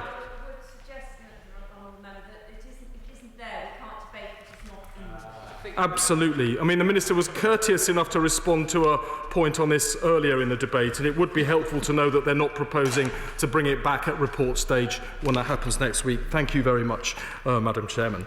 I'll turn now to New Clause 24, which is in my name and those of my honourable friends. Devolution without fiscal powers is not ambitious enough. As Labour called for on day one of this committee, allowing councils greater fiscal powers would allow them to build greater stability into the system. The government should commit to providing devolved regions with the resources they need so they're not being set up to fail. This bill can't just be a means of devolving the blame for cuts made in number 11 Downing Street. Devolution is a much bigger agenda than that, and we've heard support for that view from all sides of the House during the course of the afternoon and during the passage of this bill. There are problems with the funding of regional economic growth. LEPs can be inefficient. Local areas need long-term commitment and resources from the government. Regional development agencies, which LEPs replaced, were able to make single 3-year funding agreements, but absolutely. I just wanted to clarify. I mean, I am responsible for LEPs, and I recognise that there are some great LEPs. There are some LEPs that can be improved. He says they can be inefficient. Which ones is he talking about? Because I will have a look. I'm not going to name individual LEPs at this stage in the debate. If you talk to LEPs, you will find that they agree with my view. I'm somebody who used to sit on the board of a LEP until 3 years ago. They have access to much smaller budgets than regional development authorities were able to have, and far too many small funding pots. The model is too fragmented and it's too short term. I suggest the Minister speaks to some of the LEPs if he doesn't think that there's room for improvement along those grounds, because I think he'll hear from them what he's been hearing from me this afternoon. What the LEPs are looking for and what the LEPs need is longer-term horizons if they're to act more strategically. The government needs to understand the need for more local decision-making and fewer centrally imposed constraints, and making these changes to LEPs would be a step forward in allowing that to happen. England's local government finance settlement is one of the most centralised anywhere in the world. Councils lack the freedom they need to innovate to the maximum and to spend as much as they would like to on local priorities. Even London, which is currently more devolved than anywhere else in the country, is reliant on central government for 3/4 of its funding. That compares to just 30% in New York and 25% in Berlin. London is a world city, and it's competing with other world cities that have much more control over their own destinies than London does. It doesn't need to be kept on such a tight leash, and nor do the other cities and regions across the United Kingdom that are also hoping to grow their roles in the future. The Communities and Local Government Select Committee concluded that local authorities in England have limited control over local taxation, and as a consequence rely by comparison disproportionately on central government funding. This new clause does not prescribe a particular settlement, but calls on the Secretary of State to publish a framework for further devolution of fiscal powers. That's in keeping with the approach that the government has taken throughout this bill, including but not limited to setting and reevaluating local tax rates, banding and discounts. We'd like the government to at least consider allowing councils to add in, as an example, additional council tax bands at the top and at the bottom. This would allow for very large properties to be charged more and for smaller properties to be charged less, which is a move towards a more progressive model of taxation. Now, some experience of this, until I came into this House 3 years ago, I was leader of Lambeth Council. We froze council tax for 6 years after taking over from a Tory Lib Dem administration that pushed council tax up by 24% in a single year. But the government needn't worry about profligate Tory or Lib Dem councils behaving in that way. They are, after all, accountable to their own local electorate, and this shouldn't be used as an excuse for preventing more localisation, together with a fair equalisation mechanism operating across the country. I hope we'll be hearing more about that during the autumn statement in just a few weeks' time, but this bill strikes me as another appropriate place to be putting in some of those measures to further drive forward the devolution agenda and the ability of local councils to ensure they have the resources needed to fully exercise the powers they will increasingly be acquiring. The government can and should go further. It's devolving some of the powers but little of the money, and devolution without the resources necessary to make it work is not ambitious devolution at all. This is devolution where the Secretary of State remains the puppet master, pulling all the strings, but too often afraid to let go. Now, turning to new clause 36, which is included in this group, we welcome in the government's new clause 34 the subnational transport bodies must consult adjoining authorities before making a proposal. On transport, the government have recognised that the devolution of powers to combined authorities concerns neighbouring authorities who are not part of that combined authority, but who will be affected by its decisions. Areas like Plymouth in relation to Cornwall, Chesterfield in relation to Sheffield, Warrington in relation to Greater Manchester, and of course I could go on. This is a very important principle, but it extends to other areas beyond transport. Decisions made over health in particular could have an impact on neighbouring populations, and I'm thinking there about proposals for hospital closures, new hospitals, reconfiguration, of regional or strategic health services, as indeed could any decisions finally made over Sunday trading should those plans go ahead, and of course I hope that they won't. New Clause 36 would ensure that regard is given on the same principle as the government's new Clause 34, so I can't imagine what objection the government might have to it, to neighbouring authorities affected by devolution deals. If we want to build support for devolution and not fuel resentment, then this clause needs to be included, and we do intend to test the opinion on the House on this clause by pushing it to a vote with your permission, Madam Chairman. And finally, I'll turn to new clause 39 on environmental considerations. This new clause places a duty on the Secretary of State to set out guidance on how cooperation between combined authorities can be strengthened to mitigate environmental problems and develop greater green infrastructure. The Royal Society for the Protection of Birds has carried out an assessment of the current devolution proposals and found there is an appetite amongst local councils for greater cooperation on environmental priorities. The duty to cooperate is not currently strong enough, and local planning can fail to take into consideration community ability to build a positive vision for the local environment. These are changes that would strengthen and improve this bill, and I'll be interested to hear the government's position on them when the Minister has an opportunity to respond. Thank you. National Framework for Devolution of Fiscal Powers. The question is that new clause 24 be read a second time. And I call Mr Bob Neal. Thank you, Mrs Main. May I just refer, as well as commending the Honourable Member for Croydon North on the sentiments of his speech, if not entirely the detail, because I think many of us have a degree of sympathy for the need for further fiscal devolution, and will be interested to see what form that can eventually take. But may I particularly refer, with no disrespect to those broader issues, to the new clause 38, which stands in my name, that of the honourable member, my honourable friend, the member for Ruislip, Northwood and Pinner, and that of the honourable lady, the member for Brentford and Isleworth, which relates specifically to enabling devolution to joint committees in London.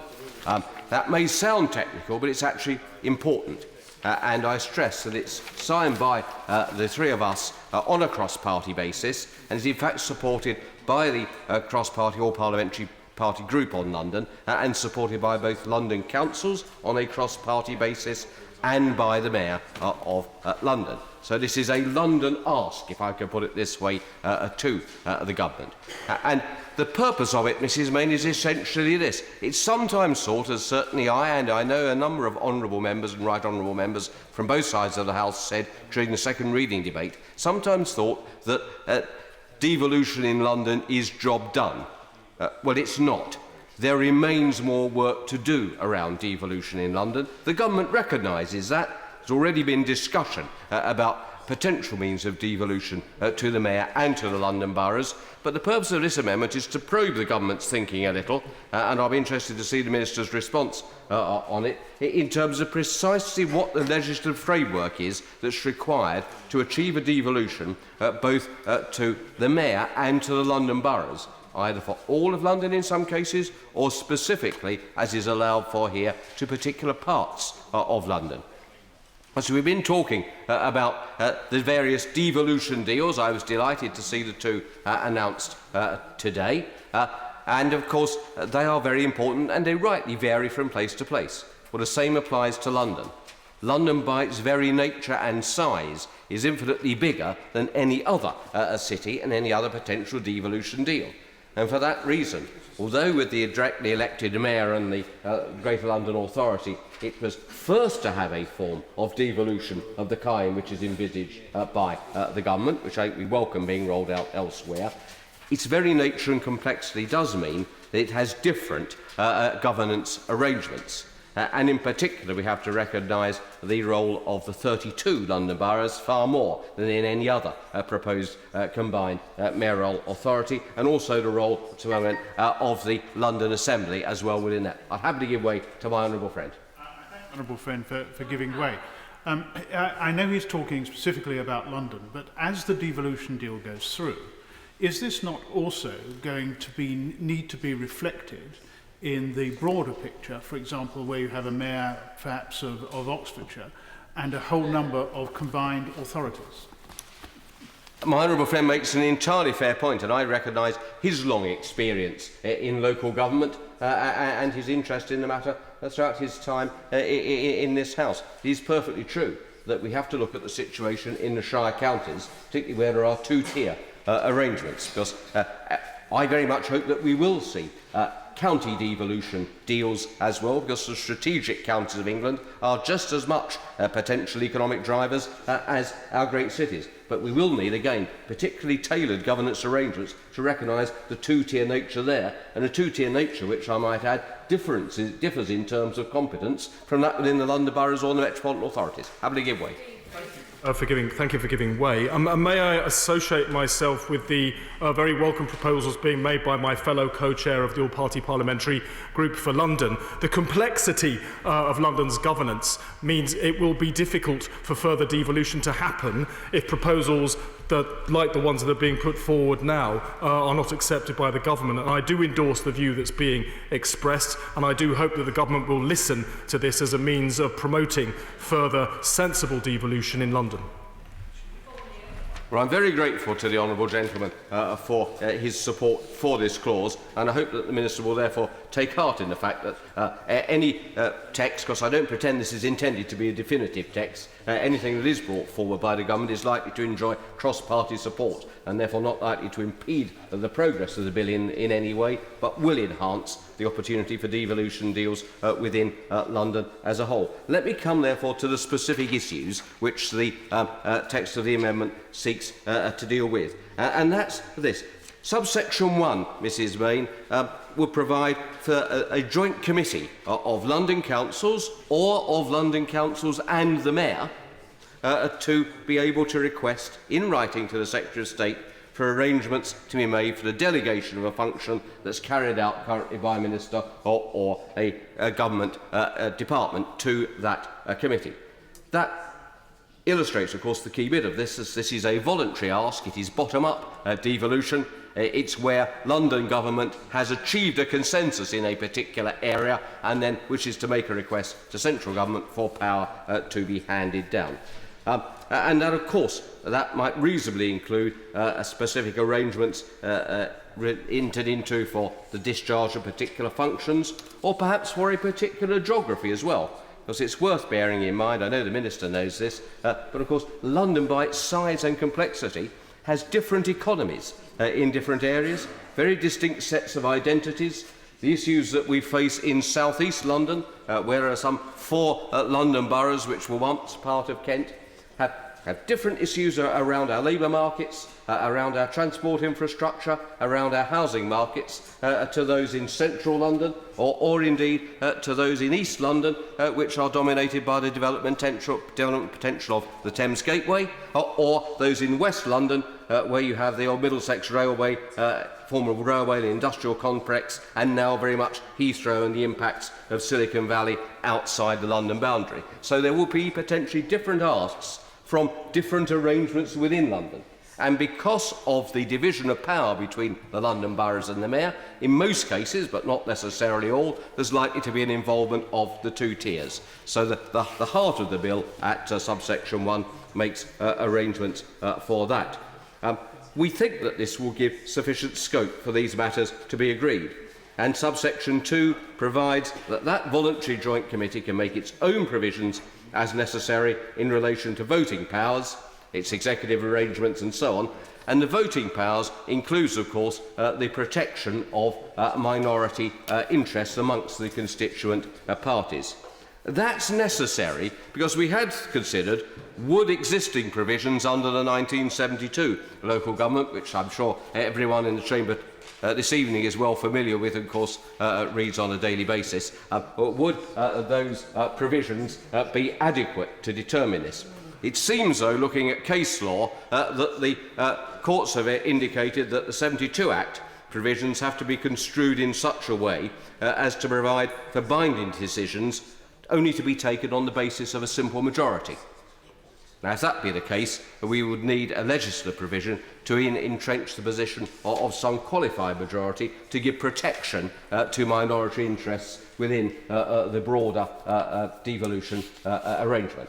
And then the clause also, of course, makes arrangements for transfer of property. For example, there may be operational assets of the particular function which are to be transferred, which will be more sensibly held by the Joint Committee than by